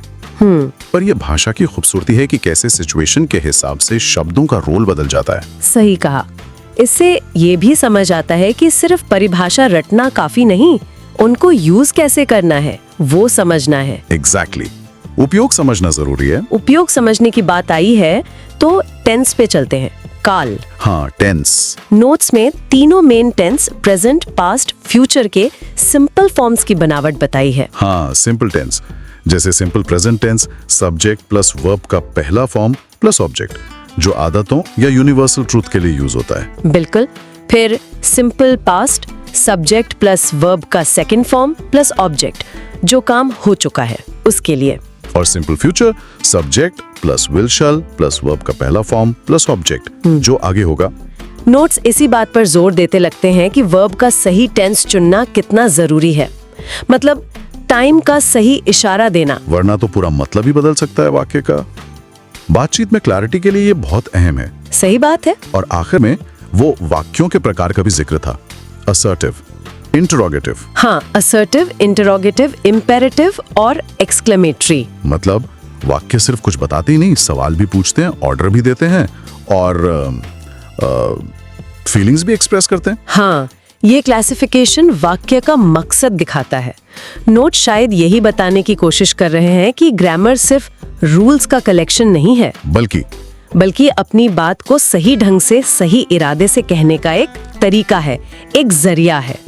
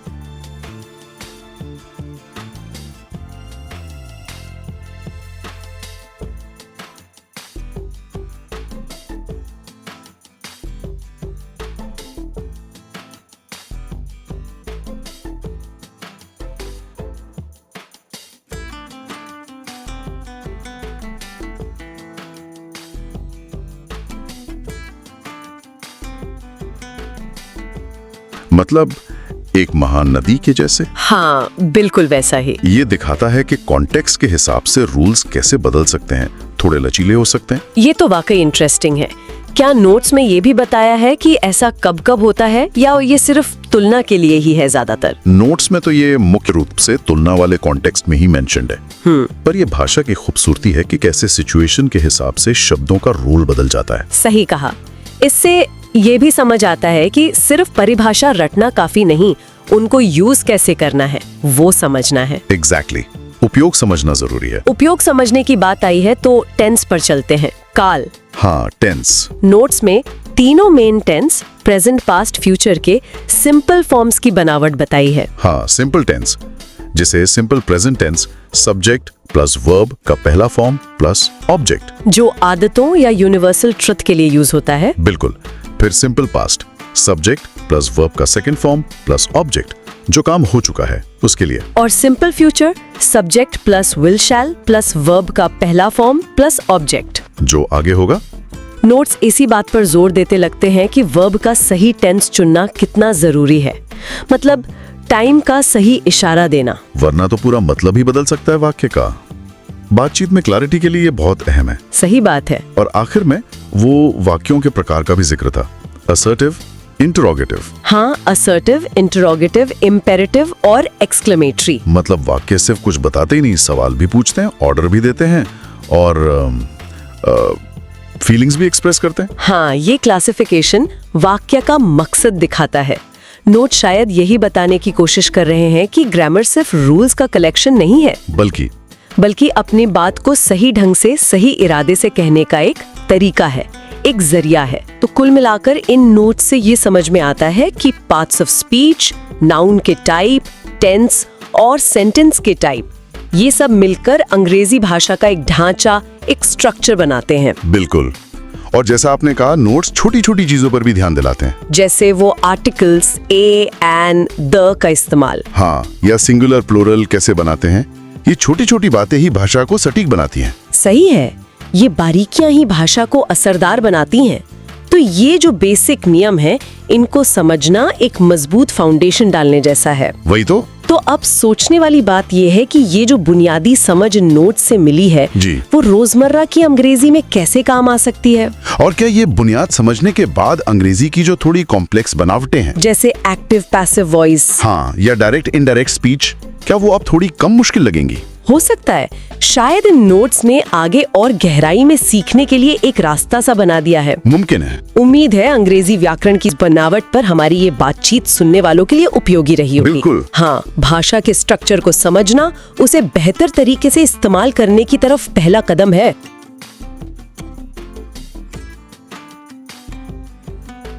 नमस्कार, आज हम देख रहे हैं इजी पेस लर्निंग ग्रामर से जुड़ी कुछ सामग्री।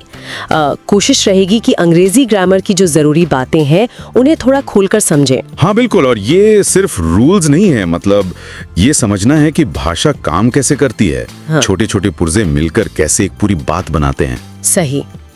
तो चलिए संज्ञा यानी नाउन्स से शुरू करते हैं।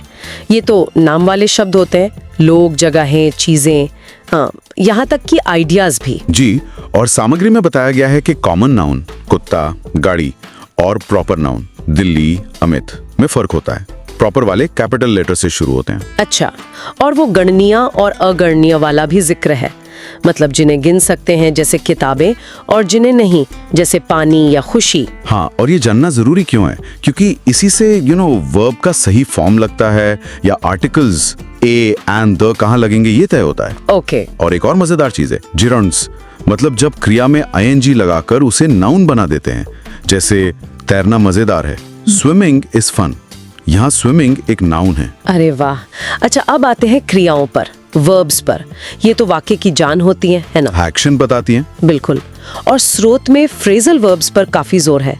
ये बड़ी कॉमन है अंग्रेजी में। हाँ, जैसे बैकअप का मतलब सिर्फ पीछे जाना नहीं। नहीं, उसका मतलब सपोर्ट करना भी होता है। जैसे मैं तुम्हारी बात का समर्थन करूंगा, I will back up your claim. अच्छा। या फिर कॉल ऑफ। हाँ, कॉल ऑफ मतलब कैंसिल करना, रद्द करना। मीटिंग रद्द कर दी गई, they called off the meeting. ये फ्रेजल वर्ब्स थोड़े कंफ्यूजिंग हो सकते हैं क्योंकि मतलब बिल्कुल अलग निकल आता है। सही कहा, यही तो बात है। इनका मतलब अक्सर जुड़े हुए शब्दों के अलग अलग मतलब से बिल्कुल अलग होता है। इन्हें समझना असली अंग्रेजी बोलने समझने के लिए जरूरी है। हाँ, स्रोत में और भी उदाहरण है। फिगर आउट मतलब समझना, लुक अप मतलब कोई जानकारी खोजना, टेक ओवर, टर्न ऑफ, बहुत सारे हैं। इन्हें रटने से ज्यादा शायद इस्तेमाल करके ही सीखा जा सकता है ना? बिल्कुल। कॉन्टेक्स्ट में समझना जरूरी है। अच्छा, आगे बढ़े। विशेषण और पूर्वसर्ग। हाँ, एडजेक्टिव्स और प्रेपोजिशंस। एडजेक्टिव्स तो आसान है, वो संज्ञा के बारे में बताते हैं। भारी किताब, लाल गाड़ी, है ना? जी। ये फैक्ट भी हो सकते हैं, लाल, या ओपिनियन, सुंदर फूल। और प्रेपोजिशंस, ये छोटे छोटे शब्द हैं। हाँ, ये शब्दों को जोड़ते हैं, रिश्ता बताते हैं, अक्सर जगह या समय का। जैसे मेज पर, ऑन द टेबल, डर के बिना, विदाउट फियर, क्लास के दौरान, ड्यूरिंग द क्लास। स्रोत में लंबी लिस्ट है, अबाउट, अबव, अक्रॉस, आफ्टर। ये छोटे दिखते हैं पर बड़े काम के हैं। हाँ, खासकर प्रेपोजिशनल फ्रेजेस, जैसे आपने कहा विदाउट फियर या थ्रू आउट द लैंड, पूरे देश में। ये वाक्य में एक्स्ट्रा जानकारी जोड़ते हैं, कैसे, कहाँ, कब। वाक्य ज्यादा डिटेल वाला बन जाता है। सही। और आखिर में आते हैं कंजंक्शंस, जोड़ने वाले शब्द। हाँ, संयोजक। ये शब्दों को, वाक्यांशों को या क्लॉजेस को जोड़ते हैं। स्रोत में 3 तरह के बताए हैं। कोऑर्डिनेटिंग जैसे और, लेकिन, या। सबऑर्डिनेटिंग जैसे क्योंकि, अगर, जब। और कोरिलेटिव भी, जो जोड़ों में आते हैं, आइदर और, बोथ एंड। इनका क्या महत्व है? अरे, इनके बिना तो हम ठीक से बात ही नहीं कर पाएंगे। जी। ये विचारों को स्मूथली जोड़ते हैं, लंबे वाक्य बनाने, कारण बताने, क्योंकि, चॉइस देने या में मदद करते हैं। भाषा में एक फ्लो, एक बहाव लाते हैं। तो कुल मिलाकर आज हमने इस सामग्री से अंग्रेजी के कुछ बहुत ही बुनियादी पर जरूरी हिस्से देखे। नाउन, वर्ब, खासकर फ्रेजल वर्ब्स, एडजेक्टिव, प्रेपोजिशन और कंजंक्शन। एक तरह से ये भाषा की नींव है। बिल्कुल। और इन्हें समझना सिर्फ एग्जाम के लिए नहीं है। असल बात है कि आप अपनी बात ज्यादा सटीक तरीके से कह पाएं और दूसरों को बेहतर समझ पाएं। ये कम्युनिकेशन की कुंजी है ना? हाँ, बिल्कुल। और जाते जाते एक सोचने वाली बात छोड़ जाते हैं। अगर कोई पढ़ते या लिखते समय इन अलग अलग हिस्सों को, नाउन कहाँ है, वर्ब क्या कर रहा है, ये प्रेपोजिशन क्या रिश्ता बता रहा है, पहचानना शुरू कर दे, तो क्या इससे उनके समझने या लिखने के तरीके पर वाकई कोई असर पड़ेगा? इस पर सोचना दिलचस्प हो सकता है। सोचने वाली बात है। नमस्कार। आज हमारे पास ना अंग्रेजी ग्रामर पर एक किताब के कुछ अहम हिस्से हैं। जी। इसमें बेसिक शब्दों से लेकर सेंटेंस कैसे बनाते हैं, टेंसेस और हाँ, मजेदार मुहावरे भी, मतलब काफी कुछ है। तो हमारा प्लान है कि इसमें से वो जरूरी और दिलचस्प बातें निकालें जो अंग्रेजी सीखने वालों के लिए खास तौर पर काम आ सकती हैं। बिल्कुल, एक गहरी नजर डालते हैं इस पर। हाँ, तो चलिए शुरू करते हैं। देखते हैं कि अंग्रेजी ग्रामर की दुनिया में जैसा इन पन्नों में लिखा है क्या कुछ खास मिलता है। जरूर। देखिए, एक जो आम मुश्किल आती है ना, वो है सही टेंस का इस्तेमाल। हाँ, ये तो बहुत कॉमन है। जैसे किताब में साफ लिखा है कि जो पास्ट टाइम एडवर्ब्स होते हैं, जैसे येस्टरडे, लास्ट नाइट, अगो, उनके साथ सिंपल पास्ट टेंस ही लगाना चाहिए, प्रेजेंट परफेक्ट नहीं। सही। मतलब he went to Jaipur last night सही है, ये नहीं कि he has gone to Jaipur last night. बिल्कुल। और ये छोटी सी बात लग सकती है पर मतलब बिल्कुल बदल जाता है इससे। वही तो, अक्सर लोग यही गड़बड़ करते हैं। हाँ, और ये समझना बहुत जरूरी है कि भाषा में आप टाइम का इशारा कैसे दे रहे हैं। प्रेजेंट परफेक्ट तब यूज होता है जब कोई काम पास में शुरू हुआ और उसका असर अभी भी है। अच्छा। या फिर वो काम अभी अभी खत्म हुआ है, जबकि सिंपल पास्ट एक तय बीते हुए टाइम के लिए है। तो मतलब बिल्कुल क्लियर कट फर्क है। जी हाँ। अगर ये गड़बड़ हुई तो सुनने वाला कंफ्यूज हो सकता है कि बात असल में कब की हो रही है। इस किताब में ना ऐसे कई नियम और उनके एक्सेप्शंस, मतलब अपवाद, अच्छे उदाहरणों के साथ दिए हैं। अच्छा, तो मतलब प्रेजेंट परफेक्ट का इस्तेमाल एक तयशुदा बीते हुए समय के लिए करना बिल्कुल गलत होगा। जैसे लास्ट नाइट के साथ। बिल्कुल गलत। ये तो वाकई ध्यान में रखने वाली बात है। अच्छा, टेंसेस से जरा आगे बढ़े, आर्टिकल्स की बात करते हैं। ए, एंड, द, ये भी कम सिरदर्द नहीं है। हाँ, ये भी फंसाते हैं कई बार। किताब में एक बड़ा दिलचस्प नियम मिला मुझे कि कंपैरेटिव डिग्री से पहले भी द लग सकता है। आमतौर पर तो सुपरलेटिव से पहले लगता है। हाँ वही तो, लेकिन ये तब लगता है जब दो में से किसी एक को चुनना हो, सिलेक्शन करना हो, जैसे he is the stronger of the two. अच्छा, ये तो बढ़िया पॉइंट है ना? ये थोड़ा अलग है आम नियम से। बिल्कुल सही पकड़ा। और यही दिखाता है कि अंग्रेजी के नियम एकदम पत्थर की लकीर नहीं है। उनमें कॉन्टेक्स्ट, मतलब किस सिचुएशन में बात हो रही है, वो बहुत मायने रखता है। हाँ, मतलब रट्टा मारने से काम नहीं चलेगा। बिल्कुल नहीं। ये द वाला नियम जो आपने बताया, वो चुनाव, सिलेक्शन पर जोर देने के लिए। किताब में आर्टिकल्स के और भी खास इस्तेमाल दिए हैं, जैसे शरीर के अंगों, पार्ट्स ऑफ द बॉडी के नाम से पहले द लगाना, या कुछ खास नाउन्स के साथ। ये छोटी छोटी डिटेल्स ही भाषा की खूबसूरती है। सही कहा, ये बारीकियां समझने से ही भाषा पर पकड़ बनती है। बिल्कुल, रटने से ज्यादा समझना जरूरी है। और समझने की बात करें तो फ्रेजल वर्ब्स और मुहावरे, इडियम्स, वो तो अंग्रेजी का असली मजा है। हाँ, वो भाषा को जिंदा बनाते हैं एकदम। जैसे एक फ्रेजल वर्ब है बैकअप, किताब में दिया है, इसके कई मतलब है। हाँ, क्या क्या? गाड़ी पीछे लेना, किसी की बात को सपोर्ट करना, या फिर कंप्यूटर का बैकअप लेना। अरे वाह, एक ही वर्ब के इतने मतलब। हाँ, कॉन्टेक्स्ट के हिसाब से मतलब बिल्कुल बदल जाता है। या फिर एक मुहावरा है टू गिल्ड द पिल। इसका क्या मतलब हुआ? इसका मतलब है किसी कड़वी या बुरी खबर को अच्छी तरह से मीठे शब्दों में पेश करना। सही है, मतलब सच को शक्कर में लपेट कर देना। बिल्कुल, है ना मजेदार? हाँ, बहुत मजेदार। और यही मुहावरे और फ्रेजल वर्ब्स भाषा को असल में रंग देते हैं। सही। ये सिर्फ शब्द नहीं है, ये उस कल्चर का, वहाँ के लोगों की रोज की बातचीत का हिस्सा है। इन्हें सीखना मतलब सिर्फ वोकैबुलरी बढ़ाना नहीं है, बल्कि उस भाषा की आत्मा को समझना है। बिल्कुल, तभी बात करने में वो नेचुरल फ्लो आता है। एग्जैक्टली। किताब में भी यही कहा गया है कि इन नियमों और फ्रेजेस को रटो मत, बल्कि रोज की बातचीत में इस्तेमाल करो, मतलब प्रैक्टिकल अभ्यास करो। हाँ, प्रैक्टिस मेक्स परफेक्ट वाली बात। बिल्कुल वही। तो कुल मिलाकर इन दस्तावेजों को देखने से ये तो साफ हो गया कि अंग्रेजी ग्रामर सिर्फ नियमों का एक कलेक्शन नहीं है। नहीं, बिल्कुल नहीं। इसमें लॉजिक है, कॉन्टेक्स्ट की इम्पोर्टेंस है, और असल जिंदगी में इस्तेमाल करने से ही इसमें महारत हासिल होती है। चाहे वो टेंसेस का छोटा सा फर्क हो, या आर्टिकल्स के वो अजीब लगने वाले प्रयोग, या फिर मुहावरों की रंगीन दुनिया। सही कहा, ये सब मिलकर भाषा को पूरा बनाते हैं। और हाँ, जाते जाते एक सवाल मन में आता है सोचने के लिए। हाँ, बताइए। कि क्या भाषा के ये नियम हमेशा ऐसे ही रहते हैं, या जैसे जैसे हमारा समाज बदलता है, हमारे बात करने के तरीके बदलते हैं, वैसे वैसे ये नियम भी बदलते हैं, इवॉल्व होते हैं? दिलचस्प सवाल है। ये दस्तावेज हमें नियमों का एक स्नैपशॉट देते हैं उस वक्त का जब ये लिखे गए, लेकिन भाषा तो एक जीती जागती चीज है ना, वो बदलती रहती है। सही बात है, भाषा तो बहते पानी की तरह है। इस पर सोचना वाकई दिलचस्प होगा।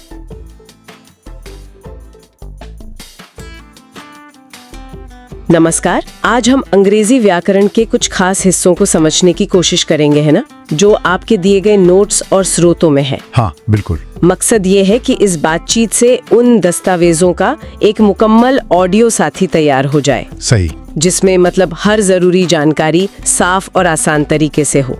तो चलिए शुरू करते हैं, इन नियमों की गुत्थियों को सुलझाते हैं। हाँ, बिल्कुल। अक्सर ये नियम थोड़े उलझाने वाले लगते तो हैं, पर सही से समझे तो भाषा पर पकड़ मजबूत होती है। हाँ, कोशिश यही रहेगी कि हर जरूरी नुक्ते पर बात हो, जैसा आपके दस्तावेजों में दिया है। तो शुरुआत करते हैं क्रियाओं से, मतलब वर्ब्स से। प्रेजेंट सिंपल और प्रेजेंट कंटिन्यूअस, इनमें अक्सर थोड़ी गड़बड़ हो जाती है। होती है। आपके नोट्स में वो एलेक्स का उदाहरण है, एलेक्स इज स्लीपिंग। हाँ, एलेक्स अभी सो रहा है, ये कंटिन्यूअस हुआ। सही। ये बताता है कि काम अभी इसी वक्त चल रहा है, एक तरह से अस्थायी स्थिति है ये। और दूसरा था ही ड्राइव्स अ बस, वो बस चलाता है, ये प्रेजेंट सिंपल। तो इन दोनों में फर्क समझने का असली पॉइंट क्या है, क्यों ये इतना अहम है? फर्क बहुत महत्वपूर्ण है। देखिए, सिंपल का इस्तेमाल हम स्थायी स्थितियों के लिए करते हैं, आदतों के लिए, या जो सच है हमेशा, जैसे वाटर बॉइल्स एट 100 डिग्रीज, या एलेक्स का रोज का काम। हाँ। और कंटिन्यूअस, जैसा आपने कहा, उस काम के लिए जो बोलते समय चल रहा है या फिर अस्थायी है, जैसे मान लीजिए I am living with friends temporary. ये फर्क बातचीत में क्लैरिटी लाता है, मतलब कि कोई चीज हमेशा होती है या बस अभी हो रही है। अच्छा, ये तो हुई वर्तमान की बात। अब भविष्य के लिए विल और गोइंग टू, इनमें क्या खास अंतर बताया गया है? नोट्स कहते हैं विल, जैसे अचानक लिए फैसलों के लिए। हाँ, जैसे रुको, दरवाजा मैं खोल देता हूँ, I'll get it. या अपनी राय वाले अंदाजे, मुझे लगता है बारिश होगी। I think it will rain. तो मतलब उस पल की सोच। हाँ, उस पल की सोच या इरादा दिखाता है, जबकि गोइंग टू जो है वो पहले से तय योजनाओं के लिए ज्यादा है। जैसे मैं अगले हफ्ते अपनी नई नौकरी शुरू करने जा रहा हूँ, I am going to start my new job, या फिर कोई पक्का सबूत हो। अरे हाँ, वो बादलों वाला उदाहरण, look at the clouds, it's going to rain. एकदम, इसमें पहले से सोचने या किसी संकेत का भाव है। और सहायक क्रियाएं, डू, डज और बी का सही इस्तेमाल, खासकर सवालों और नेगेटिव वाक्यों में। ये भी बहुत जरूरी पॉइंट है। सिंपल प्रेजेंट में सवाल और नेगेटिव के लिए डू डज लगता है। Do you work, he doesn't work. हाँ, और प्रेजेंट कंटिन्यूअस में बी, is he working, he isn't working. एक आम गलती जो लोग करते हैं वो है बी के साथ डू डज लगा देना, जैसे ही इजंट ड्राइव बोल देते हैं। अच्छा, हाँ, ये सुना है। हाँ, ये गलत है। सही होगा ही डजंट ड्राइव या फिर ही इजंट ड्राइविंग। ठीक है, आगे बढ़ते हैं मॉडल वर्ब्स पर। मस्ट और शुड, स्रोत इनके बीच एक अहम फर्क बताते हैं। मस्ट कब इस्तेमाल होता है? मस्ट का प्रयोग तब होता है जब कोई मजबूत जरूरत हो, मतलब बाध्यता हो एक तरह की। जैसे हेलमेट वाला उदाहरण, you must where a helmet. बिल्कुल। या फिर जब आप किसी बात का पक्का अंदाजा लगा रहे हो, जैसे वो बहुत थके हुए होंगे, दे मस्ट बी टायर्ड। इसमें एक अनिवार्यता है या पक्का यकीन। और शुड, ये मस्ट से कैसे अलग है? शुड सलाह या सुझाव के लिए होता है, ये उतना सख्त नहीं है। जैसे तुम्हें ज्यादा सब्जियां खानी चाहिए, you should eat more vegetables. अच्छा, मतलब ये एक अच्छी राय है, कोई नियम या मजबूरी नहीं। हाँ, बिल्कुल। ये फर्क जानना जरूरी है ताकि बातचीत में सही टोन बनी रहे। आपके नोट्स में पैसिव वॉइस का भी जिक्र है। खिड़की तोड़ी गई, द विंडो वाज ब्रोकन। और रिपोर्टेड स्पीच, उसने कहा कि वो थका हुआ था, he said he was tired. इनमें क्या खास है? पैसिव वॉइस में, जैसा आपने कहा, काम करने वाले से ज्यादा काम पर जोर होता है। किसने तोड़ी ये शायद उतना जरूरी नहीं जितना कि खिड़की टूट गई। और रिपोर्टेड स्पीच में जब हम किसी की कही बात को बाद में बताते हैं तो अक्सर वर्ब का टेंस एक कदम पीछे चला जाता है। अच्छा, उसे बैक शिफ्टिंग कहते हैं। हाँ, बिल्कुल। जैसे आई एम टायर्ड बन जाता है he said he was tired. और कुछ क्रियाओं के बाद आईएनजी फॉर्म आता है, जरंड जिसे कहते हैं, एंजॉय रीडिंग। और कुछ के बाद टू प्लस वर्ब यानी इन्फिनेटिव, डिसाइड टू गो। इसका कोई सीधा नियम है क्या? कोई एक सीधा नियम तो नहीं है, ये काफी हद तक क्रिया पर ही निर्भर करता है। स्रोतों में लिस्ट दी गई होगी। हाँ, शायद है। जैसे एंजॉय, फिनिश, अवॉइड के बाद अक्सर जरंड आता है, और डिसाइड, वांट, नीड के बाद इन्फिनेटिव। ये थोड़ा याद रखना पड़ता है। समझ गई। क्रियाओं के बाद अब आते हैं संज्ञा पर, नाउन्स। खास नाम, प्रॉपर नाउन्स जैसे जॉन, लंदन, जनवरी, ये तो हमेशा बड़े अक्षर से शुरू होते हैं। हाँ, ये तो है। लेकिन इससे भी ज्यादा जरूरी शायद काउंटेबल और अनकाउंटेबल नाउन्स का फर्क समझना है ना? हाँ, ये बहुत ही बुनियादी और अहम है। काउंटेबल नाउन्स जैसे किताब, किताबें, बुक, बुक्स, इनको गिरा जा सकता है, इनका प्लूरल बनता है। और अनकाउंटेबल, पानी, सलाह। हाँ, वाटर, एडवाइस, इनको गिना नहीं जा सकता और सामान्यतः इनका प्लूरल नहीं होता। ये फर्क जानना आर्टिकल्स ए एंड दी और क्वांटिफायर्स सम, मेनी, मच, फ्यू, लिटिल के सही इस्तेमाल के लिए बेहद जरूरी है। अच्छा, हाँ, जैसे मेनी बुक्स लेकिन मच वाटर। एकदम सही। और सर्वनाम, प्रोनाउंस, आई और मी का सही प्रयोग, जैसे जॉन एंड आई वेंट, ना कि जॉन एंड मी वेंट। या फिर इट्स और इट्स का अंतर, ये छोटी छोटी गलतियां अक्सर हो जाती हैं। बिल्कुल, और ये समझना आसान है। आई सब्जेक्ट है, मतलब जो काम कर रहा है। मी ऑब्जेक्ट है, जिस पर काम हो रहा है। तो जॉन एंड आई वेंट सही है क्योंकि जॉन और मैं दोनों जाने वाले सब्जेक्ट हैं। ठीक है। और इट्स बिना एपोस्ट्रोफी के पोजेसिव है, मतलब उसका या उसकी किसी बेजान चीज या जानवर के लिए, जैसे the dog wagged its tail. और इट्स अपोस्ट्रोफी वाला, वो इट इज या इट हैज का छोटा रूप है, जैसे इट्स रेनिंग या it's been a long day. अच्छा, फिर आते हैं एडजेक्टिव्स और एडवर्ब्स पर, विशेषण और क्रिया विशेषण। हाँ, एडजेक्टिव्स नाउन की विशेषता बताते हैं, जैसे नीली कार, ब्लू कार। और एडवर्ब्स क्रिया की या विशेषण की या दूसरे एडवर्ब की विशेषता बताते हैं, जैसे तेज दौड़ना, रन क्विकली, या बहुत गर्म, वेरी हॉट। और इनकी वो तुलना वाली फॉर्म्स भी होती हैं, बिगर, मोर इंटरेस्टिंग। हाँ, कंपैरेटिव और superlative forms, bigger, biggest, more interesting, most interesting, तुलना करने के लिए। एडवर्ब्स अक्सर ly पर खत्म होते हैं, पर हमेशा नहीं, ये भी ध्यान रखना होता है। अंत में वो जोड़ने वाले शब्द भी हैं, कंजंक्शंस जैसे एंड, बट, बिकॉज, prepositions जैसे in, on, at और quantifiers जैसे some, any, few, a few।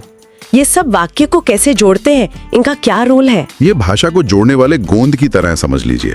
Conjunctions वाक्यों या शब्दों को जोड़ते हैं, prepositions जगह, समय, दिशा वगैरह बताते हैं, और quantifiers? मात्रा बताने वाले। हाँ, वो मात्रा बताते हैं।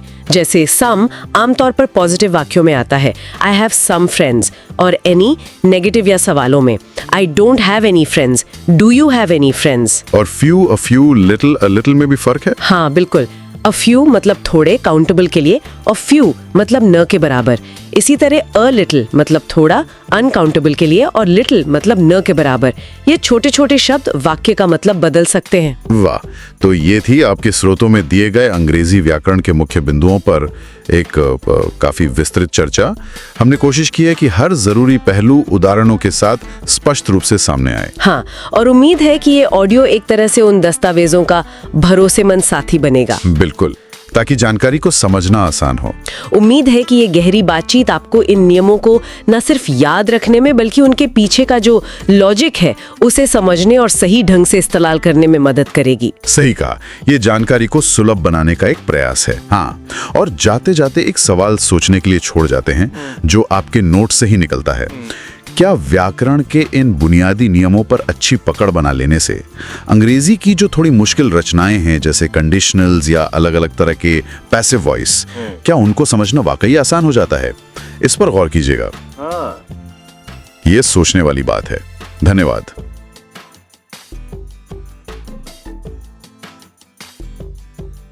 Welcome to the deep dive.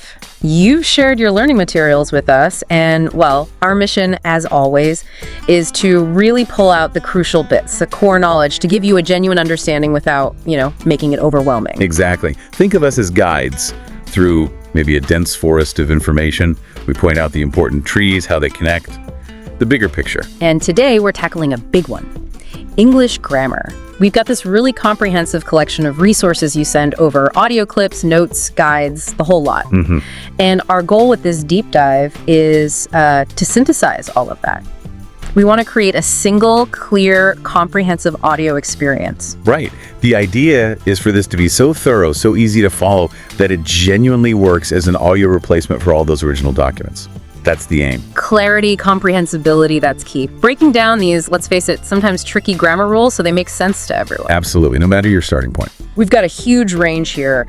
Basics to the really nuanced stuff. I'm actually pretty keen to see how we can pull this all together in audio, make it a truly useful resource for you. Okay, so let's dive in.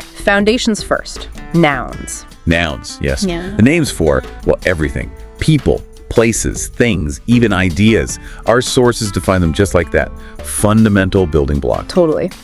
And the first big split is common versus proper nouns. What's the main difference we need to grab onto? Well, common nouns are the general terms like teacher, city, river, generic category. Okay. Proper nouns are the name specific ones, like M. Smith, London, the Amazon River. Ah, specific names. And the crucial thing, the visual clue in writing, is they always start with a capital letter. Yeah. Simple rule, big impact on clarity. Right. So country is common, lowercase. Canada, proper, capital C. Makes perfect sense. Okay, next distinction. Countable versus uncountable nouns. This one's important, isn't it? It affects articles, verbs. Oh, absolutely. Really practical implications. Countable nouns are, well, things you can count. 1 book, 2 books. Chairs, ideas. They have singular and plural forms. Gotcha. Uncountable nouns refer to stuff we usually see as a whole, a mass, like water, information, advice, luggage, news. They typically just have a singular form. You wouldn't normally say 2 informations, for example. Right, sounds odd. And this affects whether you use a or and only with singular countables and verb agreement. Is the water cold? Are the books heavy? But the notes mention we can sometimes count the uncountables using units or something. Yes, exactly. We often make them countable by adding units or containers. Think 2 bottles of water, 3 pieces of advice, a few items of luggage. So you use a countable container word? Pretty much. Yeah. Or sometimes context gives an uncountable noun a countable meaning, like, can I get 2 coffees? Meaning 2 cups of coffee. Yeah, okay. So it's like borrowing countability through context or specific units. Interesting. Now, what about abstract nouns? These are the ones we can't touch, yeah? Ideas, feelings. Precisely. Freedom, justice, love, knowledge, beauty, difficulty. Concepts, quality, states. And the general rule from the sources. Most are uncountable. And, importantly, we generally don't stick the in front of them when we're talking generally. You say knowledge is power, not usually the knowledge is power. But knowing English grammar, there are exceptions. Always. Some abstract nouns can swing both ways, countable or uncountable, depending on the meaning. Take difficulty. Uncountable for the general state. He finds difficulty in concentrating, Okay. but countable for specific problems. He faced many difficulties, or that's a difficulty we need to solve. So general concept versus specific instances. Exactly. Same with experience. General life experience is uncountable. But a specific event is an experience. I had a strange experience last night. Context is everything. Got it. It really depends if you mean the overall idea or a particular example. Okay, forming plurals. The basic rule is just add as or as, right? That's the most common way, yeah.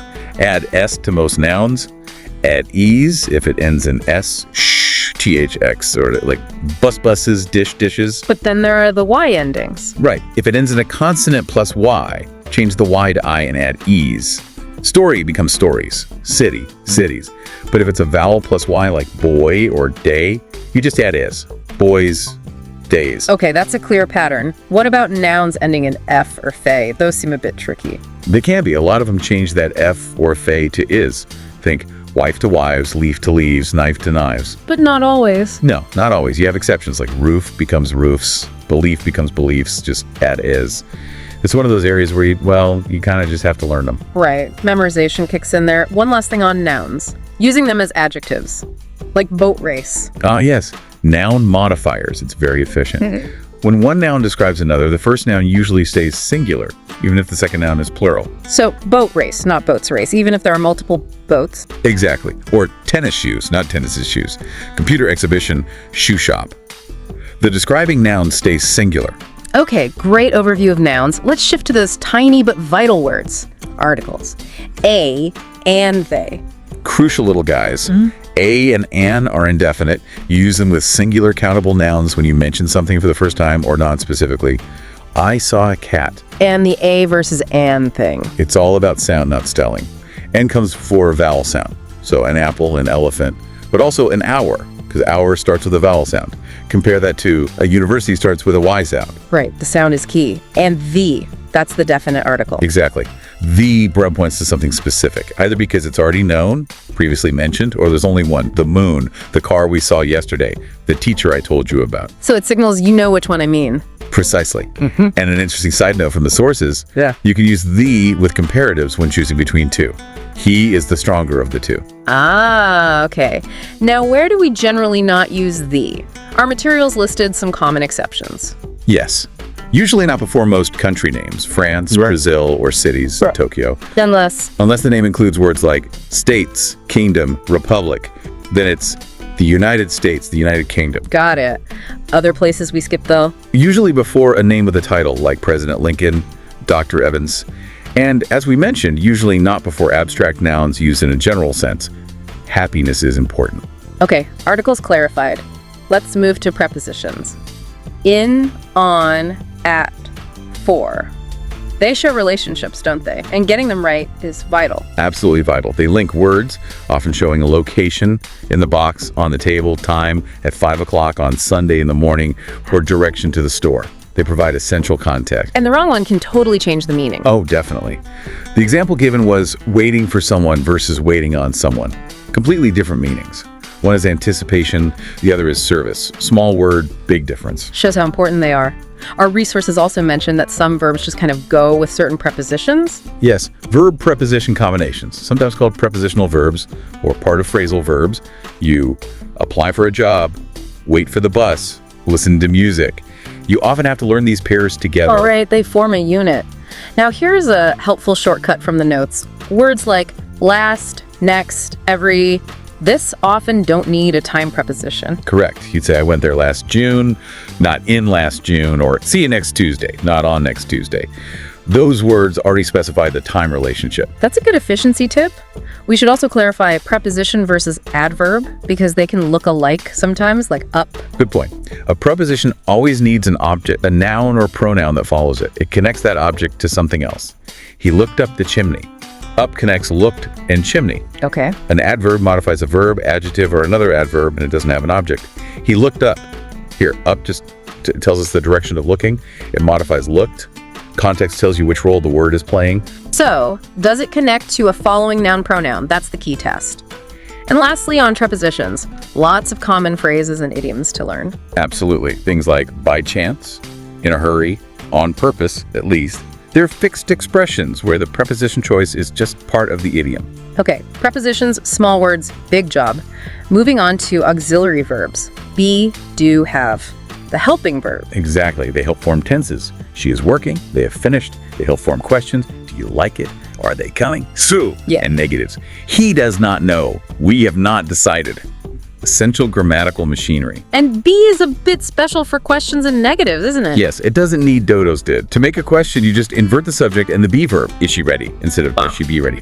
For negatives, you just add not after be. They are not here. Good reminder, be plays by slightly different rules there. Okay, let's talk adjectives and adverbs, the descriptive words. Right. Adjectives modify nouns or pronouns. They tell us more about the noun. A blue car, she is happy. And adverbs. Adverbs usually modify verbs, telling us how, when, where, or why an action happens. Run quickly. But they can also modify adjectives, very hot, or even other adverbs, speak too softly.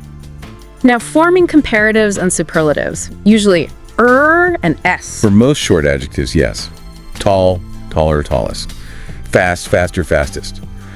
Also for some short adverbs that don't end in "-ly", like fast. But for longer words. For longer adjectives and most adverbs ending in "-ly", we use more for the comparative and most for the superlative. Beautiful, more beautiful, most beautiful. Quickly, more quickly, most quickly. And watch out for double comparisons, right? Like more faster. Exactly, that's a common error. It's either faster or more fast, though faster is standard, but never more faster. And of course we have the irregulars. Ah, yes. Can't escape those. Good, better, best, bad, worse, worse, further, farther, furthest, farthest. They just have their own forms you have to learn. Okay, the notes also mention gradable versus non-gradable adjectives. What's that about? Right. Gradable adjectives describe qualities that can exist in different degrees. You can be a little tired, very tired, extremely tired. Tired is gradable. Makes sense. Non-gradable adjectives describe absolute qualities. Something is either unique or it's not. Dead or not dead. Pregnant or not pregnant. You can't really be a bit unique or very dead. So we generally don't use intensifiers like very or slightly with non-gradable adjectives. So absolutely unique maybe, but not very unique. Got it. What about where these words go in a sentence? Adjectives usually before the noun. Usually, yes, a red ball. Adverb placement is much more flexible. They often go near what they modify, especially verbs. He carefully opened the box. But they can move around for emphasis. Sentence adverbs often start the sentence. Unfortunately, the train was late. And frequency adverbs, like always, often, sometimes. They have a typical spot, usually before the main verb. I always walk to work, but after the verb be, she is often late. Or the first auxiliary verb. They've never seen it. Okay, that covers adjectives and adverbs well. Now let's get into verbs themselves. The action or state words. Verbs are the engine of a sentence. A key distinction is transitive versus intransitive. Meaning. Transitive verbs need a direct object. Someone or something receives the action. She kicked the ball. Kicked needs the ball. The action transfers. Okay. Intransitive verbs don't need a direct object. The action is complete in itself. The baby slept. He arrived. So does the action affect something directly? That's the test. What about linking verbs? They seem different. They are. Linking verbs don't show action. They connect the subject to something that identifies or describes it, a subject complement. The most common is be, is am, are, was, were. Others include seem, become, appear, feel, look, smell, taste, sound. They act like an equal sign. She's a doctor. She is a locker. He seems tired. But wait, some of those can be action verbs too, can't they? Like feel or taste? Absolutely. Context is crucial. The soup tastes salty, that's linking soup and salty. Huh. But she tasted the soup, that's an action she performed. Ah, right. Same with look. He looks happy, linking. He looked out the window, action. Or smell. The flowers smell wonderful. Like, Linking. He smelled the flowers. Etch. You have to see how it's functioning in the sentence. okay, so check if it's connecting the subject to a description or showing an actual activity.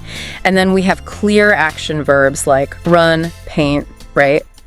And the auxiliaries we already covered, be, have, do helping out. Right. Plus, we have modal verbs. Another special category. Can, could, will, would, may, might, must, shall, should, ought to. Exactly. Key things about modals. They don't change form for the person, no ending for he, shite. Yeah. He can swim, not he can swim. Okay. And they're usually followed by the base form of the main verb, the infinitive, without to. She must go, not she must to go. Yep. The exceptions are ought to and have to, which aren't always classed as true modals, but function similarly.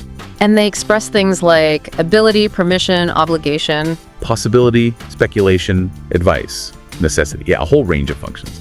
And remember, regular versus irregular verbs. Yeah. Two, regular ed for past participle.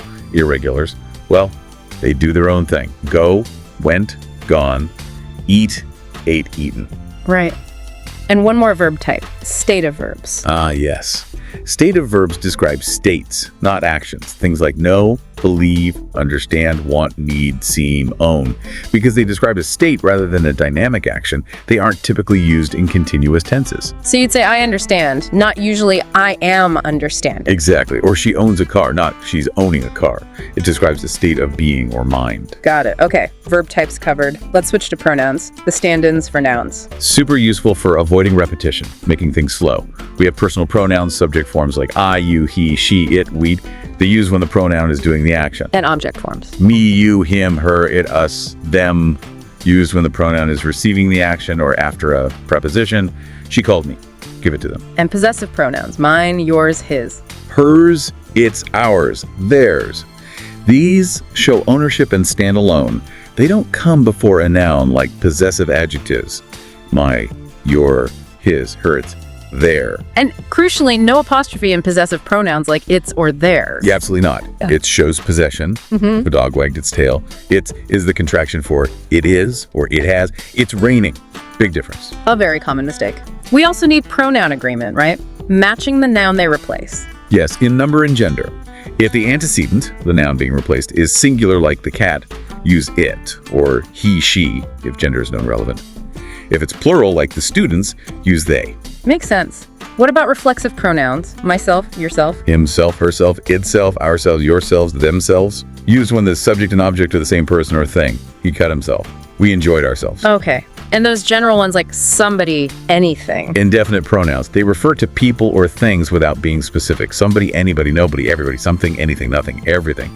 Any difference between no one and nobody? Meaning-wise, no. They both mean not any person. No one is just written as two words. Okay. And the some versus any rule we see with these two? Generally, yes. Some compounds, somebody, something, in positive statements and offers requests expecting yes. Any compound, anybody, anything, in negatives and those questions. I need something. I don't need anything. Do you need anything? That's a good guideline. What about pronoun case? I versus me, especially with and. This trips people up. It really does. Like Sarah and I went or Sarah and me went. Yeah. The trick is to remove the other person. Would you say I went? Yes. So it's Sarah and I went. Okay. And for the object, they invited Sarah and... Move Sarah. Would you say they invited I? No. You'd say they invited me. So it's they invited Sarah and me. Works every time. That's a brilliant tip. Takes the guesswork out. Okay, pronoun are done. Let's look at conjunction, the connecting words. Conjunctions join things together. Words, phrases, or whole clauses. We have coordinating conjunctions. Think fanboys. And boy. For, and, nor, but, or, yet so. They connect grammatically equal items. Apples and oranges. I wanted to go, but I was tired. And a comma usually goes before the fanboys conjunction when it connects two independent clauses. Clauses that could be separate sentences. Okay. Then there are subordinating conjunctions. Right. Words like because, although, if, when, while, after, before, until, as soon as. These connect a dependent clause, one that can't stand alone, to an independent clause. They show the relationship, time, cause, contrast, condition. And the comma rule here, If the sentence starts with the dependent clause, the one with the subordinating conjunction, put a comma after it. Because it was raining, we stayed inside. If the independent clause comes first, you usually don't need a comma. We stayed inside because it was raining. Got it. And correlative conjunctions, the pairs. Yes, like either .or, either .or, both .n, not only, but also they work in tandem to connect parallel sentence elements. Both the book and the movie were good. Okay, conjunctions link things up. Now, determiners, especially quantifiers like some, any, few, a few. Determiners come before nouns to specify or quantify them. We already touched on some.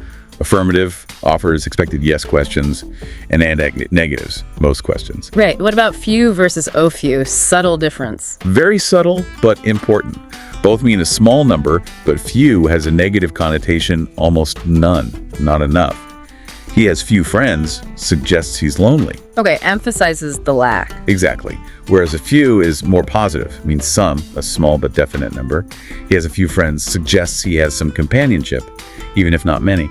That little a makes a big difference in feeling. That is a crucial distinction. Okay, next, verb patterns, gerunds, and infinitives, 2+ verb. This can be tricky. Definitely. Some verbs are typically followed by a gerund, enjoy swimming, finish reading. Others are typically followed by an infinitive, decide to leave, want to help. Is there a rule, or is it just memorization? Often, it's down to the specific verb. There are lists you can learn. Gerunds often function as nouns. They can even be the subject. Smoking is expensive.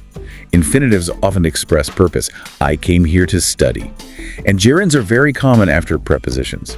Good at painting, interested in learning. And sometimes the choice changes the meaning, like with remember or stop. Exactly. Remember to lock the door. Don't forget the future action.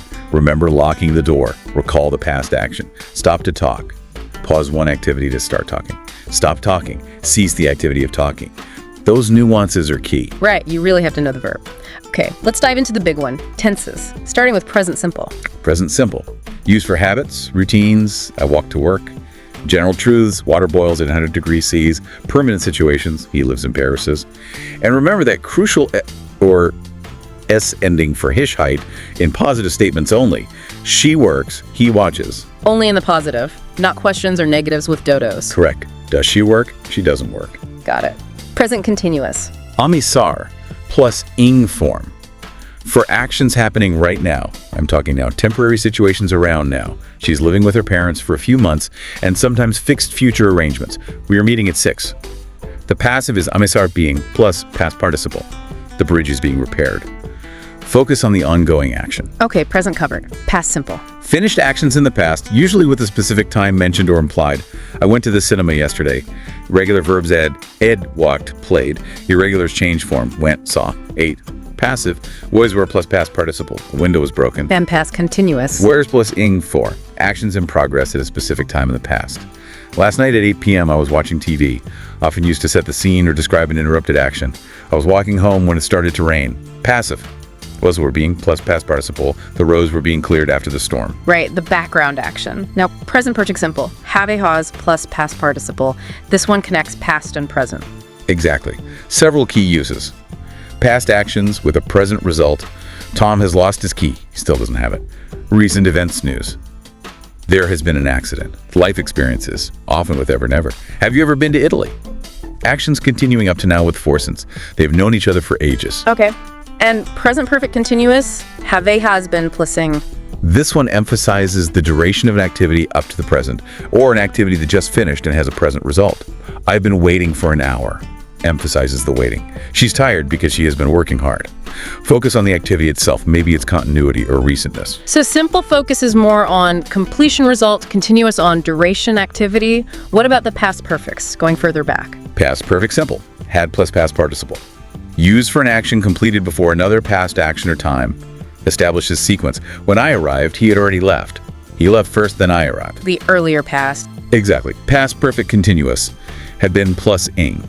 For an action that was in progress before another past action or time, often emphasizing duration. He had been working there for 10 years when the company closed. Focus on the 10 years leading up to the closure. Okay. Past layers sorted. Future simple, will plus base verb. Yep. Used for predictions. It will rain tomorrow. Spontaneous decisions. I'll get the phone. Offers. I'll help you. Promises. I won't tell anyone. Quick future thoughts. Shall is similar but less common. Mostly in questions like, shall we? And going to for the future, how's it different? Going to, amaseric going to plus base verb, is more for intentions or plans made before speaking. I am going to travel next year. Or predictions based on present evidence. Look at those clouds, it's going to rain. So premeditated plans or visible signs. Right. Plan versus spontaneous general prediction. Conditionals now. Type 1. Real future possibility. Exactly. If plus present simple, will plus base verb. If it rains, we will stay home. Real possibility. Remember, generally no will or would in the if clause itself. Good tip. And using modals for guessing or deduction. Sure. Must or strong certainty, positive. She must be tired. Can't or couldn't for strong certainty, negative. You can't be serious. May, might, could for possibility. They might come later. And modals about the past. Often use modal plus have plus past participle. You should have told me, past obligation, regret. He might have missed the train, past possibility. She must have finished by now, past deduction. Also specific past forms like could for past ability or had to for past necessity. Okay. And used to for past habits. Right. Used to plus base verb for past habits or states that are finished now. I used to smoke. There used to be a cinema here. Implies it's not true anymore. Would also be used for past habits. Yes, would plus base verb can describe repeated past actions, especially in reminiscences. When I was young, we would always go to the beach. But would isn't typically used for past states. You would say, I would be shy when I was a child. You'd use used to be or simple past. Subtle difference. Used to for states and actions. Would, mainly for repeated actions. Finally, wishes. 3 main patterns. Wish plus past simple for present unreal wishes. I wish I were rich, but I'm not. Wish plus past perfect for past regrets. I wish I had studied harder, but I didn't. Wish plus would for annoyance or desire for change. I wish you wouldn't interrupt. Okay, tenses and related structures. That was a workout. Now, voice. Active versus passive. Active voice. Subject does the action. The cat chased the mouse. Focus on the cat. Standard structure. Passive voice. Subject precedes the action. The mouse was chased by the cat. Or just, the mouse was chased.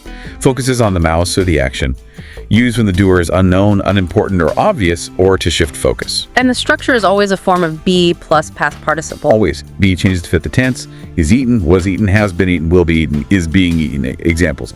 The road is closed. My wallet was stolen. The email has been sent. Lunch is being served. And that construction to have something done, is that passive? It's a type of passive structure, yes. I had my hair cut. It means you arranged for someone else to do it for you. Focus is on the service received, not who performed it.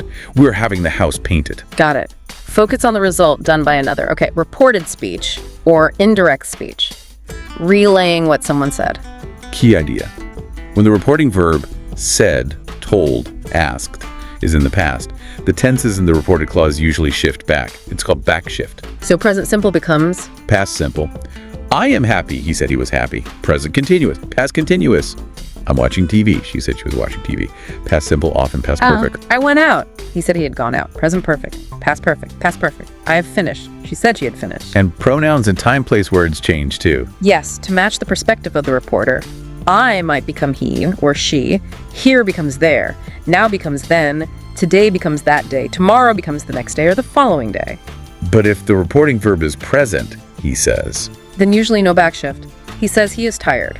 The original tense stays. Okay? And reporting questions. word order changes to statement order and the tense backshifts if reporting verb is past. Where is the bank? He asked where the bank was. For yes/no questions, use if or whether. Do you like tea? She asked if I like tea. And we can use reporting verbs like ask, tell, warn, suggest. Right, to add more meaning than just said, he warned me not to be late. She suggested going to the cinema. Okay, reported speech makes sense. Let's quickly cover some other important bits from the notes. Question tags. Those little questions at the end of statements. Nice day, isn't it? You finished, didn't you? Usually opposite polarity, positive statement, negative statement, positive tag. Use the auxiliary verb from the statement, or Dodo's did, if no auxiliary. Intonation shows if it's a real question or seeking agreement. Ellipsis, leaving words out. Yeah, common in conversation when meaning is clear. Instead of, would you like a cup of coffee? Just coffee. Or he likes tea and she likes coffee can become he likes tea and she coffee. Make speech more concise. Inversion, flipping subject and verb. Use for emphasis, especially after negative adverbs at the start. Never have I seen such a thing. Also in questions. Are you ready? And some conditional forms, had I known. And agreeing using auxiliaries. So do I, neither can he. Yes. So plus auxiliary plus subject to agree with the positive statement. I love pizza. So do I. Neither nor plus auxiliary plus subject for negative agreement. She can't swim. Neither can he. Note the inversion after so neither. Got it. And quickly, some comparison structures. As tall as, not so fast as. Right. As is for equality. Not as is for inequality. Superlative plus ever. It's the best film I've ever seen. Enough. Adjective plus enough. Tall enough. Or enough plus noun. Enough money. Drink such. So plus adjective adverb. So cold, so quickly. Such plus adjective plus noun. Such a nice day. Such fun. Quite. Mean fairly moderately or very completely, depending on context. And sometimes the adjective modifies. Gradable versus not gradable. Quite good, fairly versus quite unique, completely. Comparatives with any. No longer repeating them. The. Yeah, is it any better? I can't wait any longer. He no longer works here. Repeating for increase, decrease. Getting colder and colder. And the dodger. The more you study, the more you learn. Adverb order reminder. General guide. Manner, place, time, MPT. He sang beautifully, M on stage, P last night, T, but flexible for emphasis. Still versus anymore. No longer. Still means continuing. He still lives there. Anymore, usually with negative. And no longer means stop. He doesn't live here anymore. He no longer lives here. Contrasting conjunctions, Although, even though plus clause, although it was raining, we went out. In spite of plus nouning. Yeah. Despite it raining. reading. Despite it raining, we went out. Though can also go at the end. It was raining. We went out though. Other conditionals briefly. Type 23, unless. Type 2, unreal present future. If plus past simple, would plus base. Type 3, unreal past. If plus past perfect, would have plus past participle. Unless means if not. As long as. Provided only if for conditions. In case for precautions. Verbs of perception. See him leave. Leaving. Right. See here watch plus object plus base form for completed action. I saw him leave. Or plus ing form for action in progress. I saw him leaving. And using clauses to shorten sentences. Okay. Feeling tired. Yes, participle clauses. Feeling tired, I went to bed instead of because I felt tired. Having finished his work, he went home instead of after he had finished. Adds conciseness. Wow. Okay, that was incredibly comprehensive. We really have covered a huge amount of ground, touching on pretty much everything in those source materials. Certainly have. And the aim again was to really fulfill that mission. Create this detailed audio resource, something clear, understandable, that genuinely captures all the key points from the notes and guides you provided. A proper audio replacement. Yeah, I really hope listening to this, you feel like we've managed that. That maybe some of these grammar points feel a bit clearer, a bit more accessible than just reading rules on a page. It's all about making that connection, isn't it? Taking these rules and seeing how they actually work in structuring language, making communication possible. Hopefully this deep dive helped bridge that gap. Absolutely. You know, going through it all, like this really highlights how intricate yet logical the system is. Having that solid grasp really is fundamental for communicating clearly, effectively. It is. And maybe the final thought for you, the listener, is just that language is so nuanced. Even revisiting these core grammar points, there's always more to see, more connections to make. Continuous exploration really does lead to deeper understanding and ultimately more confident expression.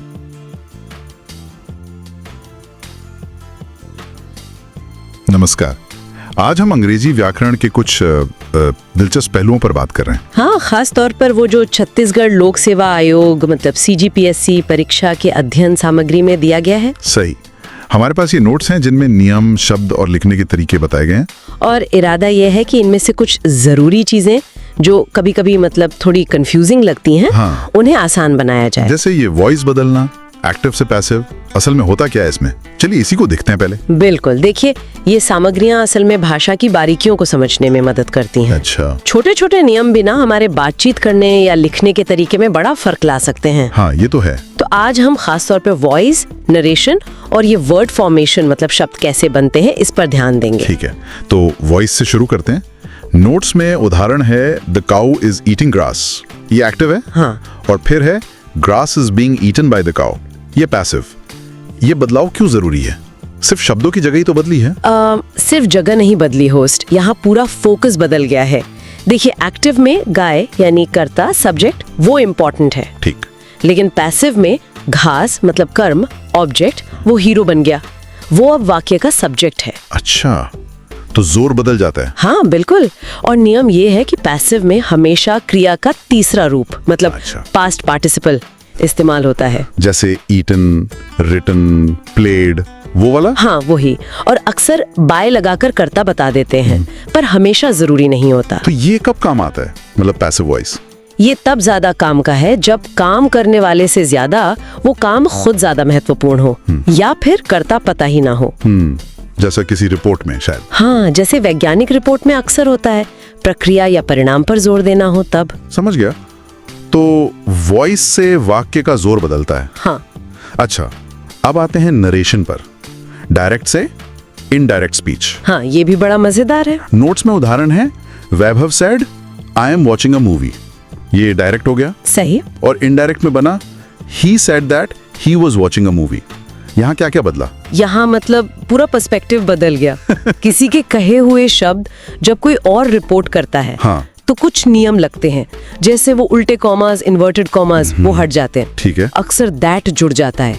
Pronoun बदलते हैं, आई बन गया ही क्योंकि वैभव लड़का है। अच्छा, और you होता तो वो सुनने वाले के हिसाब से बदलता। हाँ। और हाँ, सबसे जरूरी tense. Reporting verb said past tense में था ना। हाँ था। तो अंदर का प्रेजेंट कंटिन्यूअस एम वॉचिंग वो पास्ट कंटिन्यूअस वाज वॉचिंग बन गया। बस मतलब नहीं बदलना चाहिए। ये टेंस वाला चक्कर ही सबसे ज्यादा फंसाता है। क्या नोट्स में कुछ है कि अगर रिपोर्टिंग वर्ब मतलब सेड की जगह सेज हो तो? हाँ, ये अच्छा सवाल है। नियम ये है कि अगर रिपोर्टिंग वर्ब प्रेजेंट या फ्यूचर टेंस में हो, जैसे ही सेज या ही विल से, तो फिर आमतौर पर रिपोर्टेड स्पीच का टेंस नहीं बदलता। ओह अच्छा, ये छोटी छोटी बातें ध्यान देने वाली हैं। बिल्कुल, इसीलिए इन सामग्रियों को बारीकी से देखना जरूरी है। ठीक है, तो वॉइस और नरेशन के बाद अब आते हैं वर्ड फॉर्मेशन पर। शब्द कैसे बनते हैं? नोट्स में कंपाउंड वर्ड्स का जिक्र है। हाँ, यौगिक शब्द। हाँ। जब दो या ज्यादा शब्द जुड़कर नया शब्द बनाते हैं। जैसे मूनलाइट, सनस्ट्रोक, पिक पॉकेट, इनमें कभी हाइफन है कभी नहीं, जैसे पास्ट टाइम जुड़ा हुआ है। हाँ, और ये दिखाता है कि भाषा कैसे मतलब इवॉल्व होती है, विकसित होती है। सही। और इसके अलावा स्रोत, उपसर्ग, प्रीफिक्स और प्रत्यय सफिक्स के बारे में भी बताते हैं। प्रीफिक्स मतलब जो शब्द के शुरू में जुड़े। हाँ, और सफिक्स जो आखिर में जुड़े, जैसे नेस, एबल। हाँ। इनसे भी बहुत सारे नए शब्द बनते हैं। और शायद यहीं पर वो सिनोनिम्स और एंटोनिम्स वाली बात भी जुड़ जाती है जो नोट्स के वोकैबुलरी सेक्शन में है। बिल्कुल सही पकड़ा। जब आप समझते हैं कि हैप्पी से अनहैप्पी या हैप्पीनेस कैसे बना, तो आप सिर्फ नए शब्द नहीं सीखते, बल्कि शब्दों के बीच का रिश्ता भी समझते हैं। एग्जैक्टली। इससे पर्यायवाची, सिनोनिम्स और विलोम, एंटोनिम शब्द याद रखना और इस्तेमाल करना आसान हो जाता है। परीक्षा के लिए भी ये बहुत महत्वपूर्ण है। सही बात है। ये सब मिलकर भाषा की समझ को गहरा बनाते हैं। हाँ। तो आज हमने CGPSC की इन अध्ययन सामग्रियों से वॉइस, नरेशन और वर्ड फॉर्मेशन के कुछ खास नुक्तों को समझा और देखा कि ये वोकैबुलरी से कैसे जुड़े हैं। उम्मीद है ये बातचीत साफ और काम की रही होगी। हाँ, और इसका निचोड़ ये है कि व्याकरण के ये नियम सिर्फ परीक्षा के नंबर नहीं है। ये असल में हमारी रोज की बातचीत, हमारी लिखाई, उसको ज्यादा साफ और असरदार बनाने के टूल्स हैं, औजार हैं। बिल्कुल। और देखें तो भाषा पर अच्छी पकड़ से आत्मविश्वास भी तो बढ़ता है। नोट्स में मुहावरों का भी जिक्र है, उन्हें भी देखने से भाषा और मजेदार हो सकती है। बेशक। तो आखिर में सोचने वाली बात यह है, क्या इन नियमों को सिर्फ जानना काफी है, या असली महारत तब आती है जब हम ये महसूस कर सकें कि किस सिचुएशन में किस तरह से अपनी बात रखने के लिए कौन सा तरीका, कौन सा स्ट्रक्चर सबसे ज्यादा असरदार होगा। शायद यही इफेक्टिव कम्युनिकेशन का राज है। बहुत अच्छी बात कही। शायद यही है असली समझ। चलिए, आज के लिए बस इतना ही। धन्यवाद। धन्यवाद।